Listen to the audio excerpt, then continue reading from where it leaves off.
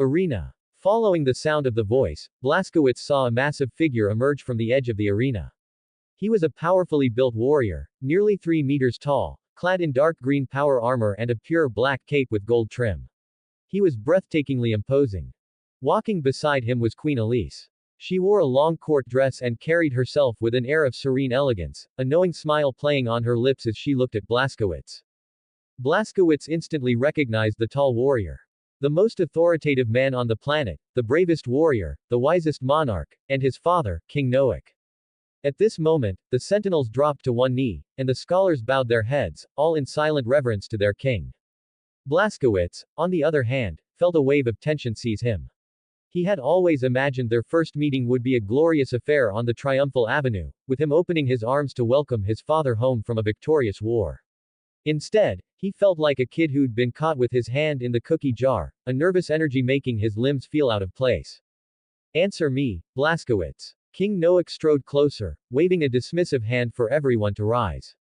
He looked down at his son, whose head barely reached his leg. If I give you a chance, can you prove yourself? Blaskowitz looked up at his father, a man whose face was a mask of authority and whose presence radiated an astonishing pressure. No one would dare lie to him. I will prove my words, without exaggeration or falsehood. The boy's nervousness evaporated, replaced by his natural confidence. He lifted his chin and proudly met his father's gaze. Your son does not engage in empty boasts. With one punch and one kick. With one punch and one kick. Very good. Noak nodded in satisfaction, his gaze sweeping from his son to the sentinels and the beasts in the cages. He let out a low roar. Clear the arena. Let's see what he is capable of. Yes, sir. The sentinels moved with blinding speed. Cages were hauled away, and the audience found their seats, eager to witness an unprecedented duel. Be prepared. The orc will not stop, so you have only 2 choices, victory or death. The king's words carried a somber weight as he turned and headed for the stands. The rules of the duel. Deathmatch. A deathmatch. The term sent a shiver through the crowd. It was an unrestricted, all-out battle where the goal was to kill or be killed. It was a practice that hadn't been seen among the sentinels in nearly 1,000 years. Blaskowitz. Harlan, the champion swordsman, approached the boy, his expression complicated. He felt a sense of responsibility for what was happening. Sending a child into a deathmatch with a beast filled him with unease. Be careful, he urged. I will break your contempt with my strength. Blaskowitz said, his voice firm as he pulled his robe down to his waist, revealing a surprisingly lean and muscled torso. After I win, you will apologize for your arrogance. Harlan's lips twitched in a smile. He looked at the boy's serious face. All right, he said with a genuine laugh. If you win, I will apologize for my contempt. He then became serious and added, I'll be glad to. How about we add a little wager? King Noak's voice boomed from his seat at the edge of the arena. He had heard their conversation. What kind of wager? Both Harlan and Blaskowitz asked at the same time. Harlan, the king said. If Blaskowitz survives, you will serve as his personal guard. If he fails, your personal swordsmanship techniques will be preserved by the royal family. I accept. Harlan said without a second's hesitation. The offer was a godsend. While there were many skilled swordsmen in the kingdom, only a handful of masters had their techniques preserved. Harlan's application had been rejected in the past, deemed too wild for the royal family's tastes. This was a dream come true, and he couldn't lose. I accept too. Blaskowitz declared. While defeating the orc might not be easy, gaining the champion swordsman as his personal guard would be a huge honor. Neither felt they were losing anything. Harlan walked to the iron cage. The orcs inside, sensing the impending battle, were no longer the comical creatures from before. Their eyes were full of a savage, eager light. Pick me. I'm da best fighter. One roared. Use blind, ya big git. Pick me. Another snarled, shaking the bars. Green-skinned orcs were obsessed with combat, and all they cared about was a good fight. I'll choose him. Just as Harlan was about to pick a target, Blaskowitz stepped forward, pointing at the largest commando kid in the cage. He's the strongest. My victory will be worth more if I defeat him. Harlan's thick brows furrowed, pulling at the scar on his handsome face. Are you sure? He asked, a warning in his eyes, urging the boy to reconsider. Sure. Blaskowitz's voice was decisive, his tone full of an authority that momentarily stunned the veteran warrior. Oi, open da cage, ya big lug. I can't wait no more. The commando, draped in animal hides, gnashed his teeth and shook the bars, his crimson eyes locked on Blaskowitz. Yazagan, umi shrimp. I'll rip her arms off, tear ya ta bits. I'll chew her bones and leave dat noisy gob flappin' to see how tough ya really is. Beast, Harlan said sharply as he opened the cage. This is a warrior's arena. You should feel honored. He added, don't make any unnecessary moves until I give the word. You know what our power can do. The commando kid simply grinned and shuffled to his designated spot, muttering, in human territory, respect human fighting ways. Aren't you worried at all? Queen Elise whispered to Noak, trying to keep her voice down. She knew her son's keen senses, but a deathmatch was still a deathmatch. Not a bit, Noak said. Where does your confidence come from? She asked. Noak remembered the siege 3 months ago, the heart-stopping moment he picked up Blaskowitz for the first time. The sensation of his hair standing on end. The first time I held him, he said simply. In the center of the arena, the two combatants stood 10 meters apart, awaiting the signal to begin.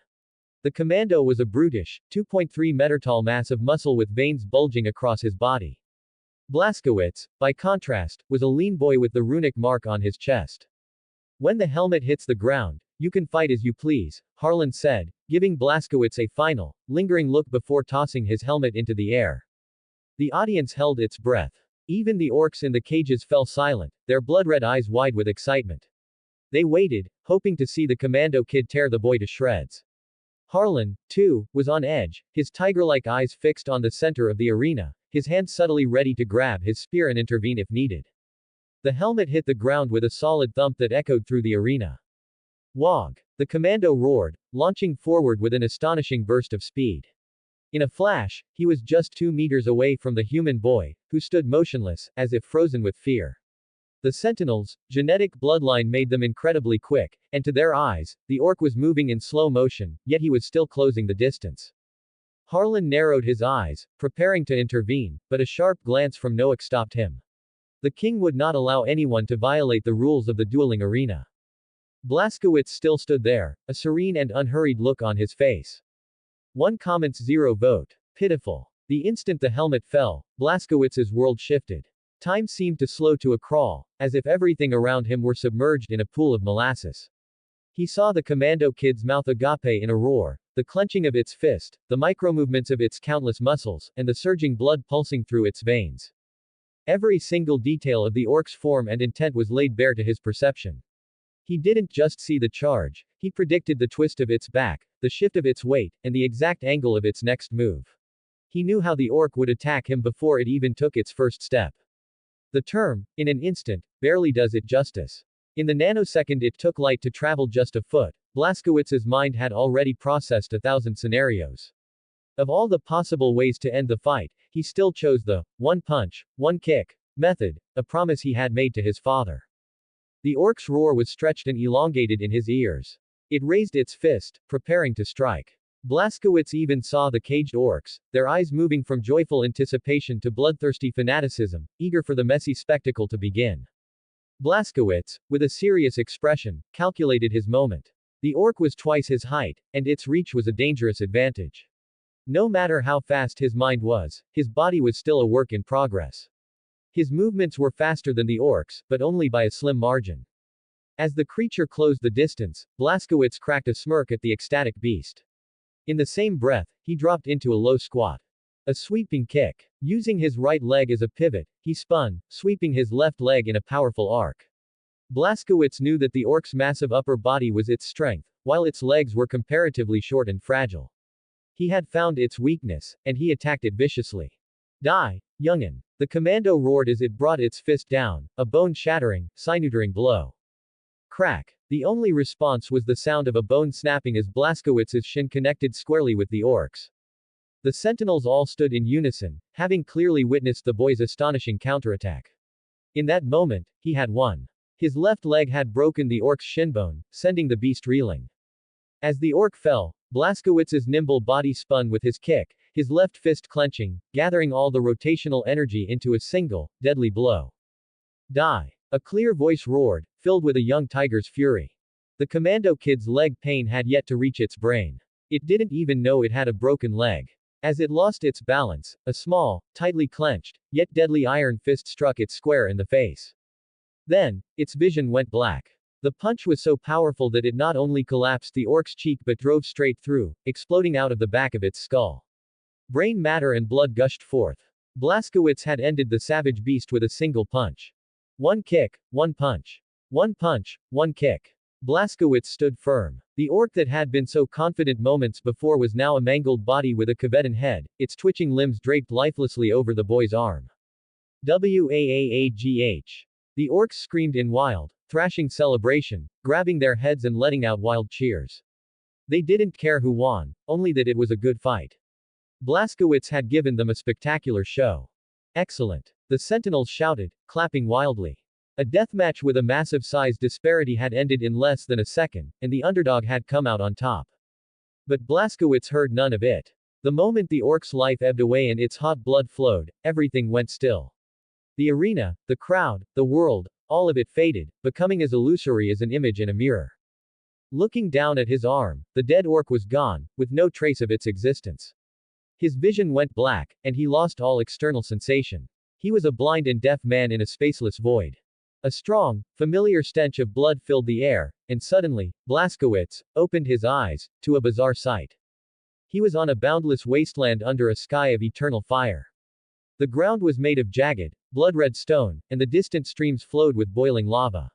A hill of skulls sat at his feet, human, orc, and others he didn't recognize, piled high.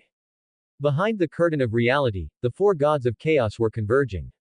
Khorne held a fragile, blood-red world in his claws, while Nurgle blew a murky breath onto it to keep it from shattering. The purity of the first kill is beautiful, Khorne growled. When blood flows and violence echoes, I paid a great price to bring his soul here. Even after his soul became human, he still maintained his self-preservation, a second voice added. Our pronouncements are difficult to reach his ears. We have only one chance, for his essence resists the power of the Empyrean. Blazkowicz looked around, and a burning sensation came from the mark on his chest. It was glowing faintly, reacting to an unseen presence. Blazkowicz, a layered, ethereal voice echoed from behind him. He turned, surprised to find the desolate wasteland had been replaced by four gigantic, gaudy chairs that scraped the sky. The first was an azure chair of twisting, ever-shifting vortices. The second was an ancient, brass chair made of skulls and overflowing with blood. The third was a sickly green chair of bubbling pustules and rotting flesh. The fourth was a luscious purple chair of soft, smooth flesh with red lips and enticing curves. An ordinary person would go insane at the sight of these symbols of sin, but Blazkowicz was completely unimpressed. They just looked overly flamboyant, like animals flaunting their feathers. You only need to recite the incantation, the unified voice of the four chairs said, deafening him. Serve us, and we shall grant you the power to conquer eternity.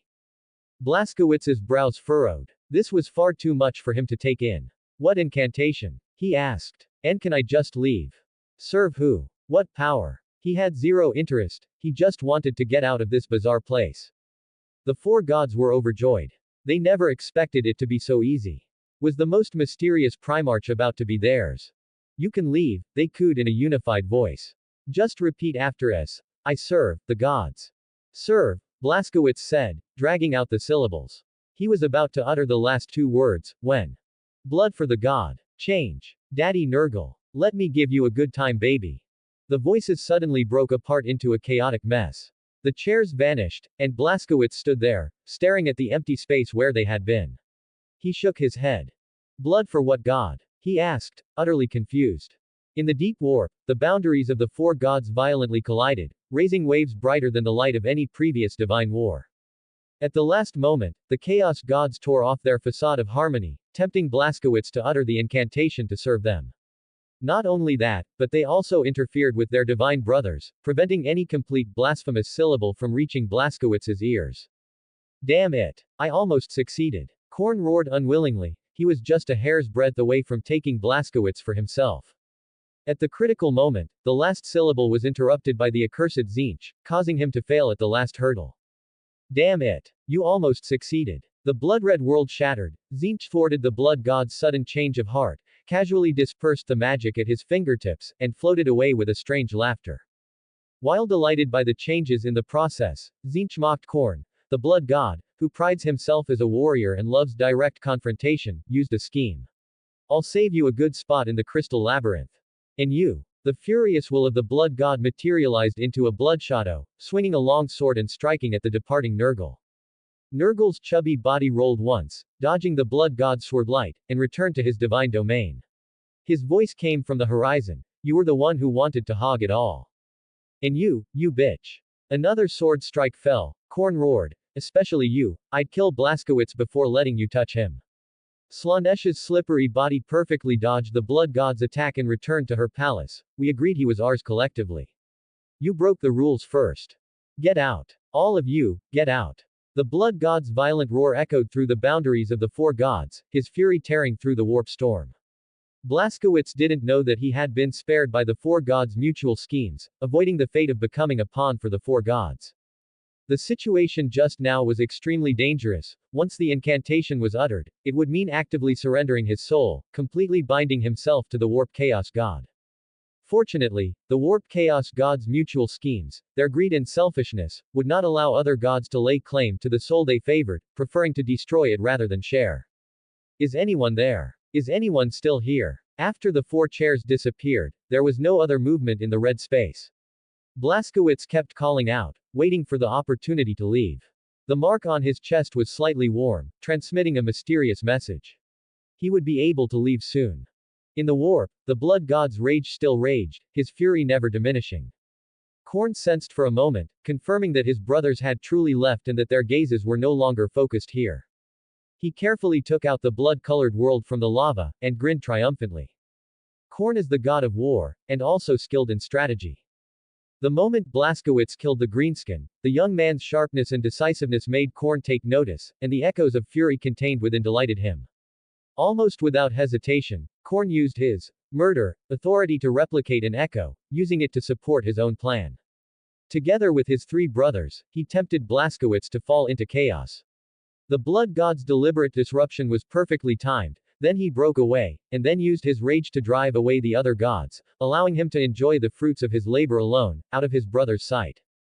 He even fooled Tzeentch's eyes, using a substitute trick to replace the real world. The blood god rolled up a storm, bringing the small world back to his domain. To conceal his purpose, he continuously released destructive surges of rage to destroy countless demons. Hehehe. Khorne suppressed his laughter to hide his triumph. Now, he could finally taste the fruits of victory, fruits that belonged solely to him. Is anyone there? Sacrifice to which god? Khorne re-injected his will, returning to the small world, and heard Blazkowicz questioning the void. It's blood for the blood god, boy. The sudden voice startled Blazkowicz. He turned around and saw the brass throne standing there again. The voice from the chair was deep and wild, suppressed yet highly aggressive. Blazkowicz, I have been watching you for a long time. We don't have much time left. You must know, I am a true god. You only need to utter, blood for the blood god, and I will grant you endless power. Conquer 1,000,000 kingdoms, become an undefeated warrior, and forge an eternal legend. Blazkowicz listened, looking at the skull throne in silence for a long time. He wasn't thinking about whether to accept, but rather wondering why beings who called themselves gods all liked this approach. I refuse. With almost no hesitation, Blazkowicz rejected the throne's offer. Why? The voice from the throne held a hint of unexpected surprise and urgency. Just now, you were almost about to utter the incantation and serve the gods. Why do you refuse now? Do you think I cannot give you what I promised?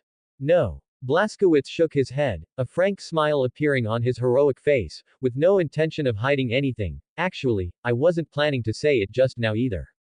I was just stalling for time, observing the environment.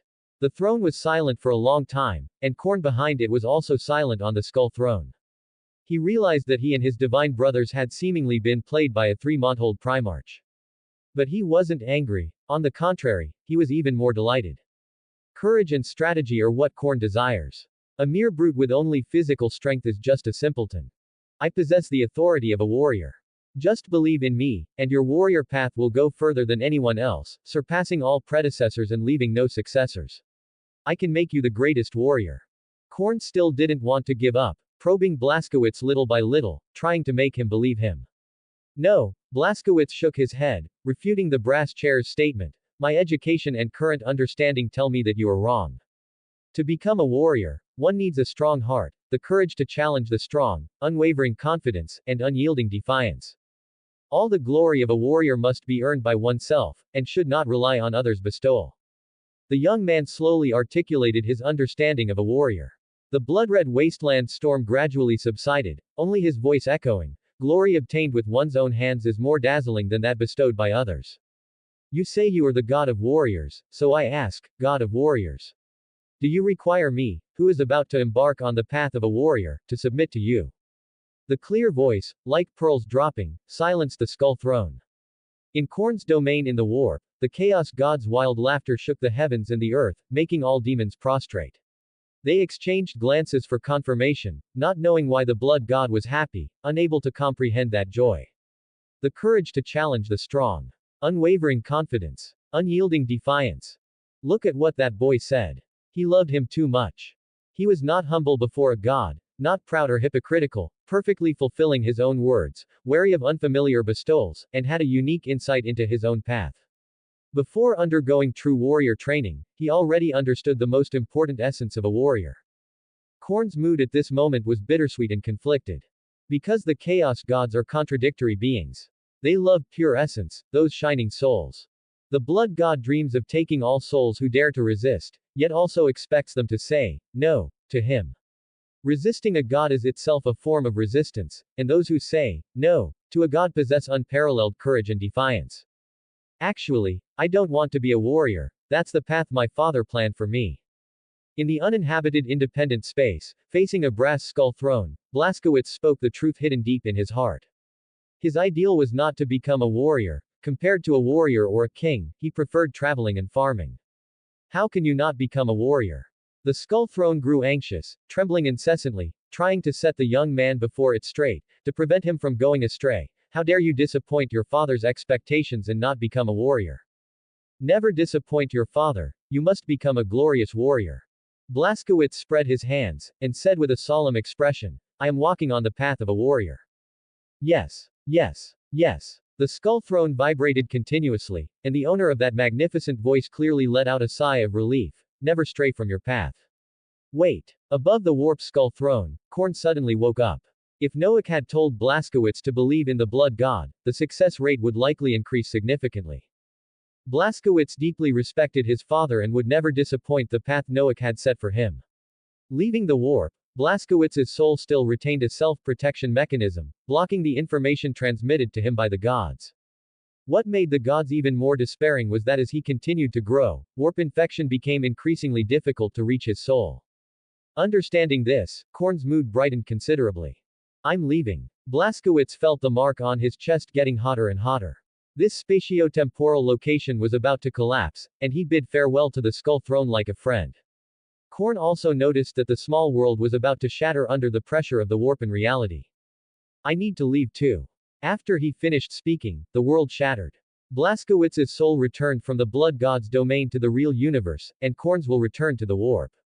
The blood god cast his gaze towards the real universe, looking at King Noack's soul, a resilient king, a powerful warrior. Korn liked him very much. I'll talk to your father, Blaskowitz. You are destined to be mine. He then shifted his gaze to a person kneeling and praying, begging the gods for mercy. The blood god recognized him, that person was Tzeentch's plaything. It's time to talk to my brothers, and see what gift Tzeentch has prepared for Blaskowitz. Blaskowitz's vision went black again. When he next sensed his surroundings, the orc's corpse was still twitching, and the sentinels' praises rose and fell. Time seemed to have not moved forward a single step. 1 comments 0 vote. Win. Blaskowitz's expression was a little dazed, as if everything that had just happened was a surreal, hazy dream, yet the reality of it settled on his skin, a hot, sticky film of orc blood. A masterful strike. Harlan the champion swordsman exclaimed, clapping a huge hand on Blaskowitz's shoulder and shaking him out of his trance. The timing was perfect. You used his own momentum against him, broke his leg with the sweep, then spun and put all your rotational force into that final punch. Simple, effective, brutal. The force of the pat on the shoulder, immense enough to topple a lesser man, brought Blaskowitz back to the present. His senses returned, and he heard the whistles and cheers of the orcs, a bizarre, continuous roar. Champion swordsman, Blaskowitz said, with a quiet, unsettling smile, the blood on his face making it seem even more eerie. Has my image in your heart changed? Harlan's face became serious. He placed his left hand over his heart and bowed slightly, a warrior's gesture of utmost respect. Blaskowitz, third prince. I am ashamed for having underestimated you. I should not have judged you by the standards of a mortal man. I accept your apology, Blaskowitz said, placing both hands on Harlan's massive forearm to help him straighten up. He looked directly into the warrior's scarred face. But you shouldn't feel too bad about it. I'm an anomaly, something new that has never existed before. If I were a normal citizen of Argent Newer, your judgment would have been entirely correct. Harlan was surprised by the boy's strength, which easily helped him rise. He thought for a moment, then seemed to find some relief. So, you're saying I just need to learn more about you to make better judgments in the future. It's not just you who needs to learn, Blaskowitz said, his gaze sweeping over the sentinels at the edge of the arena, his voice filled with an authority that was far too big for his body. Everyone needs to learn. I am Blaskowitz Novik, and I am destined to walk the path of a warrior.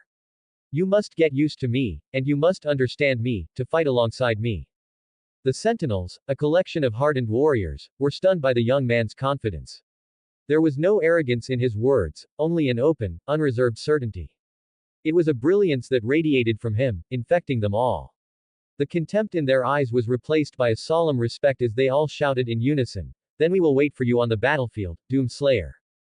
At the edge of the arena, King Noak nodded repeatedly, a deep satisfaction in his eyes. "Look at him," he whispered to Queen Elise. "You've taught him so well. He is brilliant, and he has a clear purpose. He has proven himself with his actions, dispelling the locals' mistrust of outsiders and quickly integrating himself into their community. He knows he is a leader, and the sentinels will take what they've seen today to every corner of the battlefield. Everyone will know there's an extraordinary prince. He will become a legend, a person of universal attention, and people will believe in him without hesitation." Noak's satisfaction grew with every word. He liked the son who had fallen from the sky, an affection that had only deepened after seeing him in action. "As long as you don't think he's too calculating," Queen Elise said, a gentle smile on her lips, her eyes full of unconcealable pride. "He is perfect," Noak said, taking her hand and helping her to her feet. "Calculations are a sign of wisdom, and calculations used for good are a good thing. The enemies he will face are unlike anything we have ever seen. To defeat them, strength and wisdom are equally essential. Sometimes, we must be more ruthless and cunning than the enemy to defeat them," he continued. "Come, my queen. Let's witness his victory, and the vow of the watch." Elise placed her hand on King Noak's arm, the two of them a perfect picture of iron and roses, a balance of strength and grace. "Champion swordsman, Harlan Ogilvy," Noak's authoritative voice boomed, carrying a ritualistic weight. "Fulfill your promise." Blaskowitz watched with a sense of awe as his father, whom he had never met but already revered, approached with his mother. He felt a wave of nerves, but as he saw the comfort and affirmation in his father's eyes, his heart finally settled. What child doesn't yearn for their father's approval? Even a primarch created by the emperor wants to be seen and loved. "Give me a ceremonial longsword," Harlan called out, preparing to perform the oath of the watch. In Argent Newer, a sentinel's first act after training is to swear allegiance, to the kingdom and to the king. Only a select few can swear allegiance to an individual, becoming their personal guard. "No need," King Noak said, sweeping his cape aside. He drew a sword hilt from his waist, a weapon of war rather than a ceremonial blade. "Take it, my son." Blaskowitz's hands trembled slightly as he took the hilt from his father. It was a little too large for him, but he gripped it firmly. The crowd instinctively fell silent. The sentinels, the military officials, stood on the left. The scholars, the civil officials, stood on the right. Queen Elise smoothed Blaskowitz's hair and adjusted his clothes. Everything was ready. King Noak stood behind him to the left, Queen Elise to the right, with the civil and military officials flanking him. Harlan knelt, his tall frame still meeting the boy's eyes. Blaskowitz's face was solemn. He pressed the mechanism on the hilt, and a brilliant blue blade of dimension light sprang forth. He carefully rested it on Harlan's left shoulder. Harlan Ogilvy, the proud champion swordsman, lowered his head and began to recite the oath of allegiance. "In the name of the king's sword and the champion, witnessed by the king and queen, I, Harlan Ogilvy, hereby swear this oath. My blood shall be your shield, guarding your safety. My sword shall be my vow, striking down your enemies. Loyalty is greater than soul, honor is heavier than life. Your will is my direction, your enemies are my mortal foes. This oath is forged in steel forever, this heart unwavering as the stars." Until my last breath, until my sword is broken, my soul shall still guard this vow. Blaskowitz flipped the blade over Harlan's head and rested it on his right shoulder, a solemn expression on his face. I, Blaskowitz Novik, accept your oath. I accept your loyalty. Neither of them knew that in the churning warp, the blood god was pleased with the warrior's fervor and bestowed a blessing. My lord, what is your emblem? Harlan asked. A personal emblem would be used to signify the vow between them. Blaskowitz, a newborn in the eyes of the law, had no emblem. Blaskowitz, what about this? Queen Elisa's gentle voice said, lightly pulling open his robe to reveal the blood-red runic mark on his chest. That works, Blaskowitz said. It was born with me. It's the most suitable personal emblem. Harlan, the champion swordsman, had stumbled into a duel and found himself a personal guard. It wasn't until much later, as they embarked on the path of conquering the stars, that he realized the truth. The king and queen knew Blaskowitz would win. And Blaskowitz knew it, too. He hadn't just accepted a challenge, he had walked straight into a trap, gleefully set by a four-foodle boy and his cunning father. Battle. The walk from the arena back to the royal palace was a long one. As a beacon of warrior culture, the arena sat at the very end of Royal Palace Avenue, the center of the main defense territory. The city was built around it, a sprawling testament to the stubborn survival of humanity. The pure white avenue was majestic, its massive carved murals on either side detailing the Sentinels' long history, chronicling their rise from the shadows of a fallen age. Blaskowitz was perched on Noak's shoulders, riding along the king's corridor, a path exclusively for the king and his heir. On the adjacent Warrior Avenue, Harlan the champion swordsman walked, a massive orc corpse draped over his shoulder. Along the king's corridor, statues of every Noak king stood watch, their solemn expressions seemingly scrutinizing their descendants. The city itself, including the royal palace, was a gleaming white, all carved from a single, flawless stone that was common to their world. These immense, seemingly impossible buildings were a symbol of human resilience, while their blue domes and giant crystal windows represented the clear soul of a warrior. Blaskowitz struggled to maintain his composure. Even through the power armor's cold shell, he could feel the warmth of Noak's hands holding his legs, a comfort that made his heart pound. You're nervous, Blaskowitz? Noak asked, his voice a low rumble. He could feel the tension in the boy's body. Yeah, Blaskowitz replied, his voice a quiet tremor. I never thought you'd accept me. Why not? Noak asked, raising a hand and waiting for Blaskowitz to place his own on it. The king's hand, huge and weathered, enveloped his son's small one, a heavy warmth seeping through the metal gauntlet. Because of my differences, Blaskowitz said, his hand gripping his father's, afraid to lose the comforting hold. I've seen the amniotic pod. It's an artificial womb, a mix of magic and technology. I'm an anomaly. A created being. His voice cracked slightly. He was clinging to his father's hand as if it might disappear at any moment. Noak squeezed back, a quiet reassurance that he understood. No matter how fast Blaskowitz grew, his mind was still plagued by the anxieties of a child. He was afraid of his own power, his own strangeness. Do you know? Blaskowitz's voice was hoarse. I'm a creator, but I know nothing about the one who created me. What if they're evil? What if they created me for a dark purpose? Can I disobey them? Harlan, walking nearby, pricked up his ears, a faint smile on his face. He knew he had sworn allegiance to the right person. For all his strength, this boy was profoundly kind and gentle. His fear wasn't about being hurt, it was about the potential to hurt others. Suddenly, Noak stopped. He gently lifted Blaskowitz from his shoulders and placed him on the ground. He looked into his son's reddened eyes, seeing the deep-seated fear and unease. Noak's majestic face softened with a rare tenderness. He ran his hand through Blaskowitz's hair, then patted him on the back, from his shoulders to his waist. You're no different from us, he said. You have 2 arms, 2 legs, and a head on your shoulders. He knelt in front of Blaskowitz, his hands resting on the back of his son's neck. Son, use that extraordinary wisdom of yours. Why were you created?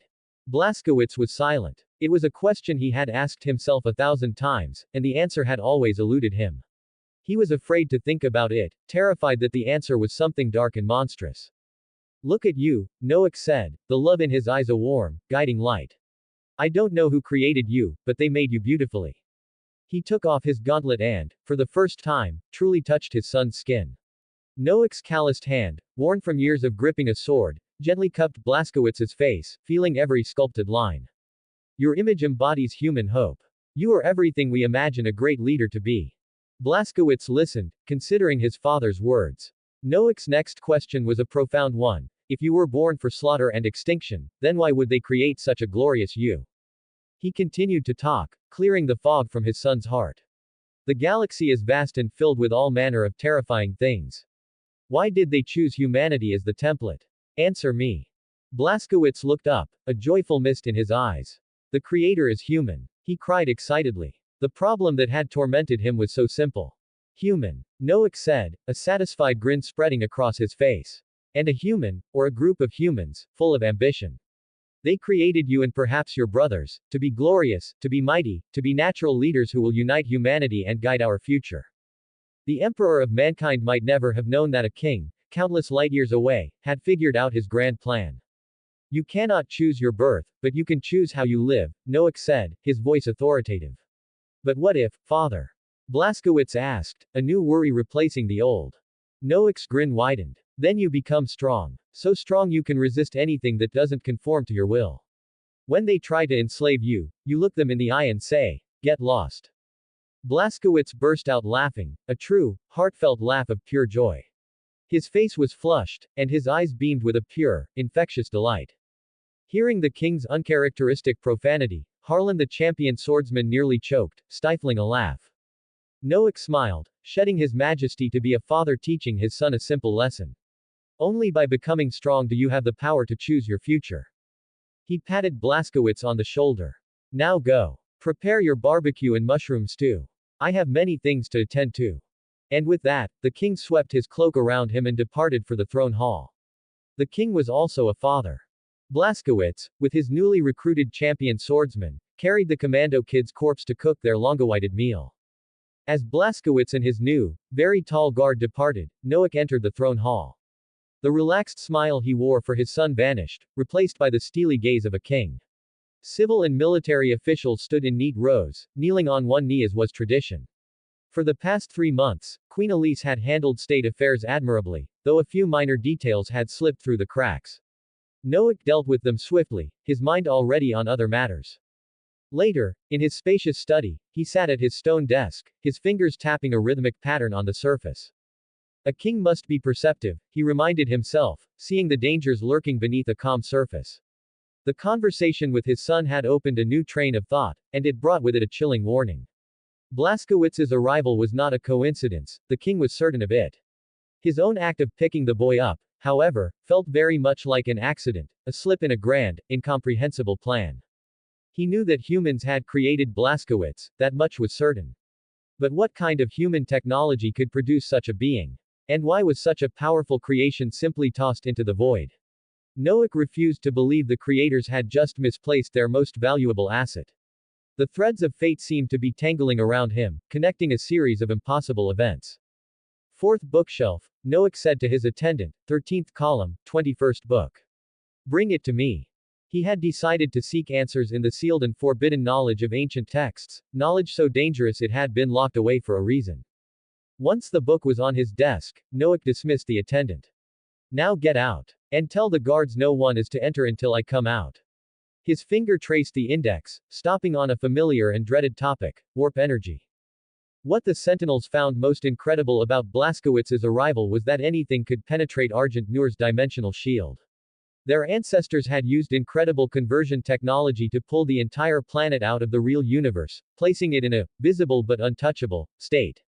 Normally, a physical object, even another planet, would simply pass through them.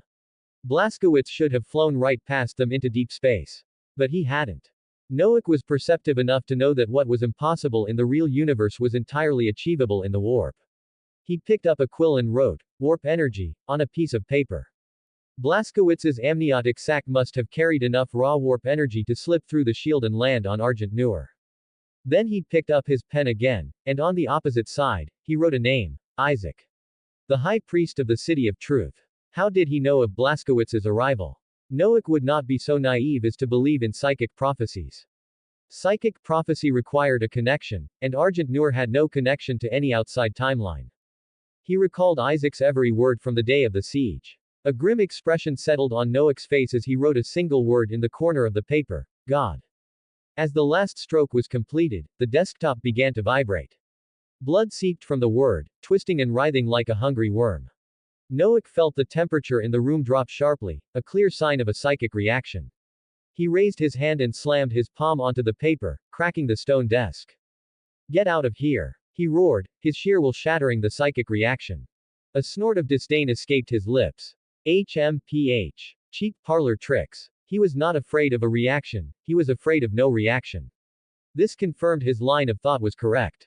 He picked up the quill and wrote the final corner of the paper, Creator. He drew lines from all four corners, converging on the center, and wrote the final element, Blaskowitz. With all five elements on the paper, King Noak's mind went still and clear. He understood. He was just one step away from the truth. But as he was about to connect the final dots, the study began to shake violently. Not just the study, but the entire building was being pulled and tossed, vibrating erratically like a sock in a washing machine. Bookshelves collapsed, and countless books flew through the air, their pages flipping wildly. Whoosh! Whoosh! The sound was a deafening roar. The books began to warp, their covers twisting and growing eyes that rolled to scrutinize him. Their pages became gaping mouths, their fangs sharp and grim, chanting incomprehensible, maddening knowledge. The scene was not terrifying to a warrior like Noak, but it was profoundly bizarre. He remained seated, as calm as a reef in a hurricane, observing the spectacle with detached interest. Put away your humble illusions, he said, his deep voice cutting through the noise. These petty tricks cannot shake me. The illusion shattered instantly, and the study returned to normal, as if nothing had ever happened. In the ever-changing crystal labyrinth of the warp, Zinch silently stretched his neck, peering through the veil of reality. He had been watching the mortal playing a simple game of connect the dots. Noak's pursuit of the truth had created a ripple in the warp, and the Lord of Schemes had noticed. He casually plucked a strand of fate, reviewing Noak's past, a history of profound wisdom. But he could not see his future, for his destiny was now bound to Blaskowitz. Mortal wisdom can also reach the divine. A long sigh echoed from the labyrinth. Zinch was both impressed and apprehensive. He decided to talk to the mortal. As Zinch's power pierced reality, a book from the 9th row of the 9th bookshelf was pulled out by an unseen force, suspended in midair. The book was opened to its 9th page. A voice echoed in the study. Mortals are always audacious, attempting to fathom great destiny. Of course, I warmly welcome the thirst for knowledge of wise souls. 1 comments 0 vote. Confrontation. What King Noak heard was the hoarse cry of a crow, like a cough with phlegm stuck in its throat. That sound carried a disdain that overlooked everything, yet also conveyed the most sincere invitation. It wasn't me who actively sought out so-called deities, I have no interest in you or your kind. Your reach extended too far, touching my son. The true master had appeared. Noak raised an eyebrow. He truly hadn't expected his deduction to indeed touch upon a deep secret, revealing the existence of a god. But he didn't believe the other party was a god, merely a special existence, or perhaps a powerful psychic beyond human comprehension. Your son. The voice made a KWA coughing sound, like a severely consumptive patient, gasping and mocking Noak. He is a divine scion. How dare a mortal like you overstep? Oh. Noak was intrigued. The god opposite him didn't seem to mind revealing information, which provided him with many sources. Then where is his divine father? As for everything revealed by the owner behind the book, Noak didn't believe a single word. Blaskowitz was definitely not a divine scion. He confirmed this information internally. The god before him was the most powerful proof. If there truly were gods, and they were omnipresent, any thought that touched them would make them aware, and they would appear before the observer. Then Blaskowitz's father should have come knocking. How interesting. The talking book flew a circle around Noak, making an approving sound. Your mind is very sharp, good at distinguishing truth from falsehood.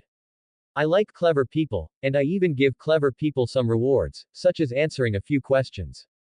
The book spun, flying higher and higher, looking down at Noak from above with the arrogance of a superior being. But I'm not interested in asking questions.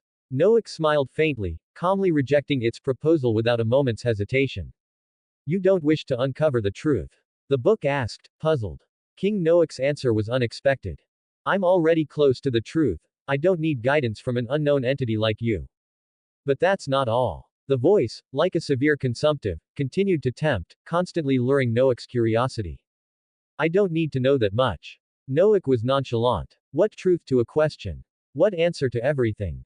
He wanted to know who his son's enemy was, and he had already gotten the answer. The more you know, the easier it is to be misled. What many people believe to be the truth might just be what an entity in the shadows wants you to see. Knowing when to stop can actually help maintain a clear mind. I am just a father who misses his son, nothing more. I have no desire to understand your chaotic gods. The pages suddenly rustled open, making a sneering sound, a father protecting his child. You're too good at flattering yourself. You raised him, instilled your thoughts in him, but it was nothing more than wanting to use him to fulfill your clan's long-cherished wish. Noak burst into laughter. Ha! Now I believe you're a god, a comical god of farce.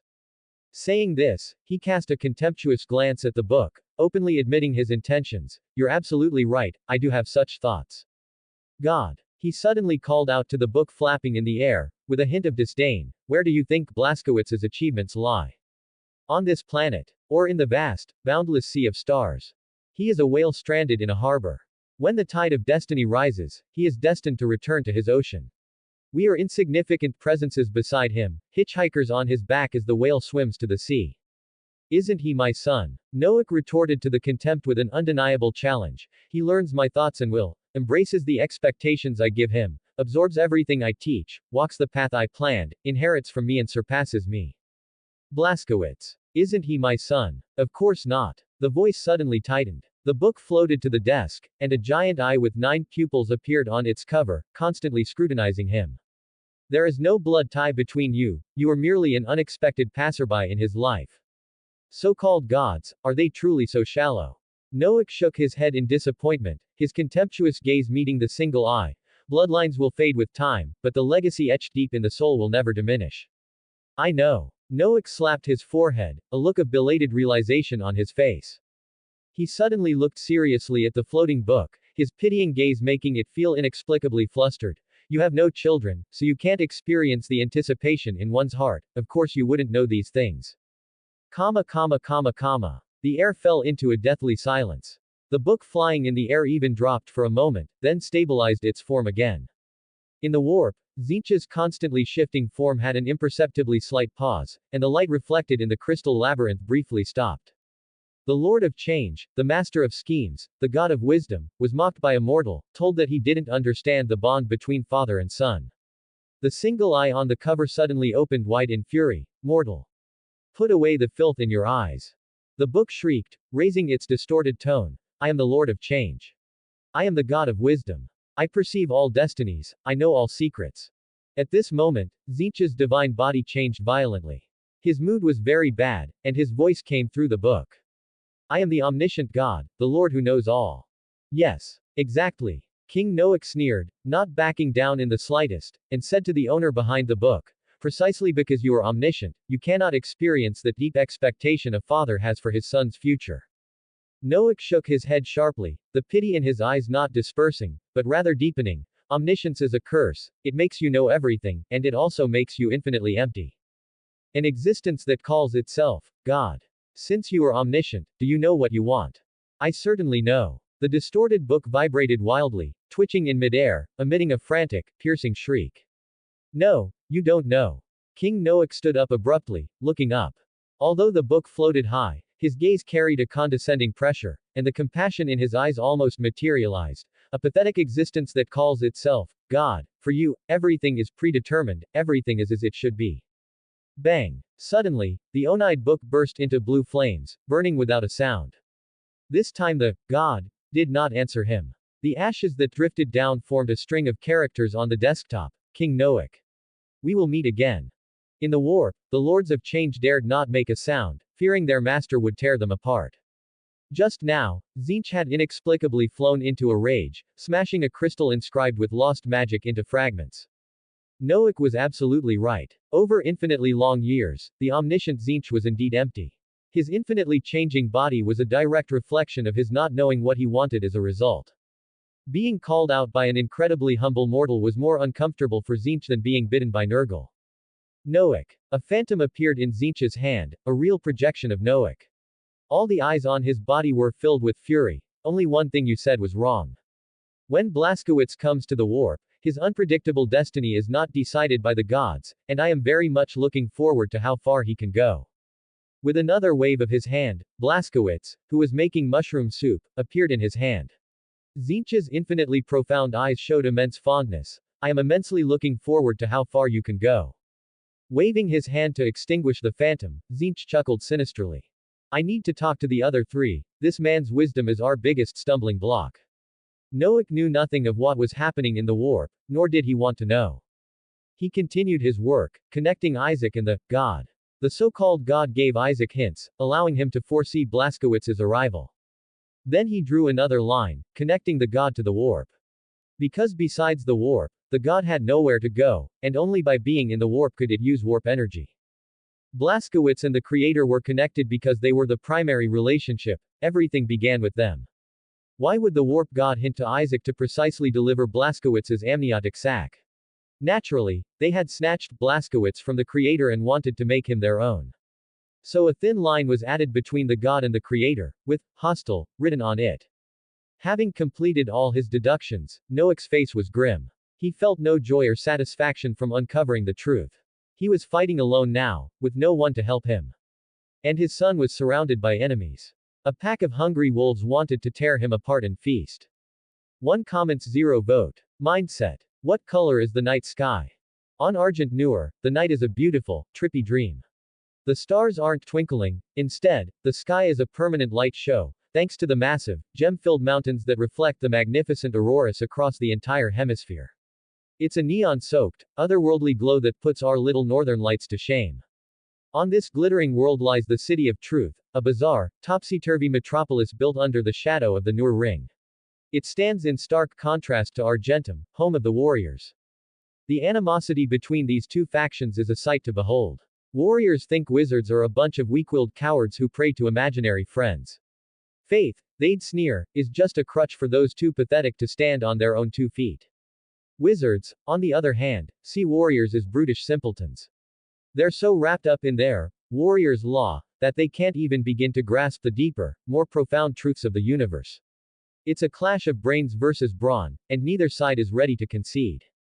This ideological chasm is reflected in their architecture. The warriors' towers are all rigid, uniform, and orderly. The wizards' towers, not so much. Each one is a unique, architectural fever dream. Some are tilted at gravity-defying angles, others are built upside down. It's like a bunch of artistic geniuses were given a no rules building contest. The tallest one in the city center is the biggest offender, a glorious mess of mismatched windows and crooked brickwork that's somehow, beautifully, wrong. High Priest Isaac, once a man of poise and grace, is now a wreck.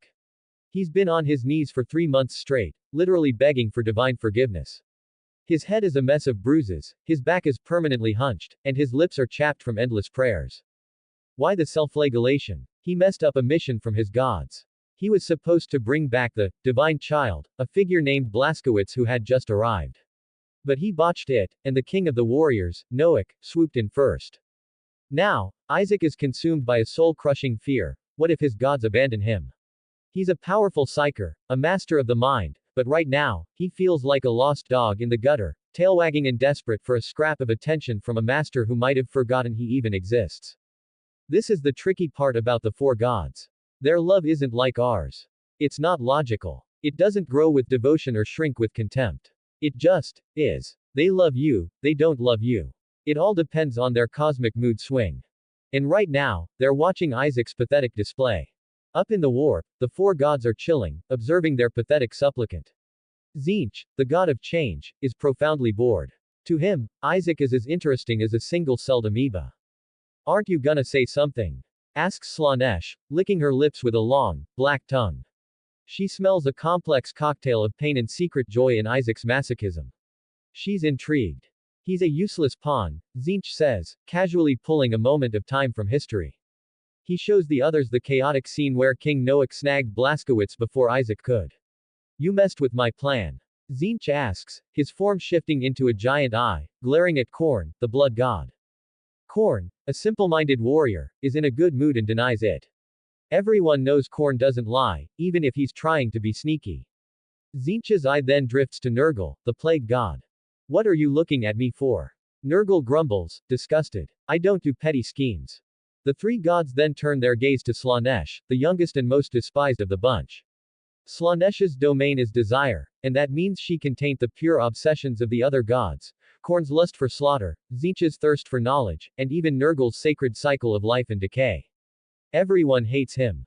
It wasn't me. Slanesh whines, sounding a bit too defensive. That warrior's will is strong. He's too disciplined. The gods fall silent. They know someone intervened. Someone with a power they can't see. Was it him? Slanesh whispers, referring to the big man in charge, who's been busy on his home planet, Terra. No, Tzeentch says, showing them a projection of Terra. He's busy preparing his armies. No matter who it was, Tzeentch chuckles, showing them a new image of King Noak drawing up plans in his study. He now knows what we're after. We need to get to Blaskowitz, and he's in our way. Nurgle, ever the helpful one, vomits up a miniature version of Argent Noor, explaining that the planet's location makes their influence weak. They need a foothold. Slanesh wiggles his tongue, leaving a purple stain on the miniature planet. Send an envoy, he suggests. One ritual is all we need to create an anchor point. Then space means nothing. The other two gods agree. Tzeentch pulls a magical dagger out of his own throat, Korn blesses it with warrior's might, Nurgle swallows it to imbue it with corruption, and Slanesh spins it to bestow it with artistic grace. They're ready to make a move. And who better to be their messenger than the guy who just failed them? Isaac, a voice echoes in the high priest's mind, what are you willing to give? Isaac, who has just about lost his mind, is overjoyed. Everything. He sobs. I'll give you everything. I'm no longer myself, I'm your apostle, your mouthpiece. A deep, cosmic laugh rumbles through his head. Then I shall grant you everything, the god says. I just hope you don't disappoint us again. One comments 0 vote. Grudges. The royal palace kitchen. A place of sharp knives and simmering pots, not exactly a champion swordsman's natural habitat. Yet, here he was. After being pulled from the heat of battle, Harlan leaned against a wall, enjoying a rare moment of peace. A throne attendant had just delivered a message that his services wouldn't be needed on the battlefield for the foreseeable future. His new mission: to serve as personal guard to his master. Harlan was a bit surprised by King Noak's command, but he didn't question it.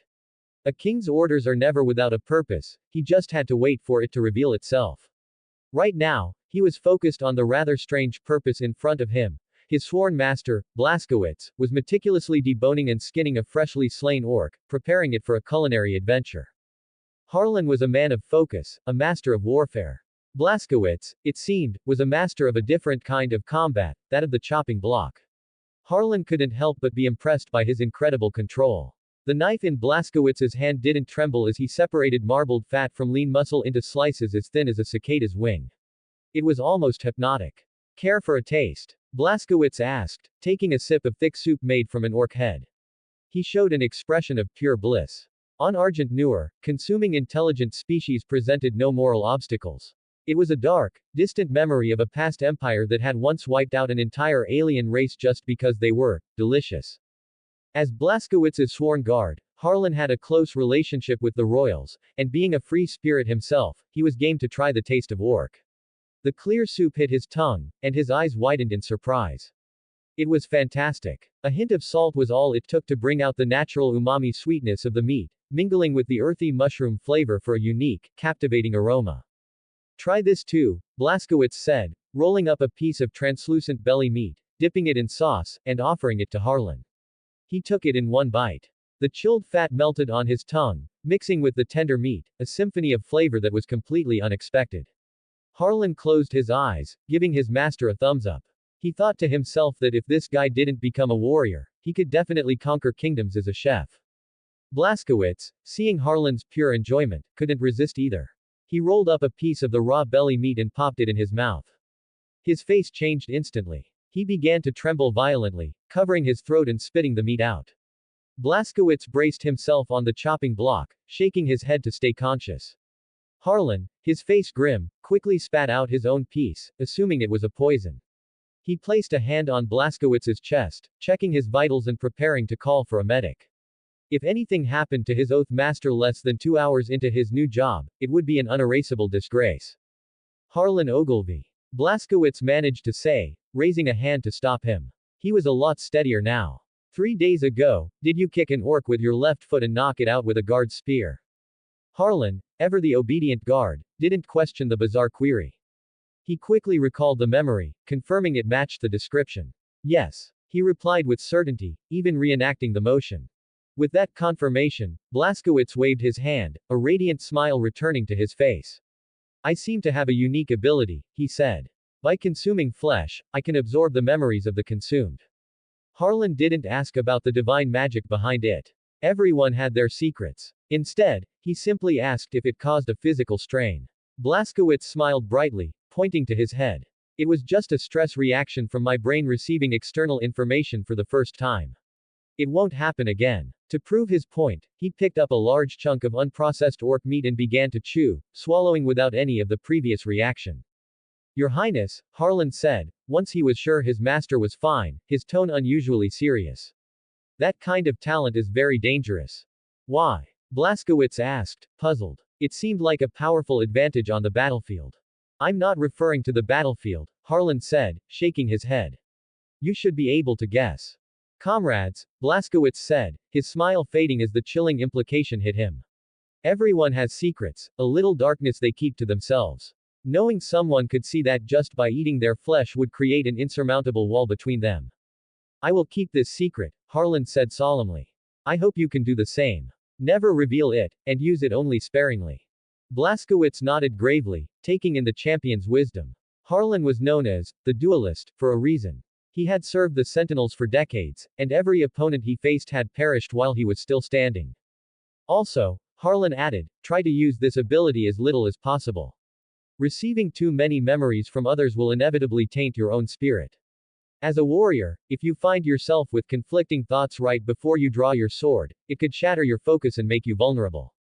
Blazkowicz promised to remember his teachings, realizing he was getting an invaluable lesson from a true master of war. Their lively chat was interrupted by a court maid. Your Highness, she said, Queen Elise asks you to see her, to bid farewell to King Noak together. So soon? Blazkowicz asked in surprise. He had thought his father would stay a little longer. You don't know the extent of the battlefield's chaos, Harlan said. As the orcs scattered, they were also regrouping and growing stronger. The army was deployed for a full encirclement, and someone had to be present to command them. Blazkowicz's sudden arrival had annihilated the orcs' leadership, but millions of greenskins were still out there, and leaving them unchecked would be disastrous. It was a great helplessness to have such an elite force engaged in a seemingly endless war of attrition. At the gate of conquest, Blazkowicz, his mother, and his second elder brother, Flano Novik, stood with the crowd to say their goodbyes. Where's Big Brother? Blazkowicz whispered to Flano. He's going crazy with work, Flano whispered back. The logistics for all the troops are entirely on his shoulders. Before he could ask for details, Queen Elise shushed her sons. In front of the sacred gate of conquest, where many warriors would depart never to return, silence was a sign of respect. King Noak stopped in front of Blazkowicz. He scooped up his bewildered son, whispering in his ear, you must become strong. Become strong quickly. We don't have much time left. He put his son down, his eyes filled with a worry Blazkowicz had never seen before. Watching the expeditionary force march away, Blazkowicz clenched his fists, his mind racing with new, uncertain thoughts. 1 comments 0 vote. Warrior. On the field, Harlan shed his armor, standing barricaded, holding a stone longsword, facing Saran. Saran also took off his mentor's robe, tied it around his waist, and likewise held a stone sword, facing Harlan. The two stood solemnly opposite each other, sharp auras swirling around the two sword masters, and invisible momentum clashing fiercely in the air. Stone swords. Want to start with something traditional? Do your old bones need a warm-up? Harlan asked with exaggerated casualness, his sword dancing in his hand, creating a dazzling display of sword flowers. Are you an idiot? Saran scoffed, drawing a semicircle with his stone sword in front of him, while striking an attacking pose. We can demonstrate for the apprentices, I believe it will be more impactful than verbal instruction. Even in the moment of a duel, Saran did not forget his duties as a mentor. A duel between two sword masters is a rare opportunity, and how much the apprentices learn depends on their talent. With frequent warfare, all the experts are out fighting, making it impossible to find a sword master for guidance and teaching. Since an opponent had proactively come to his door today, Saran naturally had to make good use of the opportunity. The so-called traditional swordsmanship is a contradictory swordsmanship developed by the Sentinels, used for self-discipline. It is not sharp, and its offensive power is average, but for those who can use it skillfully, their swordsmanship can definitely be described as uncanny. It relies on argent newer white stone and is named restraint. When the white stone is polished to 1 mm thin, it exhibits a unique characteristic. Longitudinally, it is incredibly tough, but horizontally, the blade will snap with even a slight application of force. The restraint match is simple. Both sides use any movement to attack, cutting off the opponent's sword while ensuring their own sword does not break. It sounds difficult, but in practice, it is even harder. It tests both sides' control and mastery of technique. Since they were starting with the traditional method, the two no longer had a tense, drawn-out atmosphere. Instead, they approached each other quite relaxed. Harlan bounced along, his entire body relaxed, adjusting every muscle to its optimal state. Saran was much the same, swinging his limbs to relax his taut nerves. Jung, the two stone swords clashed, a clear, resonant hum echoing through the training ground. This crisp sound was both a salute of courtesy and a declaration of engagement. Harlan launched the first attack. The moment the blades touched, his arm muscles suddenly exerted force, and the stone sword slid down the blade, striking directly at Saran's face. Your intention is too obvious. Saran's ancient, robust voice still sounded like a teacher giving guidance. He gently turned his blade, meeting edge with edge, forcing Harlan to stop his strike. Indeed, when stone sword blades collide, the one who uses more force is at a disadvantage, as the sword body is more likely to break at the point of impact. Humph! Harlan grunted, his arm muscles suddenly tensing, forcefully stopping the descending blade instantly. This is the essence of restraint, instantly stopping the blade. It requires powerful body control, manipulating body muscles to instantly halt the stone sword from rapid motion. The moment it stopped, Harlan's blade, defying inertia, instantly slashed horizontally, cutting a 90-degree right angle. Oh! By the side of the training ground, the tactical apprentices gasped in amazement. Such a battle involved no screaming clash of blades, no dazzling sword techniques, only a rigorous test of fundamental skills. Blazkowicz also watched, clenching his fists. Imagine on the battlefield, your opponent wielding his sword with complete freedom, controlling its direction at will. What a terrifying sight. Saran's expression was serious. It was time for his sword to give the young man a taste of hardship. The two disengaged after one strike. Saran's stone sword swept upwards from below, launching an attack from below. Harlan's swordsmanship was aggressive, meaning he would not block with his blade horizontally but would instead chop downwards, striking at the incoming blade. Whoever stops is a coward. His eyes conveyed this message. Their gazes met, fierce eyes clashing, both wanting to pierce through the other. Neither would yield. They were determined to determine a victor. Ha! A muffled grunt came, and the instant the blades touched, almost simultaneously, both men gasped for breath, stopping their blades. Instant stop, instant cut. These two simple movements left both grand swordsmen sweating after 2 rounds of engagement. Their legs were rooted like old trees, their arm muscles bulging and tensed, veins protruding, yet needing to relax instantly. Even for battle-hardened warriors, such a burden was still difficult to bear. The swords touched, gently, and they faced each other like reflections, blades touching, maintaining precise contact through every advance and retreat. The mastery of technique and degree of strength control displayed by both sides were beyond what ordinary people or even the sentinels could achieve. The two grand swordsmen's blades remained tightly pressed for only a few seconds, their faces streaming with sweat, their muscles reddened from repeated instant tension and stretching. Warm-up's about done, isn't it? Harlan noticed Saran's flagging stamina and offered an out. About done. Saran also understood that traditional swordsmanship was too simple for two grand swordsmen, making it difficult to determine a victor. In a restraint match, for one grand master to cut off another grand master's sword. By normal standards, such a contest, even if it continued until exhaustion, would be hard to call. It was better to save some strength for the second stage, using their true swordsmanship to decide the winner. Traditional swordsmanship is basic swordsmanship, used by every sentinels. The true decider of victory is advanced swordsmanship. It's a very broad term. Any swordsmanship that goes beyond basic swordsmanship is called advanced swordsmanship. Harlan's instinctive swordsmanship is advanced swordsmanship, and Saran's sword techniques are also advanced swordsmanship. There's almost no fixed definition. Any swordsmanship that develops its own style is advanced swordsmanship.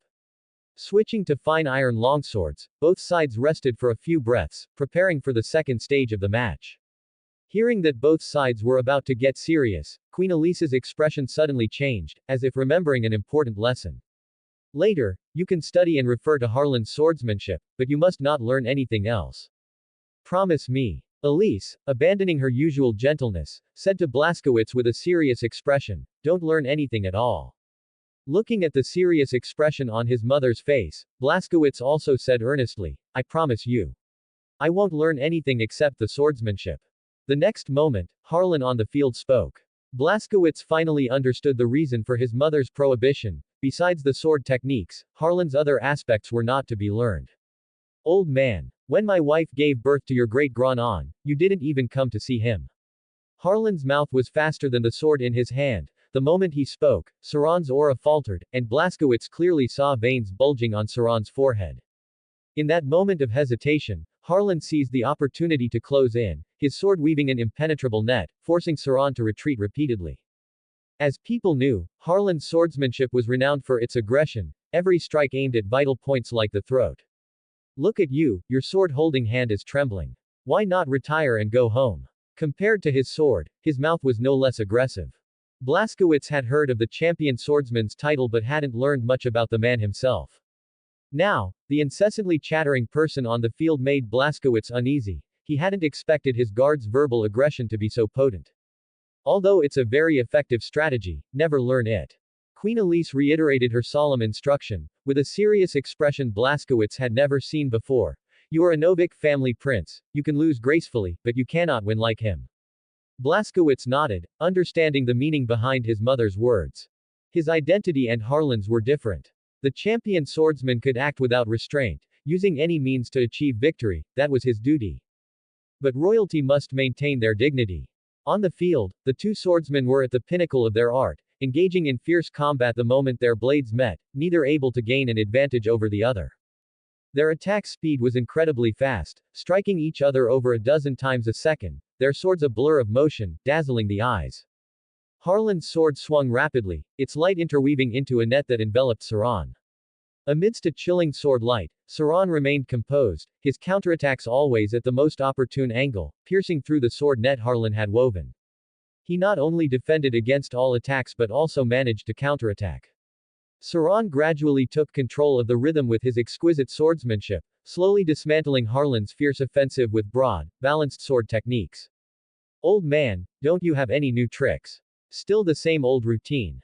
Suddenly, Harlan's sword style changed, allowing him to break free from the quagmire formed by Saran's sword moves. Throat. The champion swordsman roared, thrusting his longsword sharply towards Saran's throat. Saran's expression was grave, he dared not be careless, raising his longsword to parry the blade aimed at his throat. At that moment, Harlan's longsword moved like a venomous snake, its position rapidly changing without stopping, striking towards Saran's throat like a viper. Harlan was true to his word, if he said throat, he went straight for the throat. Saran sharply retreated, quickly moving out of attack range, but Harlan's blade, like a persistent maggot, was difficult to shake off. Left collarbone. Another warning sounded in Saran's ear. The current situation allowed him no time to think. If he defended his left ribs, Harlan would feign, if he didn't, the sword's edge would surely strike. As an experienced great swordsman, Saran ignored Harlan's trash talk. He noticed the instant the thrusting sword was withdrawn, the brief opening in the attack, and lashed out with his own sword. Clang, clang, clang. The swords of the two masters rang out with crisp calls, dozens of times in a short period. Under the immense force of their clashes, the edges of their fine steel longswords shattered, becoming jagged like saw teeth. What a magnificent duel! Even Blaskowitz, with his keen eyesight and analytical skills, couldn't help but clench his fists, cheering for their match. The audience in the training ground was flushed, but dared not cheer or scream, fearing they might disturb the two. As their duel progressed, the field fell silent, awaiting that fatal blow, the one strike that would decide the victor. Harlan's warning sounded again. Both knew it was time to decide the victor. The longsword, like a spirit snake flicking its tongue, was insidious and swift, bearing its fangs at Saran. Saran smirked, waving his hand to withdraw his sword and defend, using the angle between the guard and the blade to trap Harlan's sword, then forcefully twisted. Bang! The sword blade, already serrated from the clashes, could not bear the strain and split in the middle. The longsword in Harlan's hand broke off about a third of the way from the tip. At this instant, all the warrior apprentices stood up, ready to celebrate Sauron's victory. In a duel between masters, even a small difference in attack range brings an astonishing advantage. An inch longer, an inch stronger. At this moment, Sauron only needed to retreat and create distance, and Harlan would have no chance of winning. The audience thought so. Sauron thought so too. He quickly retreated to create distance, fully utilizing the advantage of attack range. Harlan let out an evil laugh, not moving forward to close the distance, but instead threw a punch, aiming it at the broken sword blade. You lose. Their voices sounded simultaneously, each declaring the other's defeat. The people in the stands froze, unsure who had won the final victory, unsure who to cheer for. Sauron's sword rested on Harlan's shoulder. With a single swing, he could take off his head. And in the gap of Harlan's fist, he held the broken sword blade, pointed directly at Sauron's glabella. If this were on the battlefield, this fragment would have pierced your head. You wouldn't have had a chance to kill me. Unfortunately, this isn't a battlefield. Victory and defeat aren't a matter of life and death, but decided by rules. Sauron said earnestly as he withdrew his longsword, the battlefield has its rules, and a competition has its rules. If everything could be mixed together, then what would be the necessity of rules? Stop talking. Harlan waved his hand dismissively, his face showing no concern. I only care about victory and defeat on the battlefield, not about any rules. Harlan Ogilvy. Sauron's grave voice was very low. You had many ways to defeat an old man like me, and you even saw through my tactics, but you still attacked with what you believed was instinct, without any strategic thinking. It is this narrow focus on the immediate that prevents your master swordsman techniques from being truly refined. Stop. Don't say any more. Harlan quickly waved his hand, his expression showing a plea for mercy. I surrender. I surrender. Today I am not the main character. We have already delayed Blaskowitz for a long time, so stop chattering. Finally, Sauron opened his mouth, wanting to say something, but swallowed it back. Continue training. His angry roar dispersed the warrior apprentices who were watching, as the remaining matters were not for them to be involved in. Sauron smiled gently, pulling Blaskowitz to his side and saying, go to the training ground. Harlan Ogilvy will teach you the basics. Your mother and I have something to discuss. All right. Blaskowitz nodded and then left. When adults discussed certain things, he needed to give them space. Me. Harlan pointed to himself, looking at Sauron with a puzzled expression, his eyes full of confusion. Seeing Sauron's grave expression, he asked no more questions, silently following Blaskowitz away. Queen Elise. After Harlan and Blaskowitz had walked away, Sauron looked at Elise, hoping the queen would provide an answer. The royal family's learning process has remained unchanged for thousands of years. Are you not going to give this old man an answer? Nothing is trivial in the imperial family. Every action of the Noack royal family involves many things and cannot be changed on a whim. The different order in which knowledge is learned greatly influences a person's subjective perspective, leading to different decisions on the same matter. A prince should first enter the division of command to establish a comprehensive strategic view, understanding the consequences of his decisions and how they affect the fate of many people. For a prince, warrior training is necessary, but not as important as the former. A warrior who makes a wrong decision in battle might die, and in the worst case, could lead to the demise of a small squad. If a commander makes a mistake, it leads to complete defeat. A commander needs to be rational, suppressing the desire for victory to achieve it. A warrior needs rage to ensure they kill the opponent in front of them. The two are vastly different. The type of education received first dictates the type of thinking one adopts. Sauron did not understand why Elise had sent Blaskowitz here to first undergo warrior training. King Noack had explicitly stated that he considered Blaskowitz his son and wished for him to inherit the throne. Sauron was one of the witnesses. Could it be some court politics? Sauron couldn't help but be suspicious. He was not a pure warrior like Harlan Ogilvy. Having served two King Noacks, his senses were very sharp. It's not what you think. Under the suspicious gaze of the court swordsman, Queen Elise quickly explained, Noack told me to do this. King Noack. Sauron's eyes instantly became serious, then do I have the right to know? Involving King Noack's arrangements, Sauron also maintained a serious attitude, carefully asking if he had the right to know. He instructed that, besides me, you are the only other person with the right to know. Elise pulled Sauron into the shadows, and after confirming no one was around, she lowered her voice and said cautiously, he foresaw the future and believes Blaskowitz must first wield a weapon and possess the power to protect himself. Upon hearing this, Saran's pupils suddenly constricted, his heart pounded wildly for a few beats, and cold sweat instantly streamed down his forehead. Blaskowitz needs to protect himself. This indicated that King Noak could no longer be certain that his abilities or the Sentinels' abilities could protect Blaskowitz. Saran felt his mouth go dry. He couldn't understand what kind of enemy would make King Noak feel such pressure. Then we must hurry. Under Harlan's guidance, Blaskowitz began to learn basic swordsmanship, practicing with considerable skill, which amazed Harlan at his learning ability. Blaskowitz. From now on, you will follow my arrangements. Saran's voice suddenly rang out, his eyes somewhat grave, we must hurry. Use all your abilities and learn the way of the warrior well. Blaskowitz's excellent perception allowed him to sense the gravity in Saran's eyes, as well as the suppressed urgency. His small face was serious, and he nodded heavily, I can't wait. Harlan also became aware of the heaviness in the air. His instincts told him that his future work would not be easy. Thus, Blaskowitz embarked on his path as a warrior. 2 comments 0 vote. Before. My lord. Golden light spilled across the floor, the master of mankind's radiance illuminating every corner of the room. He wore golden power armor called True One armor, yet his steps were incredibly light as he slowly entered the room. The custodes, holding guardian spears and with banners raised, marched in perfect formation, following their master into the heavily blood-scented human modification laboratory. The genetic engineers, in a chorus of calls, struggled to express their excitement and reverence from the depths of their souls, yet they hung their heads in shame, silent and still. They had failed the mission entrusted to them by the Master of Mankind, a glorious duty. With no progress to show, they were naturally overwhelmed with shame, unable to face the Master of Mankind. The gene seed, inherited from Primarch number 21, a son of the Master of Mankind, had a far lower implantation success rate than other legions. In fact, it had made no progress whatsoever. To this day, not a single soldier had been successfully modified. All test subjects had died on the operating table, failing to transform into the Death Angel the Master of Mankind required.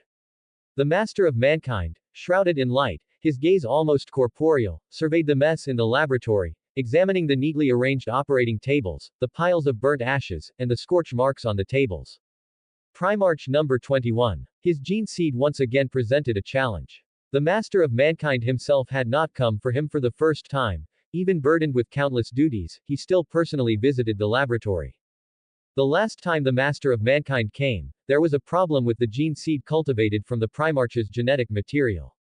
Primarch number 21's gene seed was unlike his brothers. It wasn't externally ugly, twisted, or growing irregular tentacles, nor did it bear indelible traces of the warp.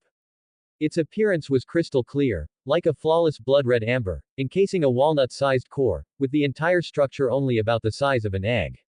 Such a seamlessly integrated existence made it impossible for the genetic engineers to extract material from the gene seed to cultivate the required superhuman organs. After countless failures and the investment of vast resources, the Master of Mankind finally came in person to resolve the experimenters' doubts. Perhaps due to a warped demigod trait, or possibly a postnatal mutation, the gene seed provided by Primarch number 21 did not require external organ cultivation.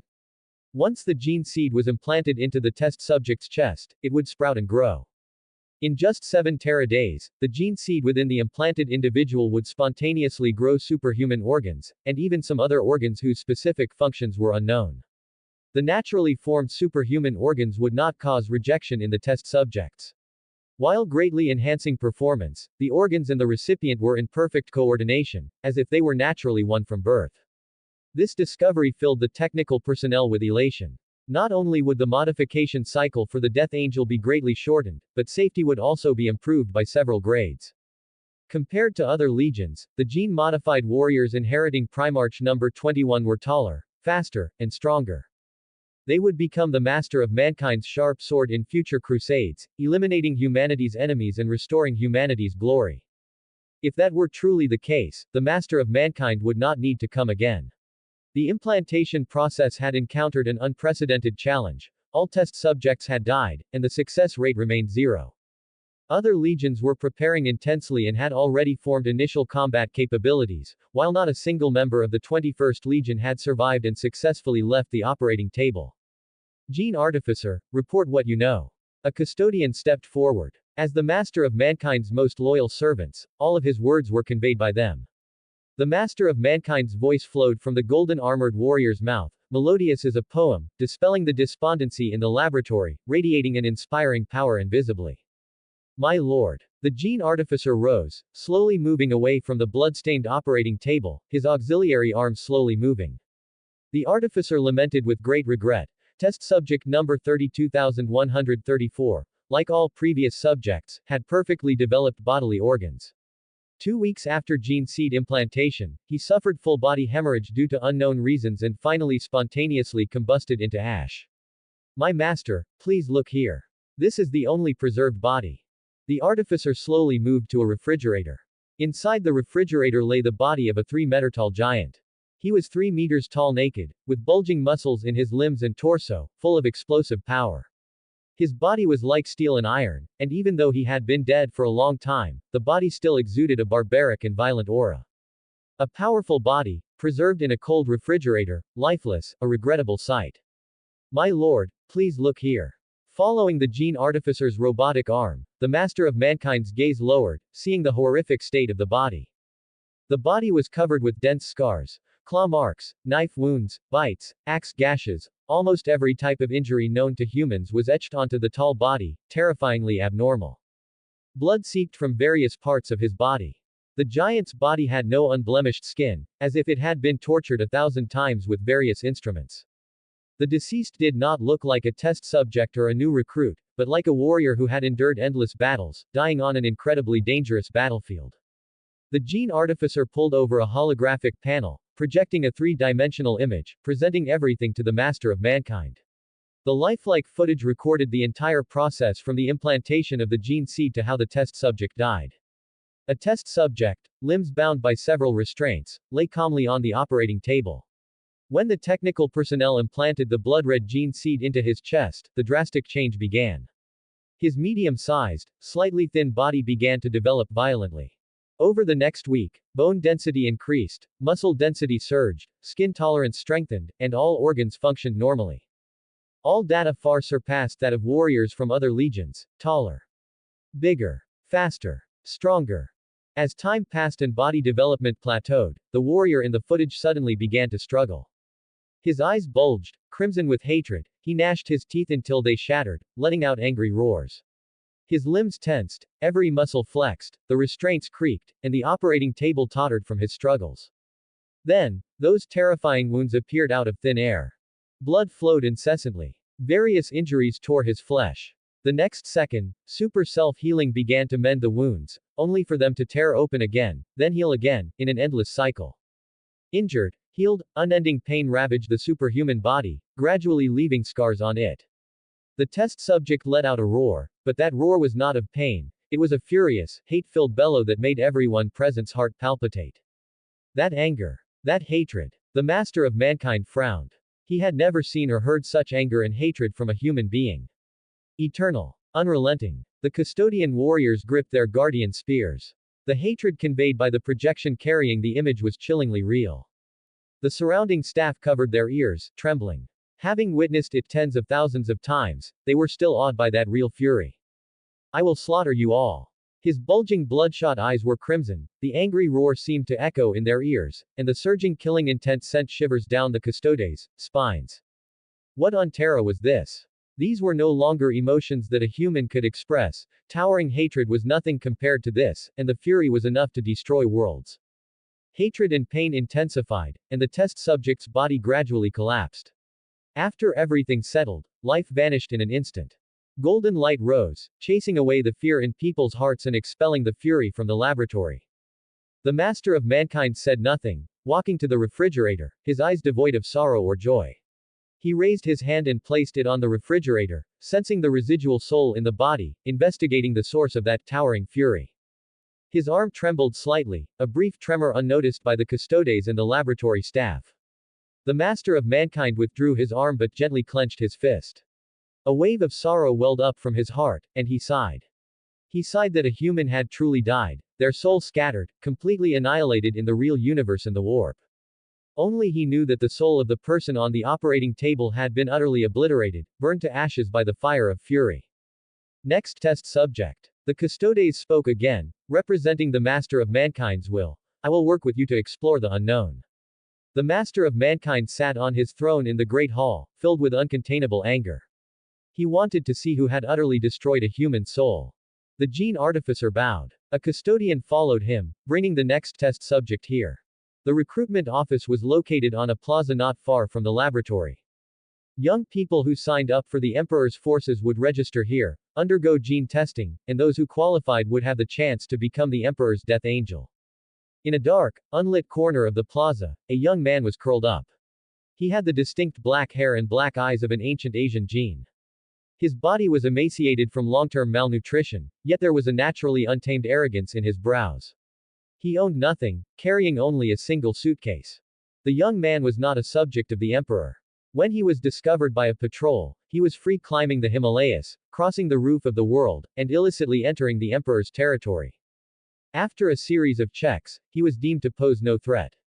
Inside his suitcase were relics from Old Terra, his family's ancient genealogy, recording names and lineages. He had climbed the roof of the world in only a single layer of clothing. When found, he had severe frostbite all over his body, yet he still tightly wrapped the suitcase in rags, protecting those long-lost names. His ability to cross Mount Everest was purely sustained by a powerful will. As for why he could endure, he chose to remain silent. He now held his suitcase, living on relief porridge at the recruitment site, grateful for the generosity of the local warlord. Although the porridge was thin and watery, he was immensely thankful. After all, Terra had been in chaos for thousands of years, and a ruler who provided relief rations to wanderers was truly a rare and wise king. He savored the porridge, enjoying the rare feeling of fullness for the day. Then, his nimble eyes scanned the recruitment plaza, taking everything in. The plaza was vast, paved with bluestone, with high walls rising at its edges, capable of accommodating tens of thousands of people simultaneously. A recruitment office was set up deep within the plaza, accepting registrations and providing gene testing. Based on the test results, the recruitment office would recommend qualified young people to the legion best suited to their genetic traits, allowing them to better utilize their innate advantages. People formed long queues, and at a glance, all sorts of individuals were present. There were nobles wearing family crests, soldiers in uniform, ragged wasteland wanderers, and even gang members. Shaking his head, the young man didn't understand. These people were a mixed bag, of varying quality, yet without exception, they dedicated themselves, and even their sons, to their lord, participating in the brutal Terra war. He heard that the lord of this land called himself the Emperor, vowing to unify Terra and bring unity to humanity's home planet. What a grand ideal. The young man drank the last sip of porridge, licked the residue clean from the bowl with his tongue, and slowly stood up, his tone sincere. I wish you success. Since the age of strife, humanity's home planet had been ravaged and scarred. Countless heroes rose to try and end the chaos, only to be swallowed by the conflict. The grand ambition of unifying humanity, or the aspiration to return to deep space, had yet to be achieved by anyone. He respectfully returned the bowl to the relief station with both hands, then sat back in the corner with his box, waiting for tomorrow's relief. A quiet intensity emanated from the young man's dark eyes, yet his gaze was exceptionally fervent as he scanned the tall warriors. They stood on the walls and throughout the plaza, clad in power armor, proudly puffing out their chests, standing out like cranes among chickens. A small giant in the distance turned to look, and the young man immediately lowered his head. Those genetically modified warriors had keen senses and were very powerful. A strong sense of envy showed in his eyes. He had already undergone gene testing a few days ago, and the results were quite good. His genes were very pure and excellent, but he did not pass the selection. He was 21 years old. Although he was at the peak of human physical ability, he had missed the optimal age window for genetic modification. New genetically modified soldiers, according to insiders, had an optimal modification stage during adolescence, and the older they got, the higher the risk of modification. The risk didn't matter. For someone who wanted to gain strength and have a foothold in the terrifying Terra conflict, risk was non-existent. Ultimately, the Emperor was unwilling to waste time and resources on unnecessary materials for an unstable success rate. The young man also refused to join the auxiliary army. His pride would not allow him to be a servant. He pulled at the rags on his body, trying to cover himself completely to avoid excessive radiation dust and skin diseases. He quite liked this corner, near Primarch number 21's recruitment office. It was quiet and comfortable. It might be for a special troop type, as not many people seemed to sign up here, and the recruitment office staff were quite idle. What the young man didn't know was that many people on the plaza were watching him in his corner, with strange expressions on their faces. Primarch number 21's recruitment office, known by insiders as the Death Recruitment Office, had yet to see anyone survive the gene modification surgery. Earlier, Primarch number 21's entrance was also bustling, with people eagerly signing up to offer their lives to the Emperor. However, after several months of news spreading among the nobility that no one had survived the modification surgery, the number of people signing up at Primarch number 21's gradually decreased. To date, a large number of excellent candidates had lost their lives in modification experiments, dying on the operating table. To die for the Emperor, to disregard life and death, was naturally a duty, but no one wished to die humiliatingly on an operating table. Some powerful noble families had already warned their family members not to go to Primarch number 21's recruitment office. Wasting precious lives on a certain death modification surgery would betray the Emperor's expectations, bring shame to the family, and invite ridicule from others. If there was even a 1%, or even a 1000th of a percent, success rate, countless people would still eagerly sign up for the modification surgery to dedicate themselves to the Emperor. Tens of thousands entered, and no one survived. The 100% mortality rate had yet to be broken. There was pity, ridicule, schadenfreude, and more often, anticipation. Countless gazes intersected, constantly sweeping over the young man. Primarch number 21's recruitment office was no safe haven. With fewer and fewer voluntary subjects, the gene artificers had begun to grab people nearby. Perhaps at any moment, this poor wanderer might be taken away for experimentation. Of all this, the young man was oblivious. He didn't have superhuman senses. He rested quietly in the corner, holding his suitcase, avoiding wasting energy so he wouldn't miss the next meal of porridge. Where are the people here? As the young man was about to fall asleep, he heard a voice. He had never before so directly perceived the power contained within its owner from a voice.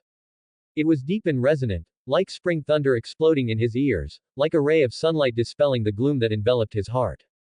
All sleepiness vanished. The young man propped himself up, stretched his neck, and looked. A golden-armored warrior stood there, clad in magnificent golden armor, with a red plume on his golden helmet, a red cloak hanging behind him, and a spear in his hand.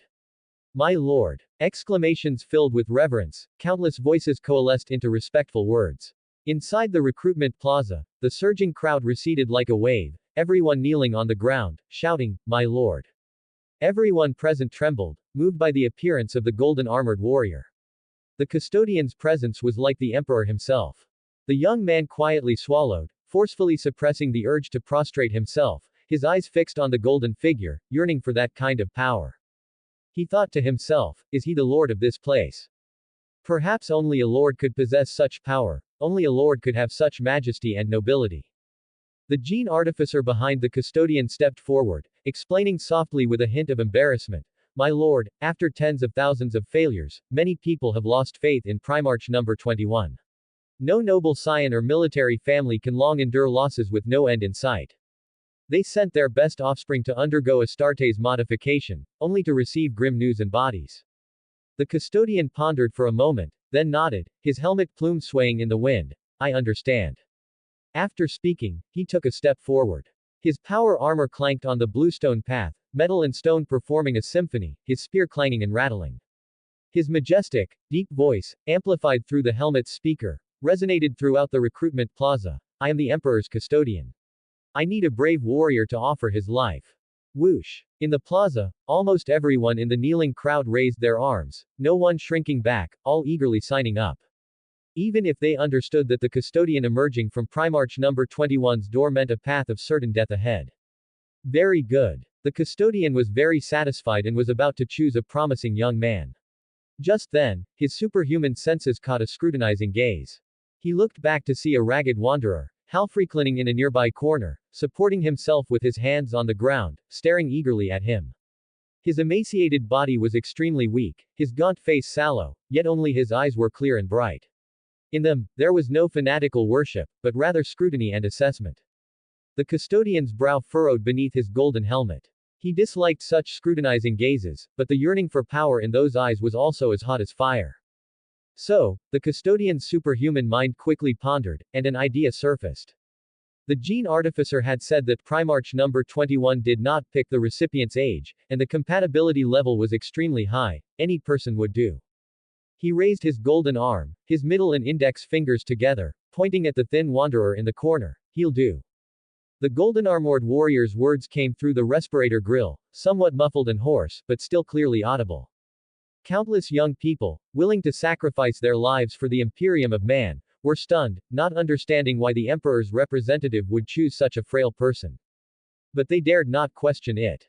The Custodes held supreme authority granted by the Emperor himself. They were the Emperor's mouthpiece, representing his will to some extent. Ah! The young man's mouth was slightly agape, standing there in a daze, not understanding why the golden giant had chosen him.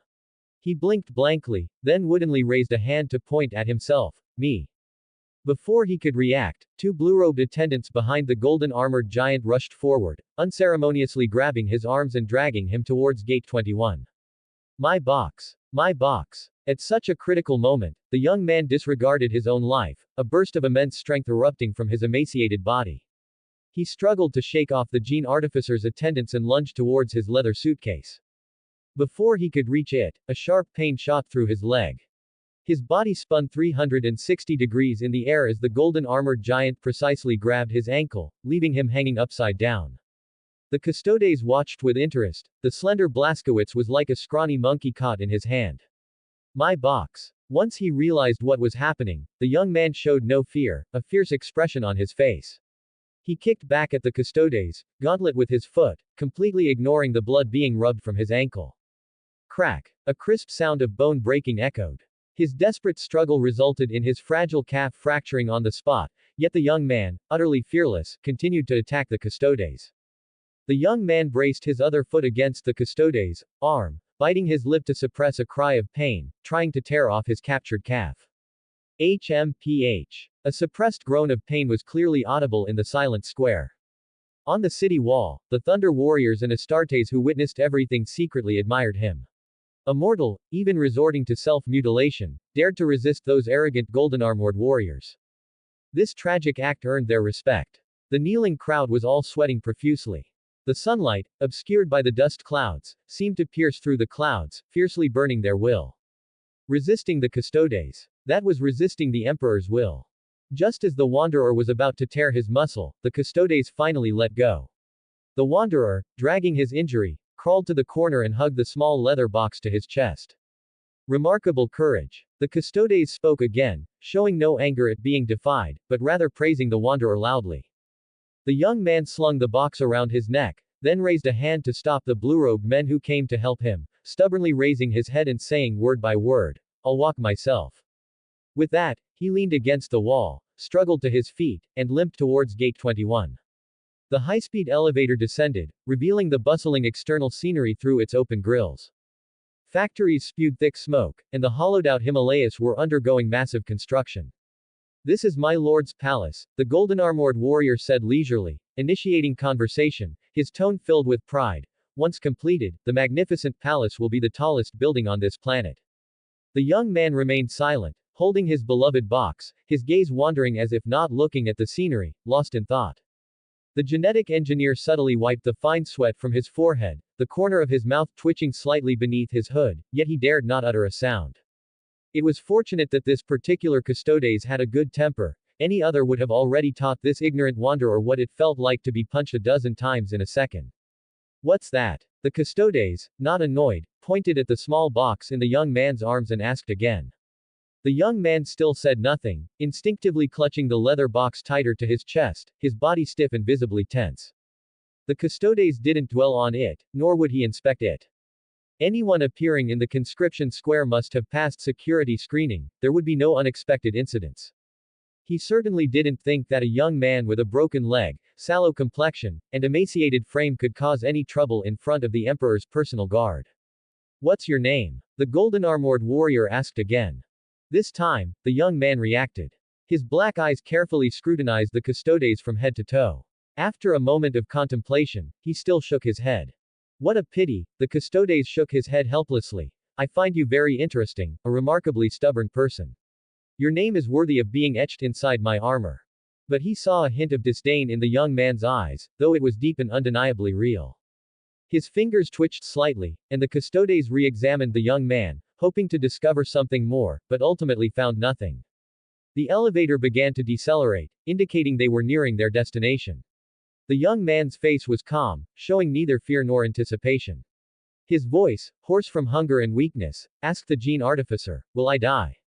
"Yes." The gene artificer answered rationally and without hesitation. Then, remembering the emperor was present, he immediately added, "Or perhaps not." When the laboratory doors opened, the young man refused assistance, still walking forward stubbornly, drenched in sweat. Cold sweat streamed down, and he gritted his teeth. The custodes watched, shaking his head, wondering where the young man's pride came from, and why he was so stubbornly defiant. Plato, the call, filled with surprise, echoed from a radiant glow. It was vast as the sea, clear as a bell, yet with a slight linguistic pause, as if it hadn't spoken for a very long time. "You have brought me an extraordinary gift." Plato knelt on one knee, leaning on his spear. The custodes hadn't heard the emperor's true voice in a long time. Most often, his great, emotionless voice resonated directly in his mind. The young man also heard that voice. He looked up, and then he saw the most sacred radiance, the greatest leader, the most divine countenance. Everything was as he had seen in his dreams. So familiar, so intimate, so captivating. The young man's knees buckled uncontrollably, almost making him kneel on the spot, to accept his teachings and become his servant. Unexpectedly, he did not kneel. The moment his knees bent, he forcibly took a step forward with his broken leg. The sharp pain from his bone marrow awakened him. Hypocritical illusion. The young man still looked up, directly at the sacred radiance. Blood streamed from the corner of his mouth. He had bitten through the tip of his tongue. His hoarse voice trembled, letting out an unyielding roar. "Don't think you can deceive me. Don't think you can control me." His exhausted shout echoed in the laboratory. His lucidity surprised the custodes, and it surprised everyone. The emperor's personal guard had seen many strong-willed individuals, all of whom had fallen prostrate in the emperor's radiance. This young man truly resisted the radiance emanating from the emperor with his will. Blaskowitz. The emperor called out the young man's name, a surname from the age of Terra, representing a truly ancient noble bloodline. "Who are you?" The moment Blaskowitz's name was called, an alarm blared in his mind. He wanted to turn and run, but found he couldn't move his body. He felt that everything about him was seen through. Every thought was perceived by the radiant figure, his past and future scrutinized. Blaskowitz felt. No. He was certain he was like a book, naked and defenseless, being read page by page. "You don't know me, and before this, I didn't know you," the emperor said from within the radiance. He rarely smiled. "But I know your genetic ancestor." Blaskowitz's eyes held only distrust. He wouldn't believe these lies. The golden figure said, "Knows, not, has seen." This implied that the golden, shimmering person before him had lived for at least 30,000 years. The emperor was uncharacteristically nostalgic, his true form armor gently tapping the ground. In the 7th century, he established a powerful, unified dynasty on this land. Tenkan. I clearly remember, that's what people called him then. All nations came to pay tribute, the 4 barbarians submitted. The emperor uttered a phrase in an ancient pronunciation. Those present couldn't hear it, but the emperor's power made them understand its meaning. The custodes Plato looked at the proudly standing Blaskowitz, a hint of understanding in his eyes, realizing where the slender young man's pride came from. A bloodline inherited from the age of ignorance, having endured the colonial age, and witnessed the golden age, truly dared to look at anyone with disdain.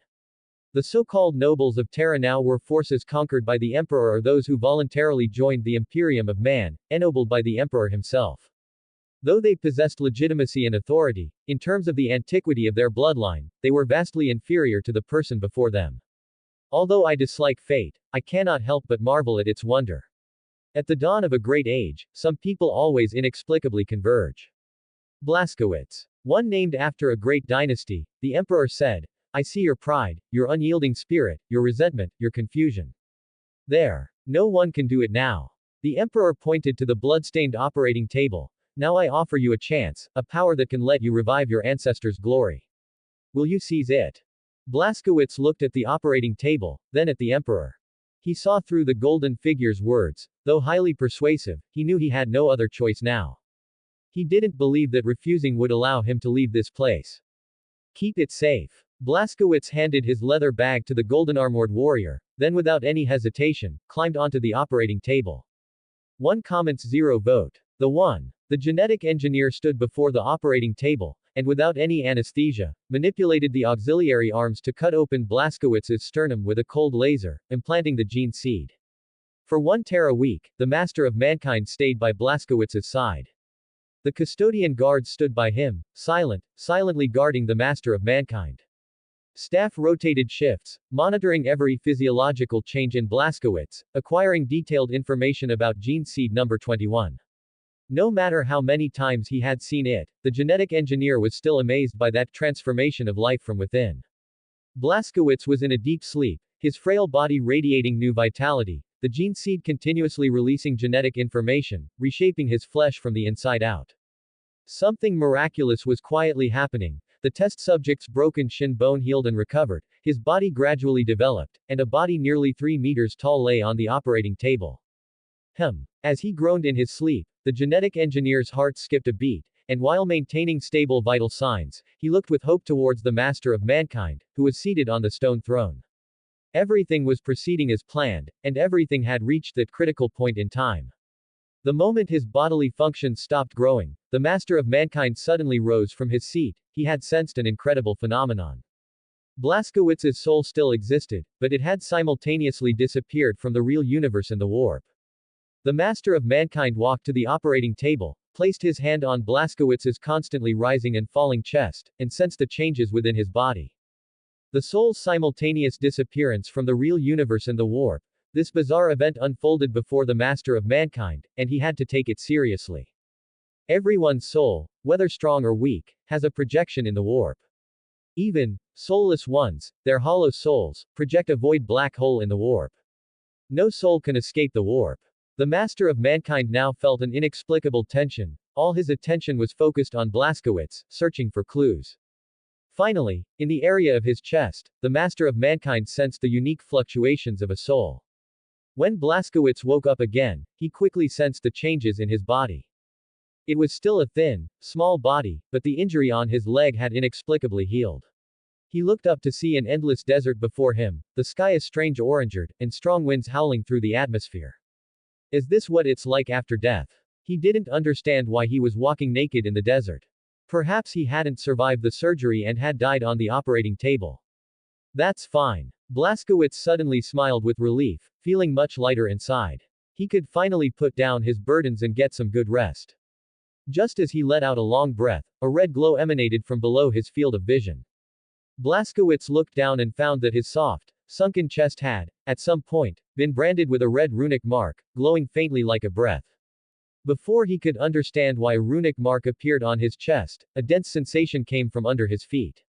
The blood-colored sand became moist, somewhat muddy and slippery. When he grabbed a handful and squeezed it hard, slick blood seeped out of the sand. Blazkowicz was startled. Ignoring the mark on his chest, he stumbled back a few steps and quickly shook off the blood-soaked sand from his hand. The moment he looked up, the sight terrified him. The desert was, at some unknown point, filled with various terrifying monsters.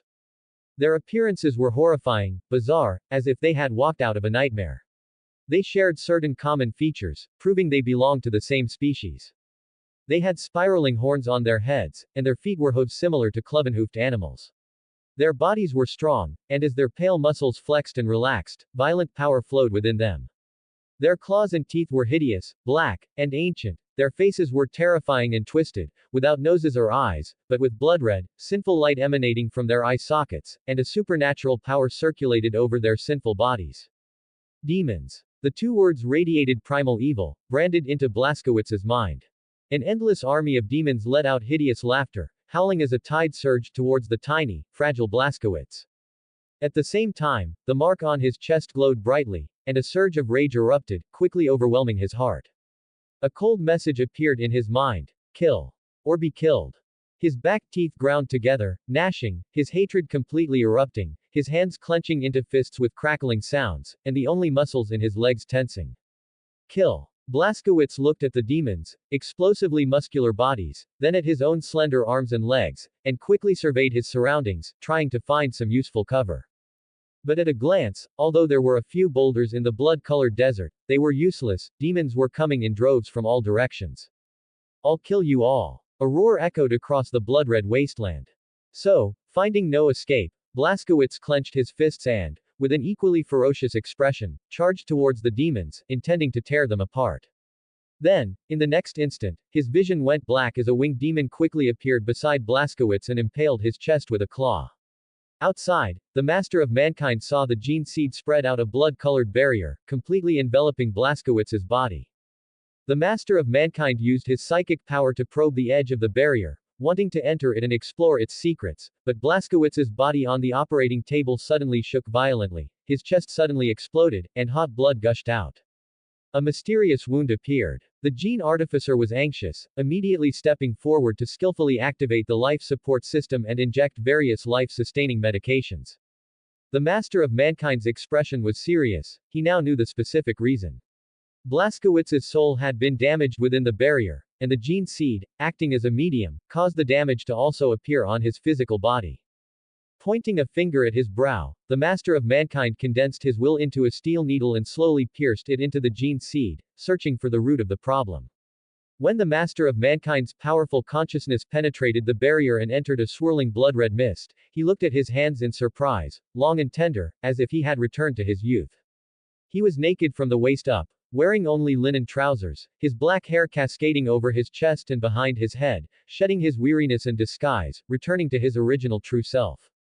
He was the young man who still harbored dreams. Without hesitation, the Master of Mankind raised his hand and gently waved, dispelling the blood-red mist. Under his great power, the mist gradually faded, and fragments of visions were transmitted before the Master of Mankind. Even though he had existed for ages, the Master of Mankind was still moved, he was shocked by everything he saw. In a disordered spacetime, a humanoid being wearing dark green power armor, though his true face was not revealed, the Master of Mankind was certain that the person was human.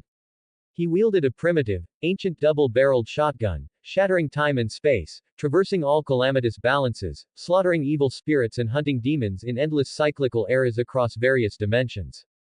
The blood-red wasteland of hell was mercilessly trampled by him.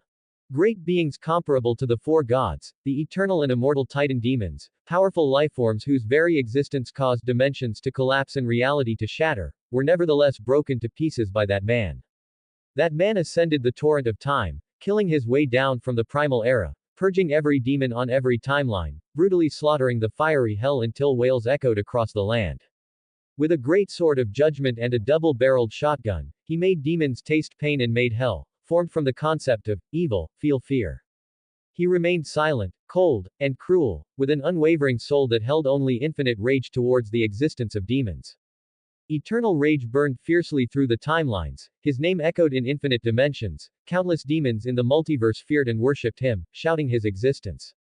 Doom. Doom Slayer. He struck down heaven, gods fell before him, he slaughtered demons, and the fiery hell was turned into a land of silence. He remained silent, he was always killing. When the final moment, the decisive battle between the Creator and the Doom Slayer, arrived, the Creator was defeated, and the Doom Slayer fell into slumber. A fragment of his essence drifted into the cosmic void, its whereabouts unknown. Even separated by endless time and space, the primal aura leaked by both sides in the visions of the creation-level war made the Master of Mankind feel immense pressure. The young man, a manifestation of the Master of Mankind's consciousness, now had red eyes brimming with tears, a faint smile on his lips that gradually turned into a hearty laugh. He knew everything and had never felt such joy. He knew where that red essence had finally ended up.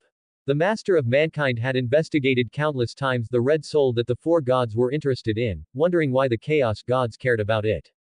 As the doubts deep within his heart vanished at this moment, the answer was so beautiful. The Emperor knew all the causes and effects, the mist before his eyes dispersed, allowing him to see everything that had transpired in the warp. Doom Slayer. His spirit must have fallen into the warp. Discovered by the Chaos Gods, it circulated and then returned to the real universe. The four gods in the warp had searched for millennia without comprehending its mysteries. The Doom Slayer's hatred for demons had sublimated into a concept, a hatred that inherently countered demons, making it difficult even for the Chaos Gods to defile its essence. The Emperor walked through the desert, his steps light, humming an ancient tune with a smile on his lips, as innocent as a child, yet with tears in his eyes. In the illusion, endless information poured into his mind.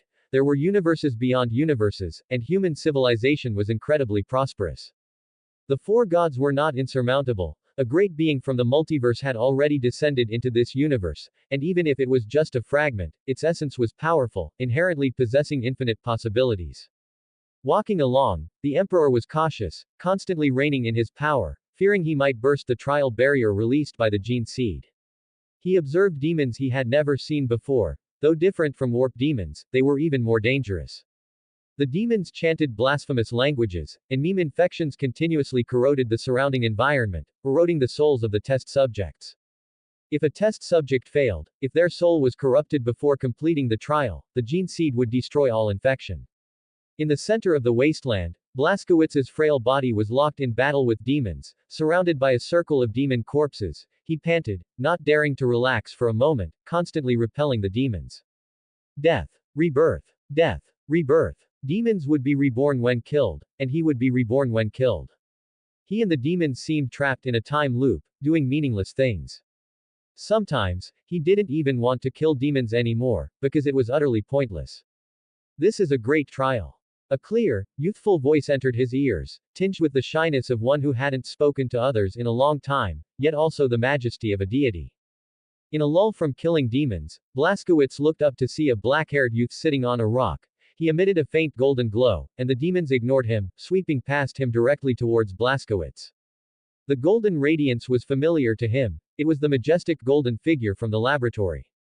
The black-haired youth had tears in his eyes, yet was exceedingly joyful. His gaze towards Blazkowicz was devoid of sorrow or joy, without any pity. Only by passing his trial can you gain recognition. That power that gallops across the universe, unstoppable. With that, he left, without leaving Blazkowicz any hint of how to obtain help. Gene Artificer. The Emperor's consciousness returned to reality. He saw the continuously twitching body on the operating table and said emotionlessly, "Disconnect the life support, it serves no purpose." The generous strong give everyone a chance. If one cannot even pass a simple trial, one is not worthy to receive that generosity. How many gene seeds were cultivated from Subject 21's genetic material? My lord. The artificer lowered his stance and reported truthfully, only 300.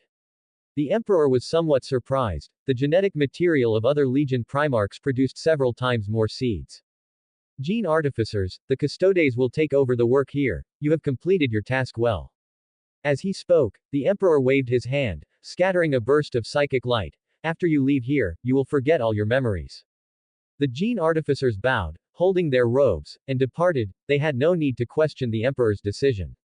Custodes. The Emperor's magnificent voice suddenly rose as he commanded his most loyal servants, activate all 300 gene seeds, cultivate qualified warriors regardless of cost. Regardless of cost. Even with the Custodes, strong mental fortitude, when they heard those 4 words, their hearts couldn't help but tremble. Currently, 30,000 people had not produced a single qualified one.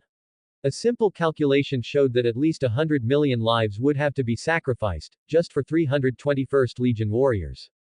Prepare for the worst. The Emperor saw through his servant's thoughts, and his next words shocked and even made the Custodes envious. 1 billion people, 10 billion people, even if it costs the population of an entire world, I will have them. The Custodes had always been created by the Emperor's own hands, and he personally bestowed weapons upon each custodian. Now, the Emperor seemed somewhat unfamiliar to the Custodes. Was he still the rational Emperor? He was like a child seeing something he loved, willing to pay any price, without considering the consequences, just to possess that thing. The Emperor wrote incantations with his psychic power in the operating room, raising a psychic barrier to obscure the omnipresent prying of the warp's great powers. Having completed all this, he strode away with a custodian guard. I will help you forget all of this. The Emperor walked forward, speaking to the custodian following behind him, Alfarius. Father. Why? The person in golden armor was not a custodian, he was one of the 21 Primarchs, a Primarch blown to Terra by a warp storm. The Gene Father of the 20th Legion, Alfarius. You and Malkador taught me to keep secrets strictly, am I not qualified to keep secrets? In the operating room, Alfarius witnessed everything, knowing that his father had commanded the Custodes to undertake the cultivation of his brother's offspring, but he knew nothing beyond that. He did not know what the Emperor had seen within the Genocide's barrier, or why he had made such a decision. Now, he was being asked to have his memories deleted for an unknown secret. Of course. The golden armored Alpharius said hesitantly, if it is your command, or if I am not qualified to know now, you may proceed. The moment Alpharius' words fell, the emperor's palm pierced his brain, causing no harm, and extracted a segment of memory, crushing it into specks of starlight. Alpharius then he finally realized, that his father was not consulting him, but rather giving an unrefusable notification. What did I forget? As the starlight before him dissipated, Alpharius knew that a segment of his memory had been deleted. A secret you do not need to keep.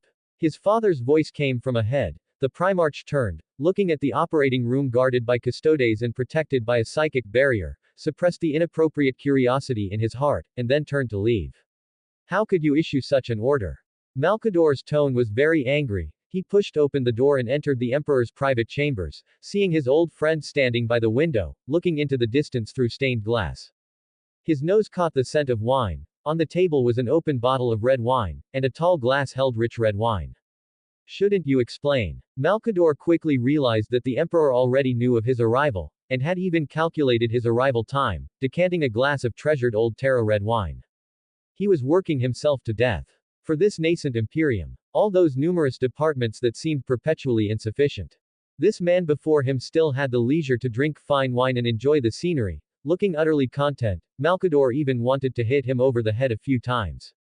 My old friend. The emperor turned, facing his old friend whom he had known for so long, his ancient ally with whom he had fought side by side for countless years, and he smiled. That face revealed a smile that had gradually faded over tens of thousands of years, through countless instances of distrust. It was a little stiff, but very beautiful. Malkador stood frozen, tears welling in his eyes, gazing at the genuine smile on his old friend's face. The emperor of the past was a very talkative, very lively person. His face also showed smiles, expressions, and all the joys, angers, sorrows, and delights. As his psychic power gradually grew stronger, he foresaw the decline of humanity. He told his friends of his prophecies, hoping to avert a dark future with the other immortals. Unfortunately, some people, steeped in the glory of the Golden Age, did not trust what the emperor said, even suspecting he had gone mad under the influence of psychic power. Gradually, the emperor distanced himself from them. He no longer discussed prophecies in public, his expressions grew fewer and fewer, gradually becoming cold, nervously preparing for the future he foresaw, gathering all the technological resources that could rebuild humanity. Now, Malkador saw his old friend smile again, a genuine smile. Very stiff, very happy. Malkador, my old friend. The emperor's hand trembled slightly as he raised the stemmed glass and offered it to him, his eyes also filled with joy and tears. I have never been so happy, I don't know how to describe it to you. The emperor's face was flushed, whether from alcohol or excessive excitement, his words were a little slow, he wanted to tell everything he had seen, but stammered in his urgent excitement. I can't wait to share it with you. Don't share it with me. Malkador's expression changed, and he abruptly interrupted his old friend. I carry too many secrets, they've bent my back. Just tell me, what did you see? The emperor lowered his head, gently rubbing the stemmed glass with his fingers, silent for a long time. When he looked up, his eyes were firm, his tone resonant, and he uttered two words that shocked Malkador. Hope. Snap. The stemmed glass shattered, the priceless emperor's treasured wine spilled onto the floor. Malkador was truly stunned. In the dark universe surrounded by chaos gods, the word, hope, was the most ethereal, and also the most precious. The emperor embraced Malkador, and both their eyes were bloodshot. Though very small, frail now, hope has truly arrived. Endless. Unkillable. Blaskowitz felt himself growing weary.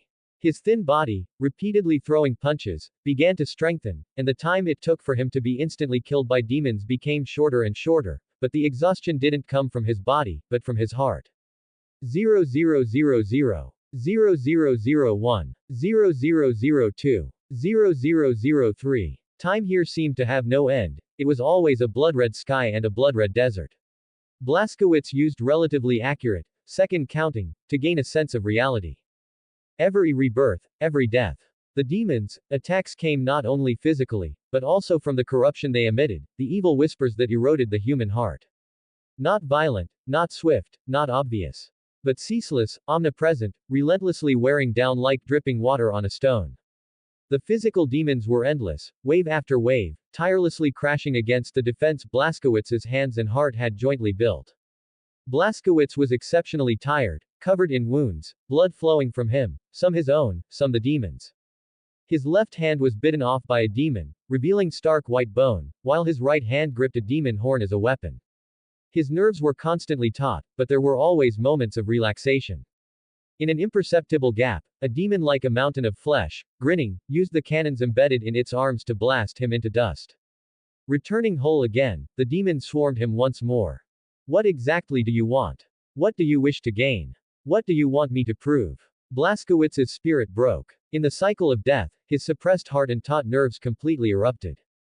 He screamed, hysterically, spittle flying. The wasteland offered no response, the demons grinned, and the whispers in the darkness mocked, urging him to let go of his fatigue and rest well. Screw you. At this moment, Blaskowitz abandoned his mind, instinct replaced thought, and his fists began to greet the demons' entire family. Coward. A sky-shattering roar. It echoed across the blood-red wasteland, a primal howl devoid of any thought. Worthless. He cursed with a furious roar, his left hand plunging into a screaming demon's mouth, tearing out its chattering tongue. Weak. Another curse, and he kicked a pink dog-like demon off a pile of corpses, incidentally breaking off a demon horn and plunging it into its eye socket. In the operating room of the real universe, terrifying howls echoed, and the roars of hatred felt familiar to the custodians. After an unknown amount of time, the roars and curses in the blood-red wasteland ceased. Still demons, still that man. The man was silent, silent to the point of numbness. Instinctively, he swung his fists and feet, striking flesh with every blow, continuously eliminating the surging demons. From silence to numbness, Blaskowitz vented his violence. Constant slaughter made him strong, but also fragile. He succumbed to eternal rage and a lust for killing, becoming no different from the demons, until he was beyond salvation. Finally, anger ignited him, his soul burning with a fierce fire, consumed into a pile of ashes. Flames gradually rose from his body, and the scent of bursting fat filled the operating room. He's done for. The golden-armored custodians shook their heads regretfully, silently dragging over a hose, ready to wash away the ashes from the operating table later. When he burned to ashes, the next time would be a joint trial for 300 individuals, creating 300 warriors at any cost. Kill. Kill. Kill to your heart's content. Kill them all. The evil whispers constantly urged him on. Pain came little by little, his soul began to dissipate, gradually returning to coldness and dead silence. What do you truly want? What do you wish to see? Blaskowitz's remaining sanity questioned. He wept bitterly, sobbing uncontrollably, asking the blood-red wasteland again and again. Still, as always, nothing, no one responded. He gave up, kneeling exhausted on the ground. Though he didn't want to die, he didn't know how to survive in the blood-red wasteland. Darkness assailed him, bringing with it an bone-chilling cold. At his dying moments, Blaskowitz instinctively shivered, and vivid memories flashed before his eyes. He seemed to see his former self, the biting, cold wind of the Himalayas, surrounding him just like this, advancing through a desolate wilderness against the bone-chilling wind. Why advance? With a sudden jolt, stimulated by the cold, Blaskowitz seemed to clear his mind somewhat in his daze. To live, he moved between the Terra warlords. To live, he evaded war. To live, he walked onto the operating table. Are you submitting to death now? No. I'm just too tired. Blaskowitz was like a suffocating person, his consciousness hazy, struggling in water, haphazardly questioning and answering himself. Then you submit to fatigue. This time Blaskowitz didn't answer, only gasped, then slowly got up, staggering as he straightened his spine, bent by exhaustion. Come on. Demons. Gasping for breath, drooling. Another rebirth, still an endless slaughter. This time, Blaskowitz had a clear goal, to kill in order to live. Huh. A surprised sound from a colleague caught the custodians' attention. The fiercely burning body, the greedily licking flames, seemed to recede somewhat. The custodians' observation was not mistaken, they realized that the young man might still have hope. 9,998. 9,999. Blaskowitz began counting again. He clearly remembered how many times the number cycle had repeated. As he restarted the count, his consciousness gradually cleared, and the feeling of physical exhaustion slowly faded. Escaping from the brink of death, fighting back against the demons with his fists, ignoring the exaggerated, noisy whispers, he now had a glimmer of understanding, At least, there was hope as long as he lived.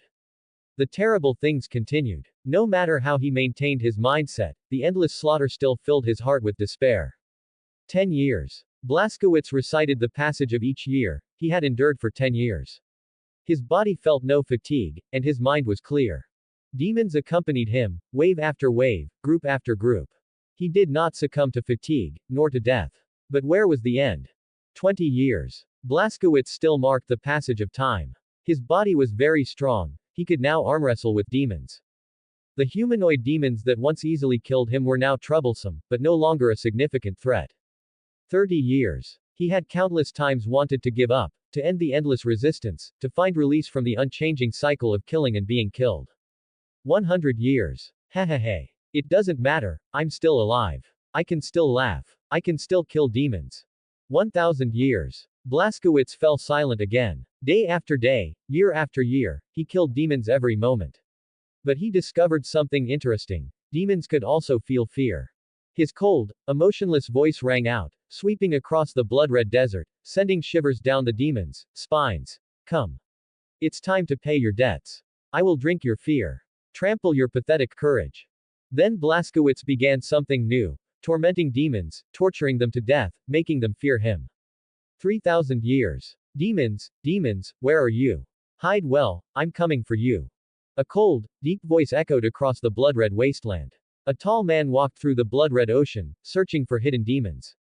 When no demon could withstand his power, his torment made them feel pain and fear, gradually making them hide and no longer dare to appear.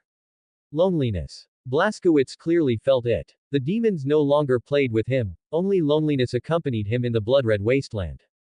But this time, he did not succumb to loneliness. Instead, he slowly sought out the few remaining pleasures, began to think independently, and used the demons to temper himself. His martial arts gradually grew stronger, gradually returning to their essence, discerning the weaknesses of life, and helping the demons find release with absolute efficiency. 9,999. Another numerical cycle concluded. Blaskowitz awoke on a rock. The demons had long since not dared to approach this place for thousands of years, they only dared to observe and worship from afar. Actually, Blaskowitz quite liked playing with demons, they feared strength yet worshipped it. 10,000 years. Blaskowitz had grown accustomed to everything here. His consciousness had gone from normal to insane, from insane to normal, becoming indestructible through countless cycles.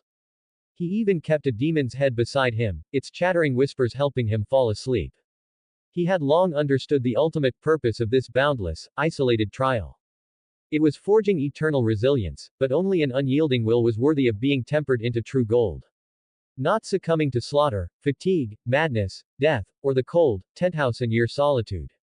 I have endured the test. Boom. The moment Blaskowitz, after 10,000 years of trials, spoke his name, the eternally unchanging blood-red wasteland began to collapse, finally entering the rune imprint on his chest. And in the outside world, his dying body trembled slightly, and life returned. How long have I been lying here?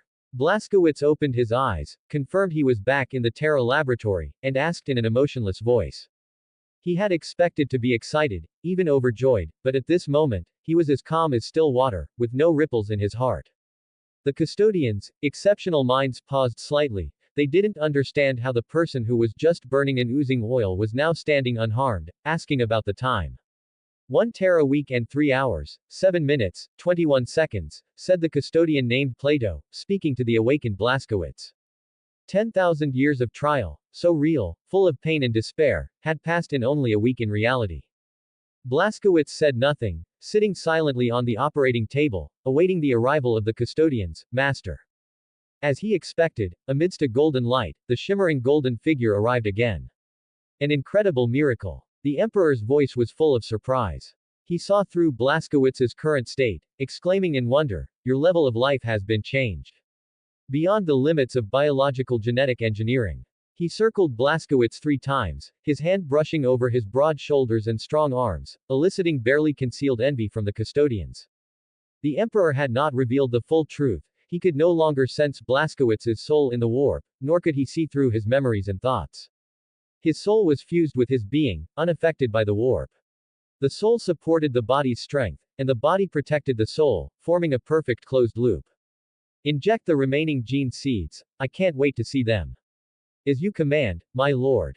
No. Blaskowitz warned the emperor in a deep, concise voice. You don't know the horror of that trial. You will kill everyone. The moment Blaskowitz left the trial's boundary, a strange connection formed in his mind.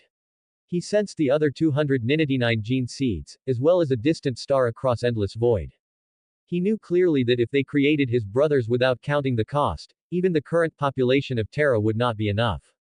Then we shall select them in an orderly fashion.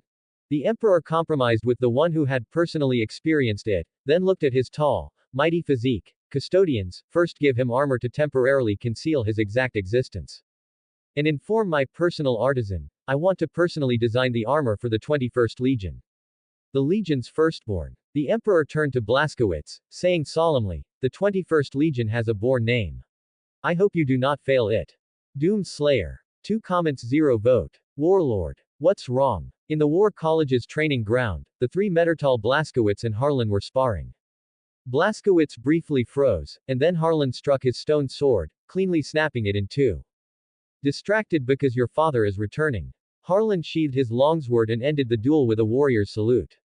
In the 2 months since he began learning swordsmanship from Blaskowitz, he had never defeated his master. Winning by sheer luck brought no joy to his face. I sensed something, very far away from me, but I clearly felt its presence. Blaskowitz never concealed anything from Harlan, clearly stating the sudden sensation in his soul.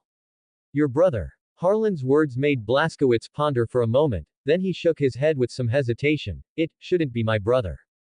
Although the sensation was faint, Blaskowitz could clearly feel that the star shining in his soul was not as powerful as himself. It couldn't be classified as brother, to be precise, it was a connection between a superior and a subordinate. As for you, Blaskowitz gazed at Harlan, whose sweat was rolling down his face. Your progress these past few months is illogical. Harlan was over 100 years old. In the Argentum, where the average age was over 300, he was in his prime, but he had passed his peak, and his physical functions would inevitably decline due to war scars and other reasons. The process might be prolonged due to personal reasons, but the fact of the decline certainly existed.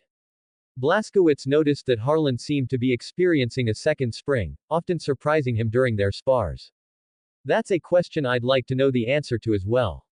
Harlan gave a bitter, helpless smile. For a warrior, strength was something to be proud of. But what if the power came inexplicably? According to the warrior's law, abnormal occurrences that defied logic would be subject to scrutiny.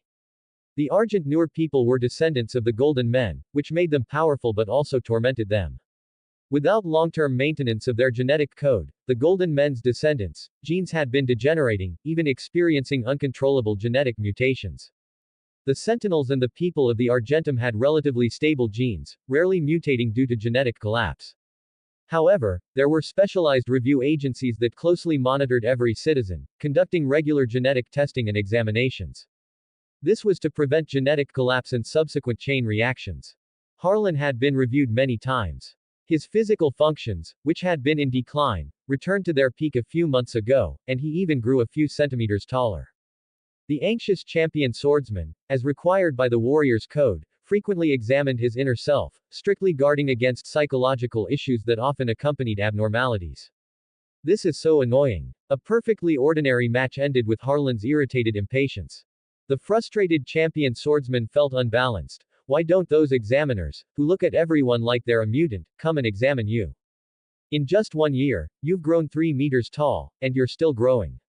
I've only grown a few centimeters, and they pounce on me like wolves, treating me like an unstable bomb. That's their duty. Blaskowitz said with a look of admiration, very seriously, the duty of a gene examiner is not easy. I know. Harlan grew even more agitated. He couldn't understand how that lively child had become so prematurely old. Thinking of the past, Harlan looked closely at Blaskowitz again, unable to connect him with the rosy-cheeked, youthful boy he once was. Now, he had neat, short black hair, a face with sharp, distinct contours, an imposing and majestic aura, thick dark eyebrows, piercing black eyes, a high nose bridge, and a long, straight jawline, making him as heroic as a god, inspiring worship. His strong upper body was bare, every line of his muscles clearly visible, with a healthy, subtle glow on his skin. The layers of shark muscles on his side abdomen were distinct, and the mysterious blood-red mark on his chest remained between his bulging pectoral muscles. His abdominal muscles were clearly defined. Such a perfect human body, even the best sculptors, would struggle to replicate the sense of power in his physique. After a careful look, Harlan smiled proudly.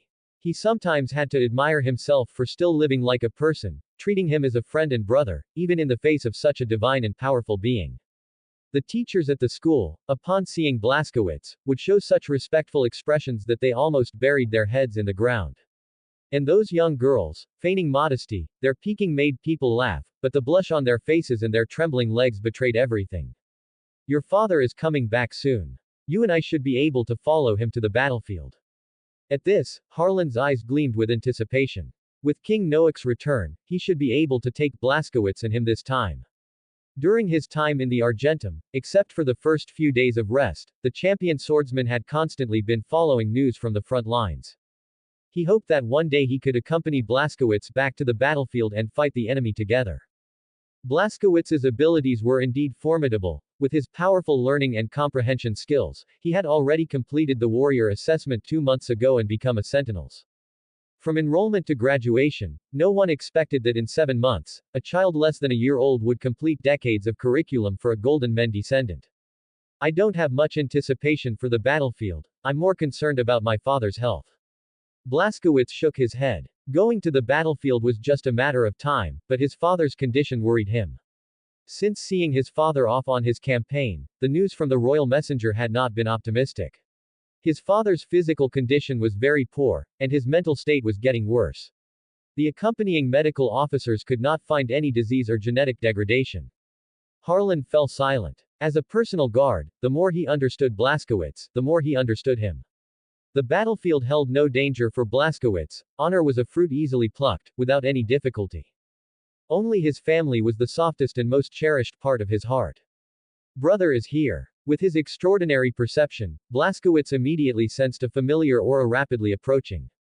Flano Novik approached them quickly, his face anxious, sweat beading on his forehead. Something was wrong. Both of their expressions darkened. From Flano's face, they read an unusual tension and urgency. Harlan quickly summoned a few apprentices to help him put on his power armor, entering optimal condition. Blaskowitz burst forth with astonishing speed, rushing to meet his brother. Blaskowitz. Flano, his face anxious, panted as he grabbed his brother's arm. Quick. Father has returned, and he's waiting for you in the council hall. Blaskowitz's pupils sharply contracted, he realized the seriousness of the matter. A king returning triumphantly should pass through the triumphal arch symbolizing victory. Choosing to return in secret surely meant something major had happened. You go first, don't mind me. Flano knew Blaskowitz's speed and that he would only be a burden, so he urged him to leave. Harlan, you stay with brother. Blaskowitz nodded heavily, gave instructions to the armored guard, and then burst into a run, leaving at a near supersonic speed. When Blaskowitz quickly arrived at the council hall, the remaining civil and military officials were waiting, the atmosphere silent and heavy. King Noak leaned back on the throne with his eyes closed, a needle in a vein on his left hand, injecting life-sustaining fluid. His complexion was very poor. The tall and imposing king was in a terrible state, his face was remarkably thin, his eye sockets sunken, his high nose bridged like a barren mountain, and his hair was mottled white, hanging from his head like dry grass. The moment he saw his father, Blaskowitz's eyes trembled. He didn't know how, in just a few short months, his magnificent and strong father had come to such a state. Kneeling on one knee before his throne, Blaskowitz clasped his father's right hand, feeling its emaciation, weakness, and extreme coldness. Blaskowitz is here. After a long while, the king seemed to awaken. He looked at his son kneeling before him, roused by the warmth from his hand. His eyes held pride, a gaze, and an unshakable determination. You shall be conferred the title of warlord, and continue to hunt down the remaining orcs. Blaskowitz's eyes showed surprise, but he did not question it. None of the civil or military officials present objected. Clearly, this was a decision they had all agreed upon. Warlord was a wartime title, the supreme commander during military operations. A servant presented a tray with a sword and a seal, granting Blaskowitz the authority to command the sentinels. You only have half the army. King Noak's weary voice came, slowly articulating his arrangements for his son. I understand. I will end the Orc War as quickly as possible. Blaskowitz, with resolute eyes, took the sword and seal, accepting the authority granted by his father and taking on his son's responsibility. You may withdraw. Noack dismissed everyone else from the simple council hall, including the court attendants. Father and son exchanged a knowing glance, and Noack decided to answer his son's questions. Why, father? After the outsiders left, Blaskowitz asked his revered father, your condition is very poor, most likely a psionic curse. They attacked you as a test of us. Our enemies have changed. The greatest threat is no longer the orcs, but the wizards of the City of Truth. I know you are confused, but you must obey your king's command now. King Noack's voice was extremely weak, every word spoken with immense effort. Son, my arrangements for you are the result of careful deliberation. Noack smiled weakly. His son's perceptiveness pleased him. His judgment was based on reason and was very close to the truth of the matter. But he had no contact with gods, and his vision was temporarily limited. What he had was not a simple psionic curse, it was the gods' test, their dark will. You are absolutely right, which is why Ennio will lead the other half of the Sentinels to blockade the City of Truth. Let Big Brother face the City of Truth. That's too dangerous, why not let me go? You're going is the real danger. Noack wanted to tell his son that, but he couldn't explain it clearly. The warp gods had already made their move, and the City of Truth was their pawn, targeting Blaskowitz. Noack clearly knew the reason his body had become like this. 4 gods had invaded his soul months ago, constantly eroding his sanity, wanting to turn him into a puppet of the gods. The king wrestled with the gods in his consciousness, enduring torment from his soul and resisting the corruption of chaos. He knew Blaskowitz's excellence, he knew his strength, but Noack, who had been wise his entire life, knew the gods' shamelessness even more. The gods' emphasis on Blaskowitz was the core of their game, they wanted to obtain his son, body and mind. The gods were using the faith of the City of Truth to infiltrate Argent Noor's purity, then draw Blaskowitz into their embrace. But this required time. The gods needed time, Noack needed time, Blaskowitz needed time. The gods needed time to set up their infiltration, Noack was buying time, and Blaskowitz's growth needed time. Noack desperately wanted to tell his son that the true enemies were the gods standing behind the priests, they were the source of all darkness. He couldn't. As the gods scrutinized him, his wisdom and gaze also scrutinized the gods. Revealing the gods' hypocritical faces too early would only make them more reckless, shifting their target of revenge to all of Argent Noor, and sparing no effort. Noack clearly knew that keeping the gods' attention on himself was safer than letting them freely choose objects to toy with. Nor did he dare. Facing the gods and witnessing their power, Noack deeply felt the helplessness of being human. Even he, Argent Noor's most resilient soul, found the time he could remain conscious under the gods, evil gaze diminishing, and his body needed life-sustaining medicine to support its functions. Blaskowitz was extraordinary, his body and spirit might be able to resist the gods, but what about his subjective views? Actively seeking closeness and passively resisting were completely different in nature. The gods' temptations were everywhere, and the promises they made even tempted Noack. Noack dared not gamble that Blaskowitz would reject the gods. He dared not gamble now, but rather drag out time and gamble on the future. He hoped that his son, on whom he placed great hopes, would develop a more mature mindset and broader perspective to scrutinize the gods' hypocrisy and terror. Ennio will do very well, you need not worry. Noack's thoughts were much slower, it took him a long time to speak softly, he is more mature than you and can handle the blockade. Blaskowitz said no more. His big brother was the most steady and intelligent person besides his father and himself, so merely blockading the City of Truth should not be a problem. You may leave. Noack urged Blaskowitz to depart. Have Harlan come to see me, I have a task for him. Go prepare. Harlan will depart with you, the frontline troops are waiting for you. I understand. Blaskowitz rose and left, knowing there was no time to lose. The frontline troops were awaiting their commander, an army could not be without its leader for a day. He would respect his father's arrangements, eliminate the orcs as quickly as possible, and then turn his attention to concentrating forces against the new enemy. He was certain that his father's condition was inextricably linked to the priests of the City of Truth. Brother. At the door, Blaskowitz met his big brother, Ennio Novick. Dressed in a plain royal robe, adorned only with a golden signet ring bearing the family crest, his golden hair and blue eyes were inherited from Queen Elise, and his demeanor, calm and elegant, was also like hers. Compared to King Noack's might, Enio did not resemble a warrior. He was tall and slender, with a refined temperament more akin to a civil official. Don't underestimate him. As the eldest son, he held the most authority beneath the king. Enio's face showed no trace of emotion, maintaining a calm and unhurried demeanor, yet Blaskowitz still detected anxiety from subtle changes in his expression. Without time for greetings, they merely exchanged a knowing nod, and Enio entered the council hall. Blaskowitz turned and left, immediately taking action. He met Harlan and Flano, briefly explained the situation, and then went to bid farewell to his mother. Enio, Noak gasped violently, his condition worse than before, his voice sounding as if torn from his lungs. My eldest son, on whom I place great hopes. Enio knelt on one knee. He understood that this was not a moment for father-son affection, the situation was urgent. I need you to lead half of the sentinels and blockade all outward channels from the city of truth. No entry, no exit. Do not let a single person who comes out escape, eliminate them all. Noak's voice was weak and hurried, but still sharp. Nothing from the city can be allowed to spread, destroy everything. The sentinels, minds will face an unprecedented challenge. Establish mental barriers to avoid psionic influence. What if they try to break through the blockade? Enio's brows furrowed as he began to calculate the cost of a complete blockade. How long will the blockade need to last? They won't break out. A rare emotion appeared on Noak's gaunt face as he scoffed dismissively. They won't directly confront us until they have absolute certainty. King Noak knew that the gods' current influence was limited and they needed to accumulate power. Otherwise, they wouldn't be chattering in his mind, using corrupting methods to subtly make trouble in the dark. His expression changed again, and he spoke sternly to his eldest son. You know the weird nature of psionic means. You must ensure the sentinels constantly scrutinizes their inner selves to prevent silent infiltration. I understand. As for the duration of the blockade, Noak gave a clear yet vague answer. After Blaskowitz annihilates the orcs, he will come to reinforce you immediately, and you will combine forces to begin a new operation. As for how long that will take, it depends on your heaven-sent brother's capabilities.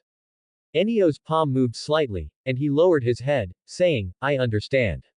Blockade the city and await reinforcements. To fully blockade the city of truth and await Blaskowitz's reinforcement. This was tantamount to entrusting everything to his brother, with no other choice. Enio. Noak sensed the turmoil in his eldest son's heart. He spoke earnestly. It pains me greatly to entrust your fate to Blaskowitz. You should know and understand everything I am doing. Your foresight for the future is not as great as mine, but you should have some awareness of the current situation. Enemies we have never seen, never understood, have appeared. Our strength and wisdom are insufficient to contend with them. We need to rely on an external force, and before that force has grown, protect him. Finally, King Noak mustered his weak body, his eyes shining as he looked at his son. An unprecedented challenge, an unprecedented opportunity. If we overcome this, Argent Noor will be reborn, and a broader world awaits you. I understand. Enio let out a long breath, accepting the heavy burden. He understood that his father must have a plan and had begun to fight against those enemies in the darkness. Watching his sons leave one after another, the council hall became quiet. King Noak exhaled a turbid breath and murmured to the empty air. Gods, you have made your move, and I have cast my dice. In this somewhat reserved game, I am staking all our future. Now it is your turn to play. 2 comments 0 vote. Die. Harlan felt a little constrained when he arrived at the council hall. He was not accustomed to serious occasions.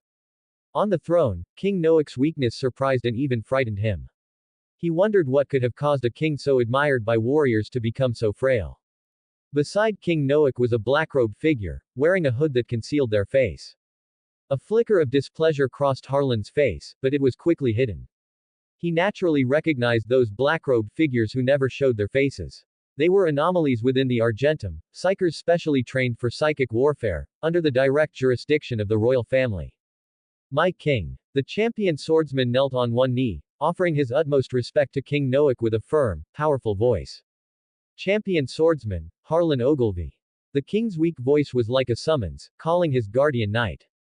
Can I trust you? From that simple question, Harlan felt an immense burden, as if all the king's hopes were placed upon him.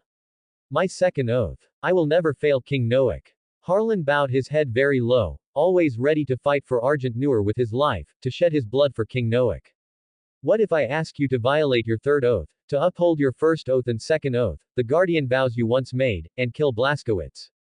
Boom. King Noak's question exploded in Harlan's skull like a thunderclap, making his head buzz, his brain's nerves in disarray from the explosive information. The first oath required the Sentinels to protect Argent Newer. This was the Watch's original vow, and the entire Sentinels system was built around it. Blaskowitz, recalling that name, a bitter expression crossed Harlan's face. Had King Noak discovered something, and intended to eliminate him to protect Argent Newer? My king, are you sure about what you just said? The champion swordsman's body tensed, his armor soaked with cold sweat, as he asked with difficulty.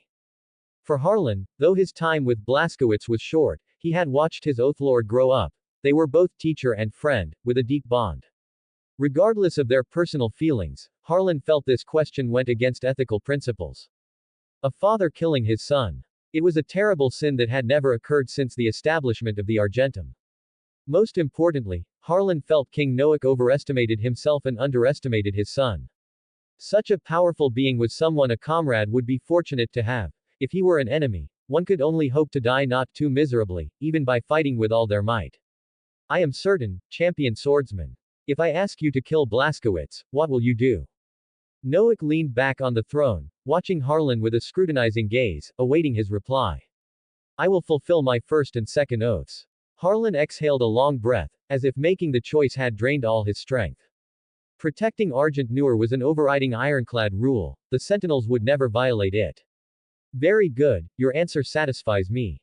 Having received a satisfactory reply, King Noak gestured to the Psyker Master beside him to activate a barrier. He had some absolute secrets to entrust to the champion swordsman. Champion swordsman, come closer. As he beckoned Harlan, within the psychic barrier, Noak pressed the headrest of his throne, activating the null crystal, opening another layer of dimensional barrier. Harlan's scalp tingled, feeling as if he was being forced into a massive vortex, where his choice would be crucial. To his astonished gaze, King Noak took out a strange orb and opened another transparent barrier. Harlan was certain that orb had never appeared in Argent Newer's human civilization. It glowed a pale gray, with a jade-like texture, its surface carved with extremely complex lines, yet it also seemed perfectly seamless, without any trace of processing. Now we can talk freely. With the 3 layers of barriers open, the weariness on King Noak's face eased considerably, and he smiled with relief. Champion swordsman, do you believe there are gods in this world? No. Harlan gave a confident answer, almost without hesitation, his tone resolute. There were no gods in the universe. Humans first flew out of the atmosphere with chemical rockets and searched everywhere without finding any gods. Harlan's answer brought an understanding smile to King Noak's face. Not long ago, he too believed there were no gods in the universe. Gods were indeed not in the universe. They were in the warp, behind the veil of reality, silently observing the beings of the universe. There are gods in this world. Noak said gravely and seriously, then activated the throne's projection, displaying Harlan's body data. Being on the battlefield, knowing every detail of the Argentum's affairs, the king's gaze always saw through everything. Harlan Ogilvy, you should have felt the changes in your body. Faced with the data King Noak presented, Harlan opened his mouth, then closed it. He didn't know how to refute it, he didn't believe there were gods in the world, nor did he know what scientific principle could explain his body's abnormalities. You are very unfortunate, a god has set their eyes on you. And very fortunate, they value you greatly, and the god's attention is gradually making you stronger. Are the gods constantly watching me? Look at the defenses of Maid. Noak pointed to the surrounding translucent barriers. Who are these measures meant to defend against eavesdropping and prying? My king. Have you seen gods with your own eyes? Harlan took off his helmet, his tiger-like eyes fixed on his king, earnestly seeking a definitive answer. They speak to me day and night, right here. Noak pointed to his head, smiling with a hint of disdain, not for Harlan, but for the gods. Who do you think caused my sorrowful state? Then, Harlan knelt again, a cold killing intent on his face. I am willing to believe in the existence of gods, and I will wield my sword against them. At this moment, most of the doubts in Harlan's heart were resolved. His king was afraid that Blaskowitz might be swayed by gods, led down a deviant path away from the way of the warrior, or even commit absurd acts detrimental to Argent Newer. I swear to you, if Blaskowitz ever turns to the gods, I will find every possible way, use every means, and definitely kill him. The champion swordsman's eyes were firm, with the fearlessness of one who regards death as home. He knew Blaskowitz's power, Yet he unhesitatingly made the vow, with the resolve of a moth drawn to a flame. Very good. Noack nodded in satisfaction. Harlan's thinking was very clear, he understood right from wrong. Open your mind and let the Psyker Master hypnotize you, sealing these conversations, promises, and memories to evade the gods. Sight. Plant a suggestion deep in your mind, so that if Blaskowitz ever deviates from the path, these memories will be activated, and you will know what to do. Of course, as a father, I hope such a thing never happens. This is my final arrangement for you, champion swordsman. Noack exerted great effort to explain everything clearly to Harlan. He used his wisdom to orchestrate everything, setting up all the contingencies. With utmost reverence, I offer you my profound respect. Harlan closed his eyes, gradually letting go of his mental defenses, allowing the Psyker Master to work in his mind. He knew that in King Noack's plan, he was the last safeguard, unable to salvage everything, but tasked with forcefully preventing the spread of corruption. The Psyker Master finished everything. When Harlan's consciousness returned, he had forgotten everything that had just happened, and knew it was time for him to leave. Without needing any explanation, when Harlan saw the Psyker Master standing before him, he knew that his memories had been tampered with under his own consent. King Noack. Only the Psyker Master remained in the room, his voice dry yet filled with profound wisdom. I was very much looking forward to the ending of the story you were orchestrating, but alas, I will not see it. My respects to you, Psyker Master. All you have done, though it will not be remembered, will have far-reaching impact. Noack had the Psyker Master brainwash him, similarly forgetting everything that happened within the barrier, his own arrangements. Goodbye. From the shadows of the Master's hood, King Noack saw a hint of a smile. I wish you ultimate victory in your game against the gods. Having spoken, colorful psychic flames erupted from the Psyker Master, and in a water-like calm, both his flesh and soul burned to ashes. King Noack solemnly offered his respect, put away the orb, and withdrew the multiple barriers. The game had just begun, and someone had chosen sacrifice to keep a secret. The brief calm receded, and the decadent voices of the gods returned, his mind once again becoming a debate hall. Mortal wisdom, attempting to reverse the game. That ancient artifact shielded our sight, but it cannot change the outcome. Man proposes, God disposes. 1 comments 0 vote. FASTAH. We need to go faster. A voice roared through the comms channel. High-speed aircraft tore through the air as Blaskowitz and Harlan, riding anti-gravity motorcycles, sped through the canyon. Stay behind me. You only need to focus on me, don't worry about the changing terrain. Blaskowitz twisted the throttle, and the anti-gravity motorcycle roared, breaking the sound barrier to rush to the front, leading the way while providing Harlan with a posture reference. With a reaction speed beyond nanoseconds, the rapidly changing scenery around him was like slow-motion footage in his eyes. The supersonic sprint of his fully powered mount felt like riding a snail for Blaskowitz. At the start, Blaskowitz offered to carry Harlan to make better time, but he was firmly refused. Beep, beep, beep. The anti-gravity motorcycle's scanning equipment warned that a team of orcs was patrolling at the canyon exit ahead. Don't slow down. Keep going. The roar of the anti-gravity motorcycles quickly caught the attention of the orc team. They roared excitedly, eager for a fight. Whoosh. The 2 anti-gravity motorcycles didn't slow down, leaving with a characteristic supersonic shriek. Before the orc team's youngsters could mock the enemy's cowardice, an iron fist magnified in their eyes. By the time it reacted, it could no longer feel its limbs, and its head seemed to be held by a big human fellow. In the instant they crossed paths, Blaskowitz jumped off his motorcycle and, with bare hands, eliminated the patrol team of 10 orcs in 0.2 seconds. With a running acceleration, he caught up to the motorcycle still moving at supersonic speed. Effortlessly crushing the skull, he scooped out the fresh brain matter and swallowed it in one gulp. The orc's complete memories appeared in Blaskowitz's mind. After a year of training, Blaskowitz had mastered this skill, creating an independent area within his brain to store acquired memories, which in no way affected his subjective judgment. Follow me. Blaskowitz shouted, 12 degrees left. 10 kilometers away in the valley, approximately 3,000 orcs are gathered there. A small unit of orcs, Blaskowitz intended to eliminate them, as it wouldn't take much time. 10 kilometers away, the motorcycles maintained their speed, rapidly advancing through the winding canyon. I'll go ahead. Harlan activated the motorcycle's protective force field, then engaged his own armor shield, illuminated the null crystal under the motorcycle's front armor, and deployed large, fin-like cutting blades. Green-skinned mongrels. Before he even arrived, his roar was faster than the motorcycle's howl. After a long time, the champion swordsman once again challenged his enemies. Your grandpa is here. The green-skinned orcs, camped in the woodland, suddenly heard a furious roar. The piercing, provocative bellow ignited their rage. A fight delivered right to their doorstep. Let's do it. The orcs excitedly grabbed whatever was at hand, swords, spears, clubs, primitive firearms, and surged out, howling. The long, narrow valley, with the orc formation like a twisted green snake, was exactly what Harlan wanted. The cutting cannon at the front of the motorcycle was silent, firing large cutting rays that maximized their power in the narrow terrain. The high-speed motorcycle was like a bullet, shooting into unprotected flesh.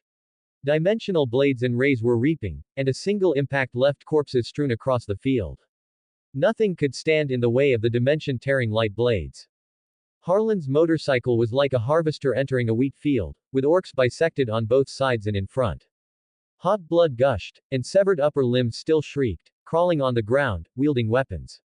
A direct hit. He immediately adjusted his height to disengage. The motorcycle and rider, stained red with blood, quickly sped away like a blood arrow.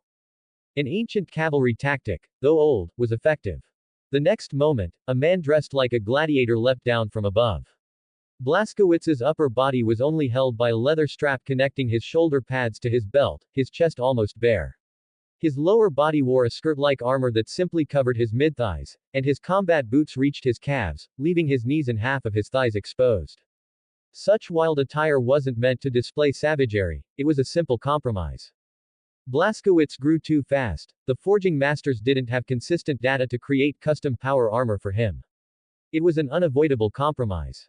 This simple armor couldn't accommodate a power source, relying entirely on Blaskowitz's brute strength.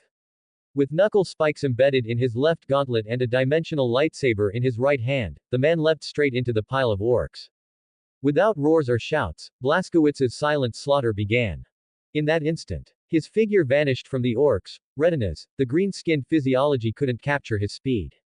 One light punch pulverized the head of an orc in front of him, a kicked stone pierced through several orcs, and the azure dimensional light blade he wielded became a shimmering circle. The dimensional blade sliced through orc bodies without resistance, leaving wounds as smooth as a mirror. Before the first drop of blood could spray, before the orcs could even feel life draining away, Blaskowitz had already completed his harvest of lives. 8. As Blaskowitz killed his eighth enemy, his fluid movements continued, but his extremely keen senses detected an unusual gaze fixed upon him. His sword-wielding movements didn't stop. The new warlord was venting a kind of vexation. Worry for his father, speculation about the situation, all swept into the radiance of his blade, all unleashed. 88. He was invisible, his figure uncatchable, he was visible, with only fragments of orc corpses left where the blue light passed. Harlan parked his mount on a high hill. He didn't participate in the subsequent attack but leaned against the motorcycle, easing the fatigue of the journey. He knew Blaskowitz's inner agitation. The young man was eager, hoping to help his father quickly. Looking at the valley, which resembled a slaughterhouse, he constantly marveled at Blaskowitz's power. His already high expectations continued to rise. Blood flowed everywhere in the valley, and shattered bodies flew. Harlan couldn't track Blaskowitz's figure, only seeing the light particles of the azure sword light lingering in the air, the afterimages left behind, and a trail of blood. Harlan felt an abstract beauty. In the blooming sea of blood-red flowers, a blue butterfly flapped its wings, and wherever it flew, the blood-red intensified. Readings inside his helmet were alarming. The normally sensitive captors couldn't scan Blaskowitz, and the aiming assistance system couldn't keep up with his movements. If I were to shoot at him, how would I aim? How would I predict his position? Almost subconsciously, yet seemingly by accident, this thought suddenly popped into Harlan's mind. A chill ran down his spine, startling him, and he quickly banished this absurd idea from his head.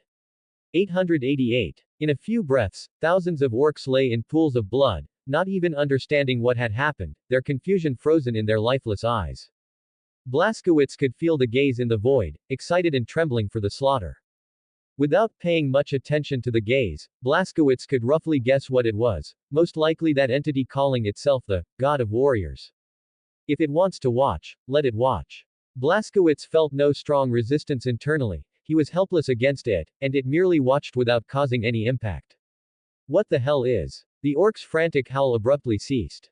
Its lower jaw, along with its tongue, was swept away by a sword, and its mighty head slowly slid off. Know that your Gork and Mork are on top. Blazkowicz's slaughter was unwavering. With an unperturbed mind, he made a jibe at the orcs, faith in Gork and Mork. Having consumed orc brain tissue, he naturally knew the two gods the orcs worshipped. Gork and Mork. Gork is cunning yet brutal, and Mork is brutal yet cunning. There are no gods in this world. Wait a minute. A flash of inspiration suddenly struck Blazkowicz's mind, bringing forth a familiar question he hadn't deeply considered. On the blood-splattered battlefield, Blazkowicz's extraordinary brain began to process at high speed, retrieving information from his mind. The image of Isaac, fallen in the bloody mud, weeping, gradually became clear, and the broken words from his mouth slowly connected. Blazkowicz's expression grew colder, and his killing became faster. Carefully analyzing Isaac, linking him to the city of truth, then to faith, and finally God. It seemed to be an unavoidable point. So that's it. Blazkowicz muttered, kicking an orc into pieces, a preliminary conclusion forming in his mind. 1 minute. The residual warmth of the first orc's spilled blood had not yet dissipated, and there was not a single living orc left in the orc camp. All 3,000 orcs had been executed. Blazkowicz stood in the mountain of corpses and sea of blood, his blade pointed at the ground. His breathing was not at all hurried, covered in blood, the filthy orc blood flowing down his body along his muscle lines. Harlan descended from the high ground and shouted at the white figures appearing outside the valley, "You're too slow." A company of 100 sentinels appeared at the valley entrance, the light on their weapons indicating they were battle-ready, their objective being to clear the orcs from the area. "You're too slow." Harlan shouted at the sentinels at the valley entrance, waving a signal to indicate the danger was clear and urging them to hurry over. At the bottom of the valley, blood had pooled into streams, and severed body parts were piled up, astonishing the entire company of watch. Champion swordsman. Harlan Ogilvy. Someone recognized Harlan before his identity was confirmed by the identifier code, shouting out in excitement. Harlan Ogilvy. Renowned among the sentinels, a duelist on the battlefield, representing the pinnacle of individual martial prowess. His personal identification number, not needing a decoder, was memorized by many warriors. The company commander, with an insignia carved on his left shoulder, stepped forward and patted Harlan's shoulder, asking, "Did you two do this?"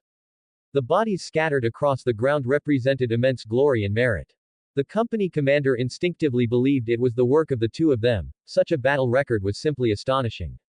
Even for the powerful sentinels, achieving such a feat was an incredible accomplishment. "Not me." Harlan quickly shook his head, not daring to claim credit. He did it all by himself.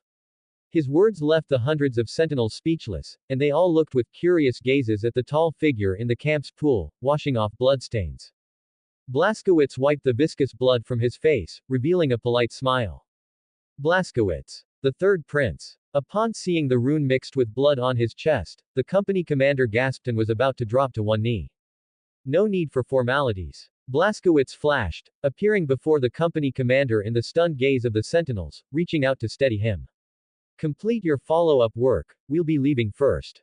Blazkowicz was in a hurry to get to the battlefield command center and couldn't wait for the lengthy post-battle procedures. The most troublesome aspect of the orc battlefield was not the roaring orcs charging forward, but the need to destroy their genetic material after combat, which required plasma flames for incineration. After speaking, he and Harlan got on a motorcycle and quickly left the valley. This group of orcs was not far from their route, clearing them was just a casual effort. Blazkowicz, after precise calculations, ensured it wouldn't delay their journey. Watching the two depart, the company commander glanced at the temperature sensor on his helmet. The blood covering the mountains and plains had not yet dropped to ambient temperature, making his scalp tingle. It seems that legendary prince truly has some skills. The war to hunt orcs constantly shifted its front lines, and the command post had no fixed area. The Sentinels, trapezoidal war fortress floated in the air using anti-gravity technology, serving as a mobile command post that continuously moved. The command room was large, with a holographic image on the central console simulating all scenes within the reconnaissance range. Several temporary commanders each oversaw a section, continuously dispatching the Sentinels to engage. Have the Sentinels complete their current tasks, then stand by in place. In the busy command room, a forceful voice suddenly rang out, so authoritative it brooked no argument, echoing in everyone's ears. The noisy command room suddenly fell silent, and the commanders looked towards the doorway, at the young man carrying a helmet, covered in blood, yet with a heroic face. The mark on his chest was very clear, everyone knew who he was. Blaskowitz's deeds had long circulated on the front lines, becoming a topic of conversation for the watch during their breaks. Your Royal Highness, the Third Prince, you should understand. The watch serving as temporary commander was interrupted mid-sentence by Blaskowitz raising his hand, signaling Harlan beside him to provide an explanation. Pulling out a sword seal from his embrace, Harlan held it high, using facts to dispel all doubts. We obey the War Lord. Everyone knelt. Blaskowitz was no longer the Third Prince at this moment, but the warlord commanding a myriad of armies. No one dared to question the authority bestowed by King Noak. Do as I just said. Blaskowitz stood before the central console, expressionless, looking at the images on the screen. I don't care how much controlled territory we lose or how many orcs escape by stopping the operation. Have the watch complete their tasks, then rest and stand by in place. I just want them well rested, and then we will advance my way. There was no room for negotiation in his voice, the heavy pressure was suffocating. Soon, after the commanders completed their final orders, they were all relieved of their duties, to be used later. All sentinels on the front line stopped, either resting in place or returning to camp for supplies and rest, awaiting the next command. Normally, Blaskowitz would explain things to them, gradually winning their respect. After understanding the key point of the City of Truth, he was very eager to kill all the orcs and then reinforce his elder brother. Blaskowitz could imagine the immense responsibility and pressure Ennio was bearing, facing the pressure of a god alone. Where is the forging technician? Blaskowitz called out for the person in his plan, to execute all the actions he had devised in his mind. Warlord, what do you need me to do? A young man with several auxiliary mechanical arms on his back and special lenses over his eyes emerged from a corner, his visible nervousness evident. Don't be nervous, just adjust the battlefield projection to the simplest mode. The excellent forging technician from the core furnace deep beneath the Argentum city did not understand, his mechanical arms subconsciously scratching his face, following his thoughts.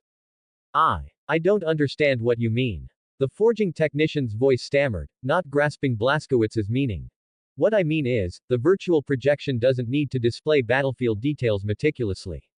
I need the maximum range, sacrificing everything superfluous to maximize the range. Blaskowitz took a deep breath, letting go of the AWE-inspiring presence that made everyone nervous, and explained in a gentle tone, the current battlefield projection is like a refined movie. I want simple lines and extreme range, do you understand? Understood. With the terrifying aura gone, the technician quickly understood what the warlord needed, giving an accurate time, 10 minutes, and you will see what you need. The War Fortress reconnaissance equipment had a huge difference between its upper and lower scan limits. With high quality and good detail, it could cover an area of about 100 by 100 kilometers. This was the limit of the War Fortress detectors after the loss of artificial satellites. However, by sacrificing detail, the detection range could be increased by at least 5 times, greatly enhancing the scanning range until the influence of the planet's curvature became too great. The command room was very quiet during the wait, with only Blaskowitz writing and drawing on a piece of paper. Who gave the order? To make everyone stop. Her voice arrived before she did. Undoubtedly, if this were a banquet, this lady's elegant, magnetic, and sensual voice would become the center of attention as soon as it sounded. But her tone was very unfriendly, an icy voice suppressing anger. Have you fought the Greenskins for so long that you've caught their stupidity? Blaskowitz knew who was coming. There was only one woman among the Sentinels, Erika von Stern. Her genetic origins could be traced back to the Aryans of the Terra era, possessing an innate, serious, and meticulous temperament. She wore a specialized stealth blackout suit. Although its defense was not as good as other standard power armor, its stealth function was powerful, distorting light to achieve invisibility, specifically designed for stealth assassination. Erika von Stern. Harlan stepped forward, igniting his blade and holding it against her, his rough voice and stern tone reprimanding. Watch your words, I don't mind using a sword to teach you what politeness is. Erika saw the champion swordsman, and her imposing aura immediately softened a bit. Seeing the identical emblem, she instantly understood the relationship between the two. Offending his sworn lord, a member of the royal family, in front of a sworn protector, such a warning was considered light. She saw the sword seal, her expression changed, and she knelt on one knee again. Warlord. Please forgive my offense. I was a bit impulsive, thinking it was a disagreement among temporary commanders that caused the front line to stop. Blaskowitz's expression was normal, and he offered no further explanation. He glanced at her, then waved his hand, signaling her to wait aside. All heralds, transmit this content. I want all watch to be proficient in using it within 2 hours. The herald respectfully took the handwritten document, which was filled with numerical symbols and the meanings represented by different number combinations. It was a new cipher command, used for quickly directing troops, and even specified the detailed codes for various units. This set of numerical commands was of moderate difficulty. For the sentinels, 2 hours was enough to master it proficiently. 10 minutes later, the central command console successfully restarted, performing remarkably under the forging technician's adjustments. The range increased several times, but the terrain displayed on it had all become simple lines. With the input of numerical commands, the simplified map was full of numbers representing various combat units, as well as numbers representing enemies. Let them see your ability. Harlan Ogilvy murmured softly. He urgently wanted his colleagues to know Blaskowitz's extraordinary nature and talent. 2 hours passed in a flash. After confirming that the sentinels were familiar with the numerical commands, the first order was transmitted. All units attention, command authority transfer successful. You will immediately receive orders from the warlord. Orcs. Sensors were placed behind the ears.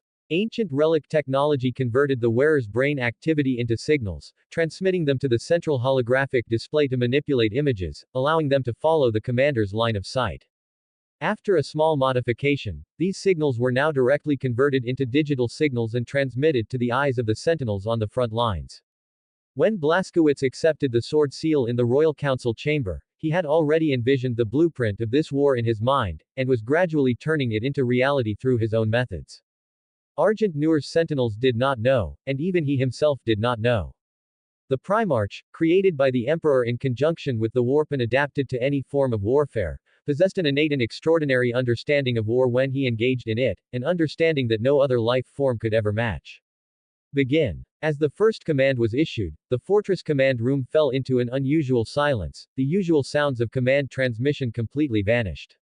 The relic technology took the objectives and conclusions Blaskowitz calculated in his mind, with reaction speeds in nanoseconds, even approaching picoseconds, combined with the computational power of a supercomputer, and used digital commands to set the entire war in motion.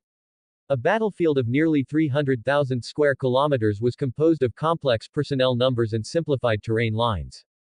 In the eyes of the sentinels, such a complex combination of numbers, bringing with it a huge number of variables, was almost uncontrollable. Across the vast expanse of the battlefield, numbers representing the orcs were scattered everywhere. Under the continuous assault of the sentinels, their large forces were broken up, and now there were only countless small groups. They moved in groups of 3 or 5, or dozens, with hundreds of orcs in some squads and thousands gathered in tribes, scattered all over the place.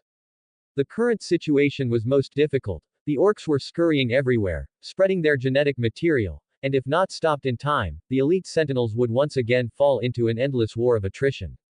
They would be exhausted from putting out fires everywhere, eventually surrounded by an infinite number of orcs, leading to another siege. The sentinels became even more dispersed. With fewer than 10,000, there were companies of 100, squads of 10, groups of 2 or 3, and even many lone hunters. As Blaskowitz began to control the battlefield, the sentinels started to move, following the instructions of the digital commands.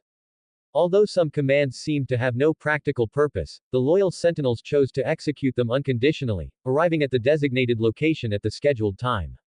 The exquisite personnel deployment, the coordination of supplies at every step, and even the calculation of each soldier's stamina were almost pushed to the extreme threshold. The previously quiet air in the command room gradually became suffocating. Personnel not involved in other tasks slowly gathered around the central console, watching the holographic sand table, where numbers and lines frantically changed and flickered. What is he doing? Erica asked through the communication channel. Not daring to speak aloud to disturb him, she couldn't understand the detailed processing, but she knew the overall situation was changing.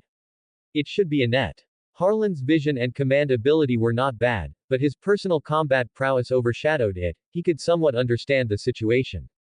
His intuition told him that Blaskowitz was using the sentinels as a net to catch the fish and shrimp in the water.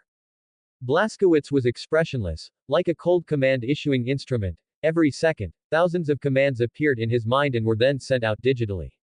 This was not his limit, but rather that battlefield resources were limited, and Blazkowicz's deployment and integration were subject to many constraints. Even so, such incredible battlefield coordination caused the senior officers in the command room to feel a sense of powerlessness. If such a being were the enemy commander on the battlefield, how could he be defeated?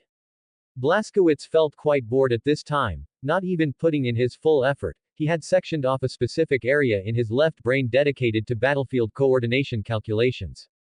Everyone thought that such high-intensity command should be single-minded, with external communications shut off. More often, Blazkowicz's attention was not on the battlefield, but on listening to his subordinates discuss him in the communication channel. Weaving a fishing net. Blazkowicz shook his head internally. What Harlan saw was just the surface, the deeper aspects were very difficult to understand.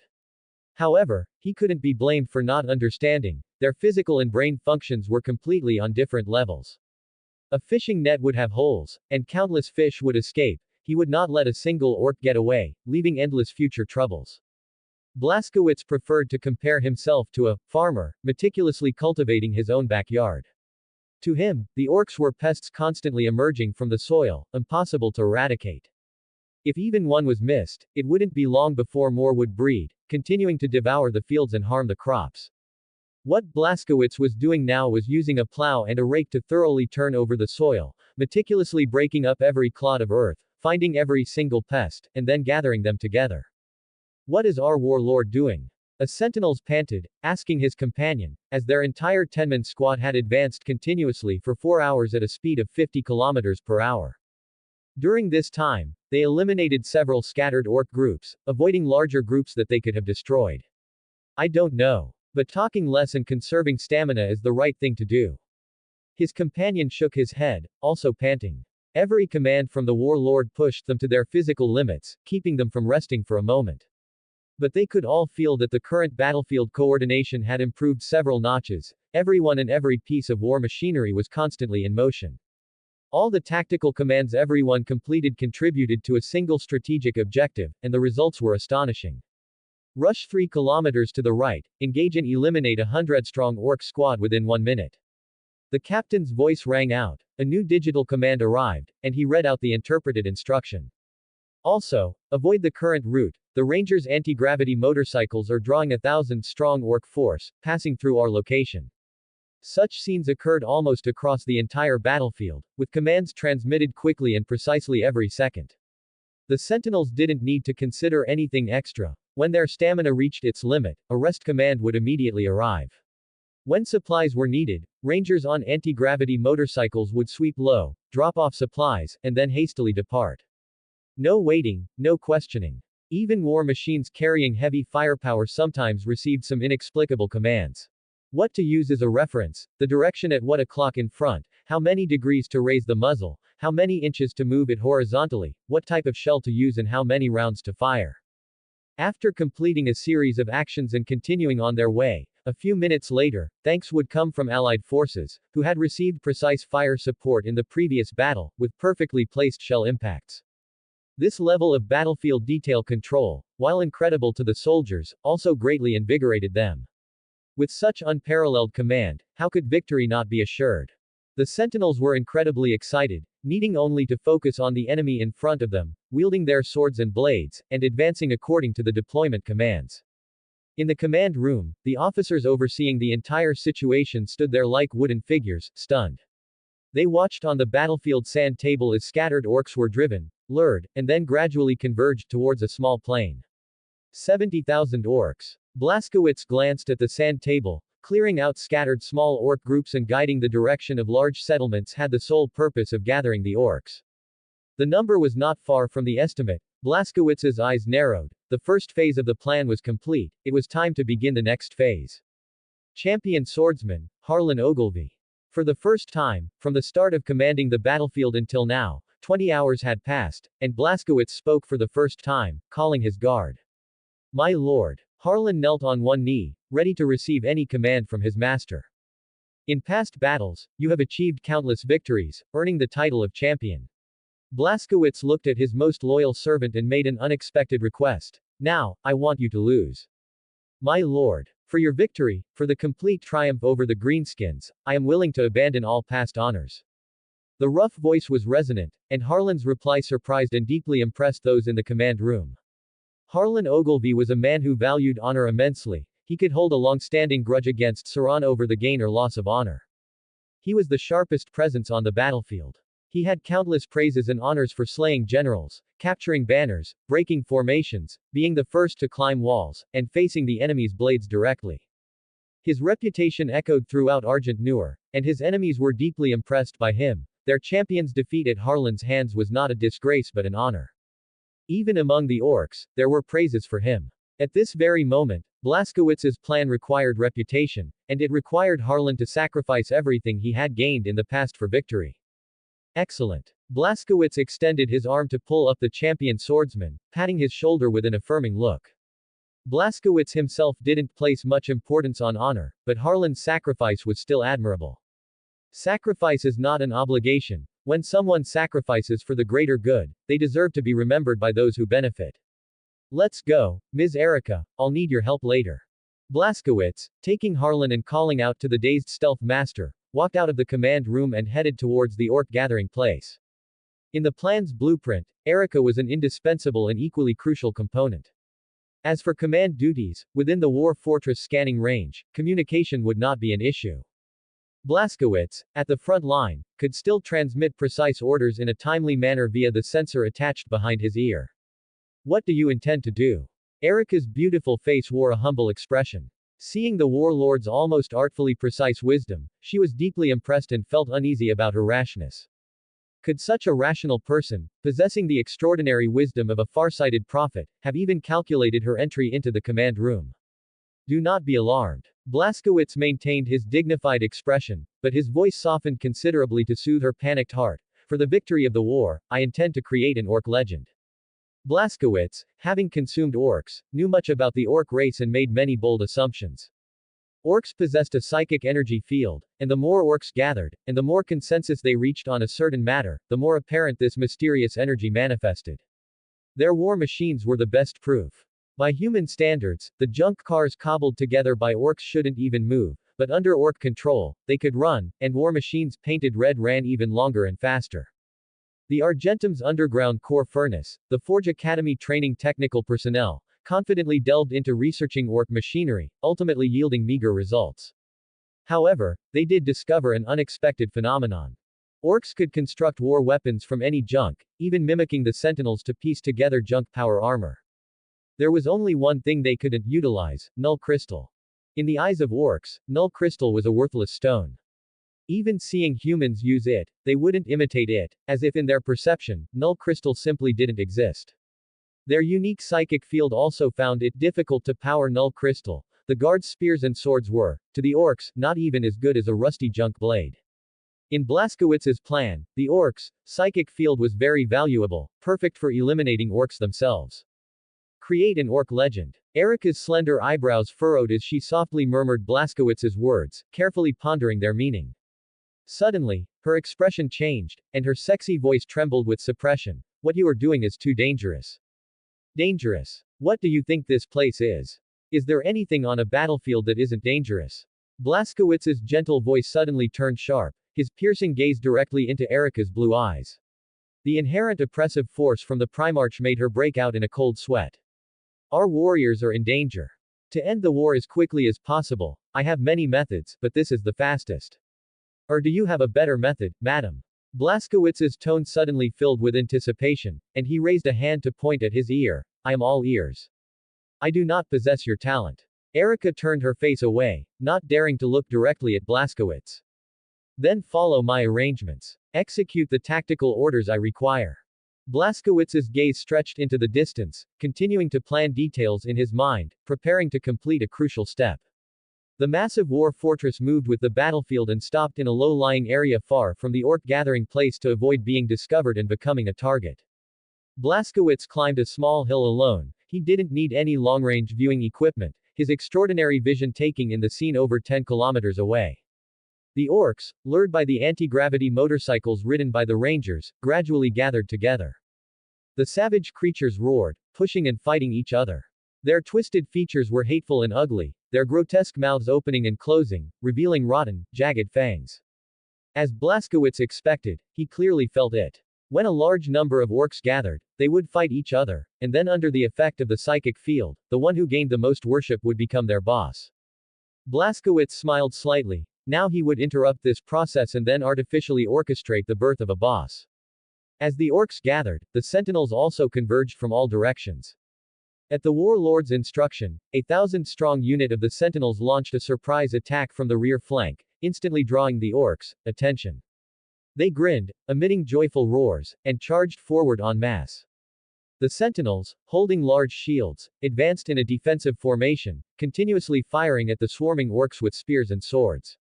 The splashing blood further stimulated the orcs' frenzy. Their eyes bloodshot, they screamed excitedly, brandishing their weapons and charging the sentinels' line. Rangers, enter the field. Multiple ranger detachments on anti-gravity motorcycles entered the field, activating their protective force fields and opening their cutting blades, repeatedly crashing along several paths marked by the warlord, slicing through the orc formations. Long-range fire strike. Shells and plasma precisely landed at their designated points, not aiming for large-scale casualties, but under Blaskowitz's precise control, creating enough chaos to disorient the orcs. Erica, you can have your subordinates snipe. All of the Stealth Master's subordinates wore stealth cloaks. They lurked in hidden positions, using long-range sniper rifles to hunt important targets. Following Blaskowitz's command, within the visibly chaotic orc crowd, many large orcs were repeatedly hit in the head and then fell unwillingly. Blaskowitz observed the battlefield with satisfaction. Everything was proceeding systematically, exactly as he had planned. It's your turn to enter, Harlan. I am Harlan Ogilvy. The motorcycle's amplified array carried the champion swordsman's defiant roar across the entire battlefield. Greenskin cowards. Send out your boss to fight me. A white figure wielding two light swords leapt from a motorcycle, crashing into the very center of the orc crowd, his deafening roar even drowning out the battle cries. All the orcs' attention was drawn to him. Under Blaskowitz's orchestration, the sentinels' offensive gradually slowed, even slowly retreating to the edge of the battlefield. The stage was set. It was time for the protagonist to begin his performance. Who was the orc boss? There was no boss now, but all ambitious orc kids wanted to be the boss. Harlan Ogilvy. The orc kids had heard his name, a powerful human big shot who had killed many powerful orc kids. Kill him. Kill him. The kid who kills him will be the boss. A shout came from an unknown source, quickly spreading among the orcs, kill Harlan Ogilvy. And you'll be the boss. Well done, Erica. Blaskowitz praised the stealth master. She had used her stealth cloak to infiltrate the orc crowd and shouted that phrase. For professionally trained assassins and infiltrators, mimicking orc voices and accents was not difficult. Continue to wait, your mission is not complete. In the center of the stage, watched by all, the duel began. Some orcs, larger than average kids, challenged Harlan. They spontaneously formed a circle, a surging green tide of heads, the greenskins craning their necks, waiting for the birth of their boss. Orcs had no rules in any aspect, but they were surprisingly disciplined when it came to fighting. The champion swordsman lived up to his name. A tall kid charged into the duel circle, couldn't last a single round, and was decapitated by Harlan. Another orc charged, and another corpse lay on the ground. For a full 10 minutes, the duel circle expanded. Harlan fought with increasing ferocity, his longswords dancing wildly, gradually silencing the greenskins. Is there no one left? Is this all the greenskins are capable of? The orcs' psychic field now had an adverse effect. Tens of thousands of greenskins felt Harlan was invincible, gradually losing the courage to challenge him. Just then, a timid voice came. I'll challenge you. Among the orcs, who had been suppressed into silence, a timid voice emerged. Though small and lacking confidence, it was still clearly audible in the quiet dueling circle. The orcs looked in the direction of the voice, naturally making way for its owner. It was a scrawny, malnourished orc kid. His skin was shriveled, and his fur was matted. The skin on his face sagged due to looseness, his teeth were covered in deep cracks, his emaciated limbs were like dry kindling, and he held a crude wooden stick in his hand. Blaskowitz had been observing the battlefield for a long time and discovered this anomaly in the Green Ocean. He was not as belligerent as the other orcs, his frail body was always retreating, seeking a way to survive. A cowardly orc kid, stepping forward at a crucial moment to defeat a powerful enemy and become a hero who turns the tide, is an unyielding legend. This was the script Blaskowitz had written for him. The scrawny orc had a bewildered look on his face. He didn't understand how his arm had lifted, and though he hadn't spoken, his voice had appeared, declaring that he wanted to challenge that human. His wrist felt as if it was clamped by pliers, lifted by a great force. Before he could react, he received a kick to his backside, stumbling forward a few steps. Instead of running away, "You're coming towards me." At this moment, the human spoke. His voice still carried disdain, but also a hint of interest. Harlan's face beneath his helmet was grim. The champion swordsman's undefeated honor was about to end here today, ruined by an underdeveloped orc. Orc, what is your name? There was no chance for the orc to retreat, there was no reason to go back once he had stepped out. Like the director of a play, Harlan naturally, like a villain awaiting the protagonist, asked for the protagonist's name. Guzka. It's Guzka. That snot-nosed brat. The weak-kneed coward who always retreats. Some orcs recognized the scrawny orc kid. His name was Guzka, and his orc brethren disparagingly called him snot-nosed brat and weak-kneed coward. In orc society, a snot-nosed brat is at the very bottom, a symbol of cowardice and timidity. Orcs are a very strange race, born from spores like mushrooms. The first units to appear are the snot-nosed brats. Snot-nosed brats, timidity and cowardice are etched into their DNA. They naturally stay away from other intelligent species, avoiding detection while gathering resources. When orc kids appear, they attach themselves to the orc kids, living at the lowest rung of orc society.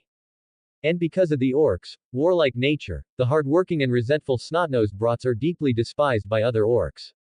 Among orcs, there is no more contemptuous insult than snot-nosed brat. If there is, it's weak-kneed coward. Both appearing on a single orc, one can imagine his situation in orc society. Boo. Boos were incessant. After learning about Guzka's situation, some orc kids even covered their eyes, avoiding defilement and not wanting to see his humiliating appearance. Guzka's sagging, drooping eyes were filled with extreme terror. He didn't understand what was happening, he had inexplicably stepped into the dueling circle. In the invisible air behind him, Erica had turned her adaptive camouflage device to maximum, carefully concealing herself, and pressed the precious conversion device on her belt. The dimensional rift of the Nur crystal was propped open, creating an independent space for a person to enter. Although it could only last for a few seconds, it was enough for her to enter or leave the crowded orc throng. Come, Guzka. Fight me to the death. The impassioned challenge woke Guzka from his terror. He wanted to cry, to wail like a snot-nosed brat, and then scramble away from here. His height was less than half that of the human champion, how could the wooden stick in his hand penetrate the armor? And there was that glowing weapon, which the tech boy couldn't decipher or understand, that killed orcs without a trace. He was doomed. This time there was nowhere to run. As things stood, under the gaze of thousands, Guzka still grabbed his wooden stick and charged at the human champion. The orcs covering their faces, though disdainful, secretly peeked through their fingers, eager to see the weak-kneed coward's blood splatter on the spot. Guzka's desperate charge was a messy scramble, the crude wooden stick in his hand flailing wildly and without any technique, as he rushed forward with his eyes closed. Harlan lowered his stance, carefully observing every trajectory of the wild swings of the stick in his hand, calculating when to intercept it. Finally, at the opportune moment, the champion swordsman sighed deeply and swung the lightsaber in his hand. The swing of the sword was extremely fast, too fast for the greenskins to see clearly. At the moment of contact between the wooden stick and the key point, something incredible happened that made the greenskins' eyes widen in disbelief. As the wooden stick swung and touched the lightsaber, the human's unstoppable, iron-cutting sword was parried. Basic swordsmanship. At the moment the two weapons touched, Harlan perfectly stopped his blade, then suddenly tensed his muscles, making it appear as if he had been parried. This must be the great power of Gork and Mork. At the opportune moment, the roaring sound rang out again, instantly attributing that incredible moment to the divine power of Gork and Mork. Wog. The brains of the orcs in the arena instantly boiled, letting out extremely excited roars. Such a miracle. There was no other explanation except the blessing of Gork and Mork. Gork and Mork above, allowing a scrawny kid to open the big human's sword with a wooden stick. Guzka. Guzka. Tens of thousands of orcs shouted out the same name, calling for a bewildered Guzka in the dueling circle. He didn't understand why the big human's sword was so fragile. He also wondered if he had some unknown talent. Under the gaze of thousands, he foolishly scratched his head and smiled. Blaskowitz, more than 10 kilometers away, also smiled. He felt that energy unifying amidst the cheers of the orcs. Guzka felt a strength that made him gradually stronger. He cautiously moved forward, just like before, swinging the wooden stick at the big human. Under Harlan's helmet, his mouth twitched imperceptibly. He once again performed his sword technique, allowing his sword to precisely meet the wooden stick, and then be parried away. A miracle happened again. The orcs were hysterical. Their grotesque faces twisted together, so excited they could only clutch their heads and scream madly. Several times in a row, the two disproportionate beings clashed weapons, and the small greenskin repeatedly repelled the big human. Harlan was panting. The continuous basic swordsmanship had made his muscles sore and his physical strength greatly depleted. In the orc's eyes, the big human was running out of stamina and was about to be defeated.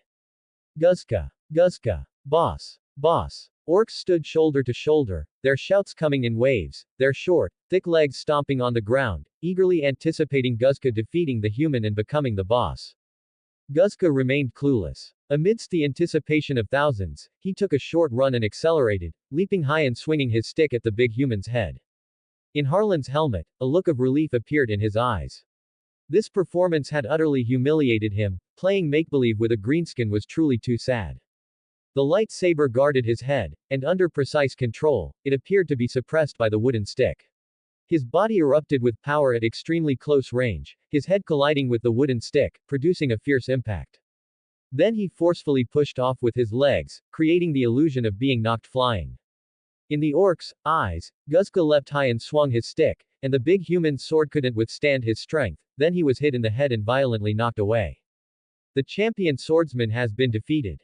This time it was the humans' shouts, hurried screams filled with terror, as the humans launched a despicable attack. In the dueling arena, Erikas, specters, the Stealthers, suddenly appeared, throwing smoke bombs to create chaos and cover Harlan's swift departure. The sentinels quickly retreated, leaving the dueling circle to the orcs. They still had things to do. Guzka. Guzka. Boss. Boss. The humans retreated without a trace, and the orcs did not pursue. They tossed Guzka high into the air, calling his name, calling him, boss. With the weakest body, he defeated a powerful enemy that even the strong lads couldn't conquer. Watched over by Gork and Mork, he was destined to be the orc boss. With each rise and fall, Guzka's gaunt body visibly expanded, eventually far surpassing that of an ordinary orc kid. The concept of a boss had already been planted, and his size would continue to grow. Respected warlord, as you predicted, the orcs spread across the southern hemisphere seemed to be guided by something, changing their original routes and slowly advancing towards your position. Reconnaissance patrols from multiple directions sent back messages, finally converging in the command center. Blazkowicz nodded with satisfaction, his inner suspicions confirmed. The birth of an orc boss would generate a reaction that would spread through the psychic field. Orcs would sense it and gather around the boss. This was precisely what Blazkowicz had been expecting. 1 comments 0 vote. Hunt. Instead of endless hunting, scattering limited time, energy, and troops across vast lands, chasing after orcs that pop up in wave after wave and run rampant. It's better to facilitate the birth of an orc boss, allowing the orcs, driven by instinct, to gradually converge at a single point. This is a primitive instinct, inscribed in the orcs' DNA, an irresistible, muddled, but potentially hugely influential force. Blazkowicz used his knowledge of orcs to strategically plan, step by step, utilizing the enemy's racial characteristics to set targeted objectives. Are you going to give me an explanation? A resentful voice came from behind him. Blazkowicz suppressed the laughter in his heart, keeping a straight face to prevent a smile from appearing. He knew it was a performance, but thinking of Harlan being knocked to the ground by a wooden stick, Blazkowicz felt a sense of schadenfreude. Harlan had completed a perfect performance, successfully escaping under the cover of the specters, and rushed over, fuming. Orcs are phototactic animals. Blazkowicz's first sentence, its abruptness, made Harlan frown, not understanding at first. He motioned for Harlan to sit beside him, and the two, master and servant, sat on the mountain on a summer night, feeling the gentle breeze carrying the scent of gunpowder. In the dark of night, they wander around, searching for faint light sources. I built them a lighthouse, visible to all orcs. Blazkowicz pointed into the distance, where the orcs were still cheering for their boss, shouting, Gork and Mork. Guiding the lost ones to approach the light source of the lighthouse. That's too dangerous. Harlan understood a little now. Attracting orcs to come voluntarily was much simpler than searching for them, but it also carried risks. The 6-meter-tall orc boss from a year ago had left a deep impression on him with its intense oppressive aura. If Blaskowitz hadn't descended from the sky and destroyed it, Harlan wasn't confident he could defeat that berserk beast in a one-on-one fight. I have good reasons for facilitating Guzka's rise to boss. Blaskowitz agreed about the danger, but he also had sufficient reasons to implement such a tactic. Orcs are naturally belligerent. Without human intervention, as time passes and their numbers accumulate, a boss will naturally emerge through violence and cunning. Harlan, do you think a boss who has survived fierce competition and countless selections is more dangerous, or the Guzka from just now? Harlan didn't answer, thoughtfully gazing at the celebrating orcs, then nodded heavily in agreement, beginning to gradually understand Blaskowitz's strategic arrangements. Did it have to be me? The embarrassing display today still left Harlan feeling annoyed. It had to be you. Your formidable reputation has left a deep impression on the orcs. Blaskowitz answered seriously. Having Harlan act as the defeated totem wasn't a whim, it was a carefully considered and solemn choice. From memories obtained by consuming orc brain tissue, he knew Harlan's reputation had deeply impressed the orcs, and there were also memories of him in the orc blood drunk during battles. Let's go, it's over there. He motioned for Harlan to follow. The orcs' cheers had ended, and Guzka was hoisted onto a makeshift garbage thrown by a group of orc kids, solidifying his status as boss. Returning to the command center, everyone's eyes were filled with reverence, focused on the young man. Planning within the tent, winning 1,000 miles away. This old Terra idiom only described him as 8 parts suitable, still 2 parts lacking. As news of the orcs' gathering arrived, the battle-hardened commanders naturally knew that the scattered orcs, like beans, would gather on their own. The sentinels only needed to construct a battlefield, pinning the orc boss there, waiting for the enemies to deliver themselves in waves. Surrounded by reverent gazes, Blaskowitz's heart sank, feeling the burden on his shoulders grow heavier, and the expectations placed upon him increase. Amidst the anticipation, Blaskowitz walked to the command console and drew a circle on the virtual sandbox. Order the sentinels to build a fortress. We will control the battle within a 10,000 square kilometer radius. No mistakes can be made. Understood. Everyone in the command center responded loudly, clenching their fists and striking their chests, saluting Blaskowitz with a warrior's gesture. Let the hunt begin. The sentinels, after a brief rest, began to cut stone with their weapons to build sturdy fortresses, initiating a war of attrition against the orcs. The warlord's order was simple. The orc boss must be held, and under no circumstances allowed to leave its designated graveyard. Seeing humans build fortresses, the orcs also began to act, felling trees and piling stones to build their own stronghold to confront the humans. Their castle had to be in the image of Gork and Mork, and it had to be bigger and more wog than the humans. Blaskowitz saw the stronghold rising from the ground, with a ferocious, roaring orc head at its center, and his last trace of worry finally dissipated. If it were a normal orc boss, at this moment it would have already started to break through, reassembling its forces, and utilizing the orcs' rapid reproduction to drag humanity into a quagmire of war.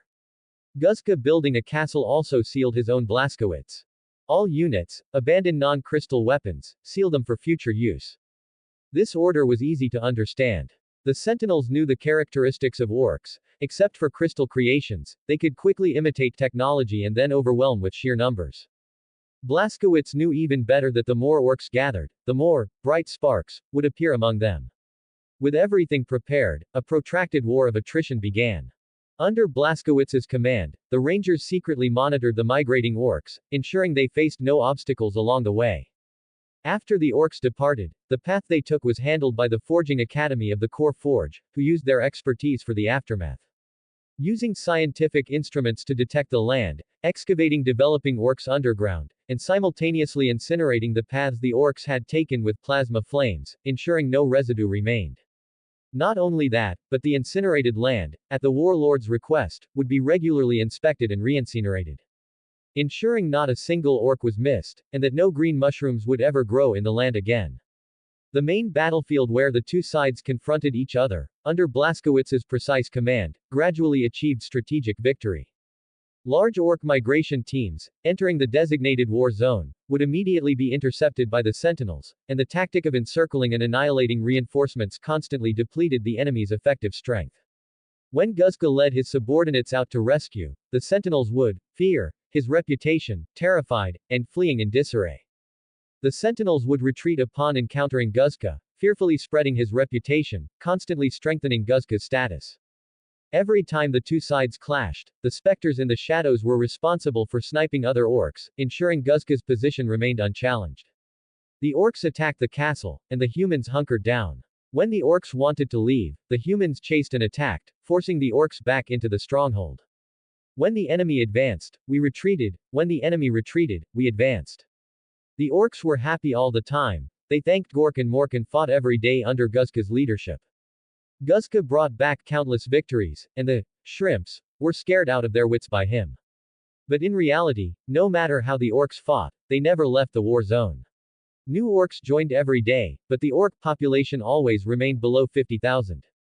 Guzka's physique remained at 4 meters, unable to grow another inch. This peculiar war of attrition lasted for 6 months, until no new orcs arrived from beyond the wilderness for a long time. Inside the orc stronghold, the orcs, whose hearts were joyful from fighting, inevitably began to feel physically exhausted. The orc kids around Guzka were replaced again and again. The kids did not grow stronger in battle, instead, they became weaker and weaker. After being boss for half a year, bolstered by the Wog field, Guzka's weak body was replaced by a strong one, and he also gained some intelligence. Seeing the weakened orcs, he understood that he had been set up, and the orc race had been set up. My lord, as per your request, all paths taken by the orcs have been thoroughly investigated. Except for your current location, I swear on the honor of the core forge, there are no other orcs or orc spores in Argent Newer. In the command center, the forging master, dressed in a technician's robe, with several auxiliary arms placed in front of him, humbly reported to the warlord as good news arrived one after another. The sentinels thanks you for your efforts, the core forge churns with your enthusiasm. Blaskowitz thanked them sincerely, the selfless dedication of the forging master of the core forge. They led their apprentices, day and night, to clear the lingering orc menace, deserving the gratitude of the sentinels. Is this the final battle? Harlan asked excitedly. His master had lit a lighthouse, luring and killing millions of orcs in just half a year. What King Noak had failed to do, Blaskowitz had accomplished. During the standoff with the orcs, Harlan was the happiest. Seeing his sentinels' colleagues being chased in disarray under Guzka's tyrannical power, his heart was healed. Even though he knew it was an exaggerated performance, he felt greatly relieved. Who isn't an actor? Let the warriors rest well. We will launch the attack when the sun rises tomorrow, and make the orcs completely disappear from Argent Newer. Warlord, the orcs have retreated into the junk city under our siege. They are now just caged beasts, like a flock of lambs waiting to be slaughtered, unable to resist us. No rush. We must be even more cautious at the final moment. There are countless historical tales of efforts failing at the last hurdle. The victory of the Sentinels is not a massacre. Preventing a single orc from crossing the blockade and avoiding all future troubles is the ultimate goal. The voice that answered Harlan was loud and deep, containing suppressed power and a mysterious authority that made people unconsciously trust him, even feel an urge to kneel. A giant stood before Harlan, fully 4 meters tall, his large and robust physique making the spacious command hall appear slightly small. In half a year, Blaskowitz had grown considerably taller, his strength was even greater, and the aura he casually exuded was enough to make any mortal kneel before him. Staring at the changes on the holographic map, he held a long staff, constantly pointing. Under precise command, the Sentinels split into numerous action teams, perfectly fulfilling their duties and responsible for achieving their predetermined objectives. 9,000 Sentinels surrounded and killed approximately 50,000 remaining orc troops. Victory was within reach. Without any command or dispatch, if 9,000 Sentinels had simply charged, the orcs would not have been able to resist. However, Blaskowitz remained serious, determined not to let a single orc escape, and to avoid a repeat of the siege of the city. That was an indelible pain in the hearts of the Sentinels, a dark page mixed in their glorious history. Blaskowitz now rarely used numerical commands. After half a year of adaptation, the messengers had gradually grown accustomed to the speed of verbal commands. His godlike, towering figure stood straight, the long staff precisely pointing on the holographic map, rapidly dispatching multiple units. Even with verbal commands, his extremely fast speaking rate still made the messengers sweat profusely. The warlord's command ability could even be precise down to a single person, a single gun, a single sword, while also taking into account the physical condition of each warrior. Inside the command hall, no one offered an opinion, silently relaying orders, allowing the troops to maneuver quickly. The sentinels gradually surrounded the orc stronghold, crushing it like a dull knife cutting meat, slowly alternating attacks, and rapidly wearing down the orcs' patience and strength. Harlan, let's go bid farewell to our old friend. After this battle, there will be no more orcs on Argent Newer. With that, Blazkowicz showed a hearty smile, a gesture of invitation, calling Harlan to join the battle and thoroughly end the war with the orcs. In the past half-year, Blazkowicz had also frequently joined battles, often playing with Guzka on the battlefield. Today, all efforts would culminate in this one battle. The grievances between the two sides would be completely settled. It was time to say a final goodbye to the orcs, their old friends. It is time to say goodbye. The scar on Harlan's face twitched, revealing a strange smile. Guzka probably wishes he could devour you alive. He definitely misses me. Blazkowicz extended his left hand, and two warriors placed armguards on him. In his mind, he thought of the orc boss he had personally supported. He called to the champion swordsman, let's go fight and end the final battle. And say goodbye to an old friend. Come out. Face me. A deafening roar echoed through the sky. On the wall of the orc junk city, the Formidertal Guzka stood on the battlements, roaring fiercely, Blazkowicz. In despair, the orc boss let out an angry roar, challenging the human leader to a duel. Through a long tug of war and countless clashes, the orc boss had risen, and a big strong one had also appeared among humans. He was invincible on the battlefield, the only one who could rival him was the orc boss. Under deliberate guidance, the orcs firmly believed this. In reality, Blazkowicz could kill Guzka without breaking a sweat. Their body sizes were similar, but their actual combat power was worlds apart. Guzka's eyes were blood red, his lower jaw protruded hideously, a gaping maw with a huge fangs on the left corner of his lip, covered in rough, terrifying vertical lines. His right fangs had been shattered by a punch from Blazkowicz in a previous encounter. Guzka considered it a lifelong disgrace and swore to get his revenge. I know you're watching me. Guzka held a makeshift giant axe in one hand, pointing it towards the human war fortress. Thinking of all the past events, Guzka's eyes widened, and he roared fiercely, you got what you wanted. The orcs are finally exhausted by you. Guzka wore a tattered vermilion power armor, his inner humiliation burning like magma. That big human could have killed him countless times. He constantly let him go, deceiving the younger orcs, making Guzka a puppet leader. Today, this very day, a look of relief appeared in Guzka's blood-red eyes. He could finally get rid of that cunning and cruel human, return to his Gaumau Urge, Morkengork, and completely end his humiliating life. The orcs' coarse roars rumbled like muffled thunder, wild howls echoing across the plain, and furious shouts exploded in the ears of every orc and human. The battlefield paused briefly at his roar. Soldiers from both sides looked at him, then followed his gaze. On the ramparts of the human fortress, a man stood tall, dressed like a gladiator, an axe handle resting on his shoulder. He also stood on the high battlements, staring across at Guzka. Sunlight fell upon his shoulders, giving him the appearance of a god. Two powerful beings with extraordinary strength. At the moment their eyes met, the air seemed to twist in their gaze, sparking lightning in the void. Blazkowicz. Blazkowicz. The sentinels fought, shouting his name. The warlord was a symbol of invincibility. Guzka. Blazkowicz replied to the orc boss. He leapt, jumping down from a city wall dozens of meters high. His massive body crashed to the ground with a thunderous sound. From amidst the stirred dust, a figure stood calmly. Blazkowicz grinned, his fighting spirit surging. Harlan secretly shook his head and activated his armor's protective mode. He did not possess such extraordinary power. Protected by his power armor, he followed Blazkowicz, leaping down the city wall.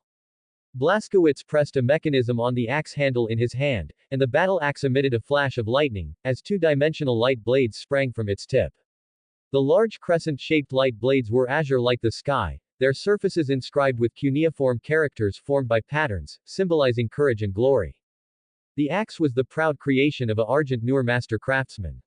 By carving intricate characters onto raw null crystal, the crystal could project them onto the light blades. Harlan held a spear horizontally in front of him with one hand and pointed a light sword at the ground with the other. The cape behind his power armor billowed without wind, making him look inspiring.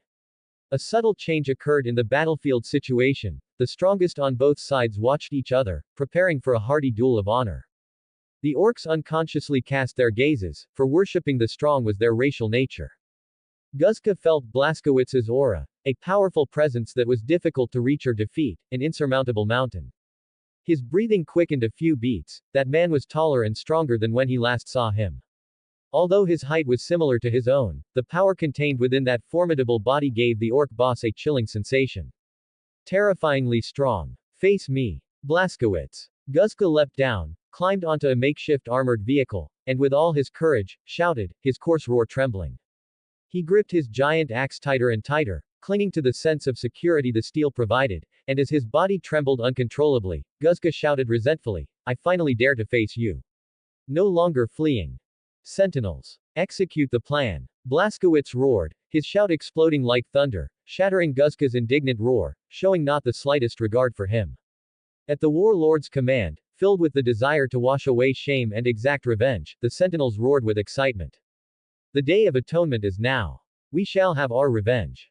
The war fortress, which had been hidden, slowly emerged from behind the mountains. The dark, trapezoidal fortress reflected an obsidian-like sheen.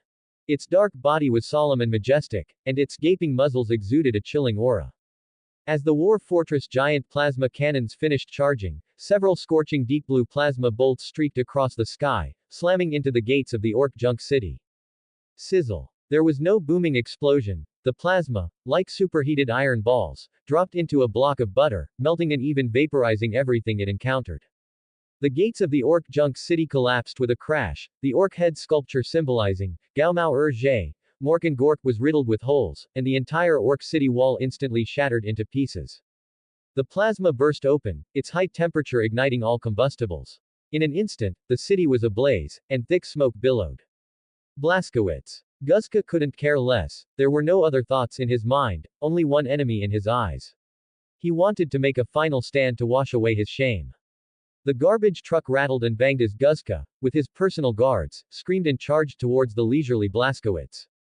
Those personal guards, wearing simple power armor powered by cylinders and hydraulically driven, their grotesque faces distorted with excitement, tongues lolling and saliva flying, rode their junk motorcycles and rushed forward. Blazkowicz's eyes held contempt. He raised his battle axe, enveloped in a containment field, and then swung it down. In the center of the battlefield, the leaders of both sides met, generals commanding tens of thousands of troops, yet deciding victory with swords. Blazkowicz's movements could be so fast that no one present, human or beast, including the orc boss, could track him. But there was no need for that. Battles on the battlefield were not only about physical combat but also about psychological warfare.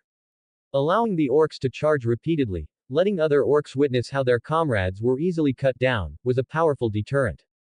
It also had a significant effect on the orcs, this barbaric fighting race, not to mention other intelligent beings. If Blazkowicz had exerted his full power, the orcs would only see corpses strewn everywhere without understanding the process, which would instead ignite their ferocity, making them charge forward with roars. Restraint was also a strategy. Sometimes, going all out could backfire, while appropriate relaxation, hitting just the right spot, could achieve twice the result with half the effort. As automatic gun bullets flew from a distance, Blazkowicz wielded his war axe, and the dimensional blade touched the bullets. The dimensional rift would banish any colliding object to an unknown dimension. The automatic fire from those orc motorcycles posed no threat to Blazkowicz even if he didn't intercept it. His healthy and resilient skin was enough to resist medium to large caliber weapon fire, only causing some pain. Seeing that ranged shooting was useless, the orc kids roared in on their junk cars, using the vehicle's kinetic energy and installed spikes to ram and send the large human flying. Blazkowicz, unhurried, calculated the angle of each motorcycle to deal with them most efficiently. When the first motorcycle crashed, Blazkowicz simply shifted sideways, elegantly dodging the head-on collision, and his war axe descended into the terrified eyes of the orc kid. The dimensional blade had no thickness, the two-dimensional blade was not sharp, in the conventional sense. It didn't cut through matter itself but rather the dimension through which the blade passed. In the universe, almost no physical entity or material existence could block the blade. The blade cut through a perfectly straight line without any deviation. Armor, skin, flesh, bones, no material made a difference, nothing could hinder the dimensional tear in the slightest. With one swing of the axe, a smooth, mirror-like diagonal cut sliced through the orc kid's flesh and blood body and steel mount, leaving without any resistance. The screams that couldn't be uttered were drowned out by the sound of explosions. Blazkowicz's expression remained unchanged. His sensory organs captured every incoming bullet, and he leisurely walked through the hail of gunfire towards Guzka's junk car. Axe after axe, he swung left and right, cutting everything in two. Harlan was different from Blazkowicz, his spear and sword clashed with ferocity. The spear, seizing the opportunity, impaled the junk car driver. With a graceful turn, his longsword sliced the orc, car and all, into two halves. The champion swordsman's sword skills were extraordinary, effortlessly unleashing killing moves. Though lacking the posture of a famous master, he had grasped the true essence of swordsmanship. The orc junk motorcycles charged towards the master and servant, like moths drawn to a lamp, exploding into a ball of flames upon approach, with no other result than burning themselves to ashes. Blazkowicz. With a roar of grief and indignation, Guzka watched the tragic state of his subordinates. Unable to suppress the sorrow in his heart, he charged recklessly towards Blazkowicz, intent on a decisive battle. He was originally someone who valued his life. When he was an orc kid, he earned the reputation of being a squeaky brat and a coward. Now, seeing his subordinates bravely die for him, one after another falling under Blazkowicz's hand, Guzka's heart was overwhelmed with surging grief and emotion. The orc boss's crimson eyes flashed with rage, roaring, wanting to tear Blazkowicz limb from limb.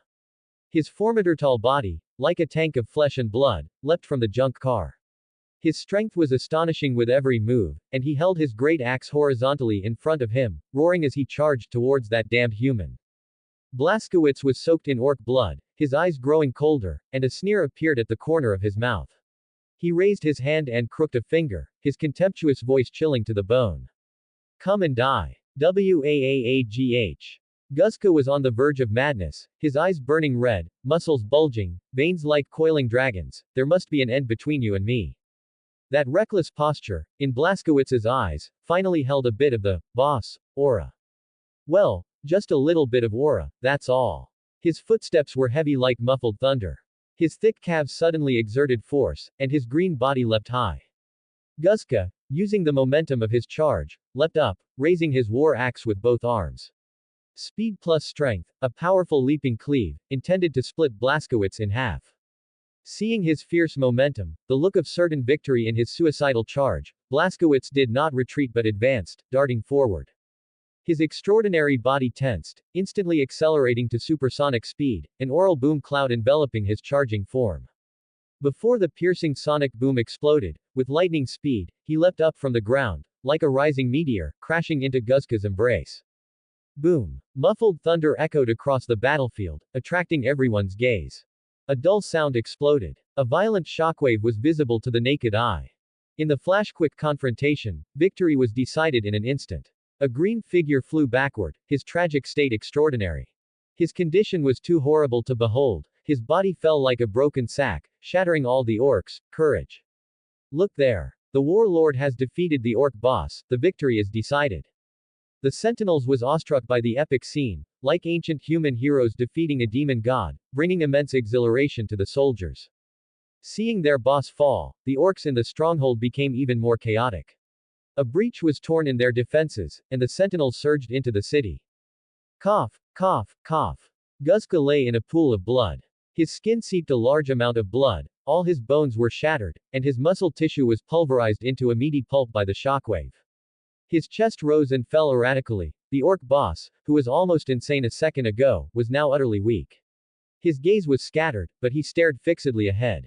That human was still standing, bathed in his own blood, without a single wound on his body. Only his shattered left shoulder guard proved that he had indeed collided with him. Why are you so strong? Why? His weak murmur was full of unwillingness, he had lost again, utterly defeated. Guzka's shattered organs, accompanied by foamy blood, continuously gushed from his mouth. In his field of vision, the ground in front of him was torn open by the immense impact, forming a semicircular crater. Blazkowicz stood within it, unmoving. Blazkowicz stood there, his left shoulder guard shattered, but his shoulder skin was undamaged. The resilience of his flesh and blood body far surpassed steel. His body was as steady as a rock, standing like an unyielding monument. Guzka had always understood that there was a vast difference in existence between him and Blaskowitz, it was never an even match. But he hadn't expected that in this very moment of true confrontation, it would be a one-sided, merciless crushing. No creature could have emerged unscathed from the violent collision just now, yet Blaskowitz stood there, upright as usual.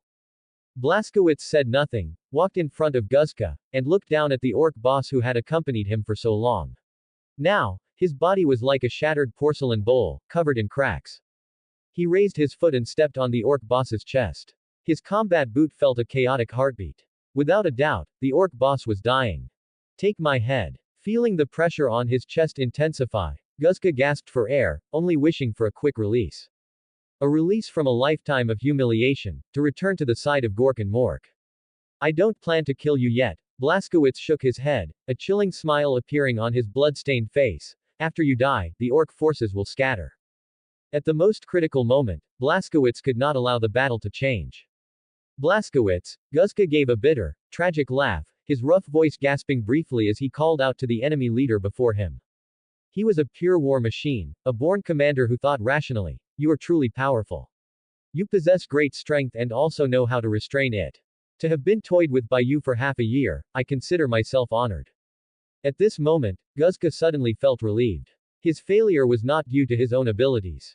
Facing such an enemy, even if another orc had been boss, the process might have been different, but the outcome would never change. With that, he closed his eyes, not looking at the hunted orcs. He waited quietly, waiting for the last orc to fall, and then he would die, returning to the embrace of Gork and Mork. Are you all right? The champion swordsman Harlan had charged through, his power armor covered in splattered orc blood. He was slightly out of breath, looking at the blood-soaked Blaskowitz and the fallen, closed-eyed Guzka, asking with concern. The collision just now was terrifying, and seeing Blaskowitz covered in blood, he asked to put his mind at ease. Guarding the warlord was his duty. He knew Blaskowitz's strength, but his own duty could not be neglected. I'm fine, he couldn't possibly hurt me, Blaskowitz returned with a smile, not even 10 more could. Harlan's gaze carefully scanned Blaskowitz's body, and only after finding no wounds or suspicious bruises did he nod in relief. He had thoroughly eliminated Guzka's personal guards, leaving no hidden dangers. Watching Guzka with interest, using his honor as a stepping stone to become the boss of the orcs, his eyes darted, and another idea formed. He cut steel from the junk car, bound it to Guzka with chains and steel cables, and motioned for Blaskowitz to set him upright, impaled on the ground. Orcs! Look here! Harlan shouted triumphantly at the junk city, using Guzka to crush the orcs, courage and wash away the humiliation brought by that ridiculous performance half a year ago. Sure enough, the orcs fighting among the broken walls and ruins, resisting the sentinels, saw him and completely lost their courage, their heads being cut off in terror. Today was truly exhilarating. What a... Before he could finish speaking, Blaskowitz suddenly looked up, quickly stepped forward, shielding Harlan behind him, and gazed past the battlefield into the distance. There, amidst the rolling hills, a powerful force was gradually brewing. Blaskowitz felt an unusual fluctuation, a cold, sinister aura that made his hair stand on end. It was psionic energy.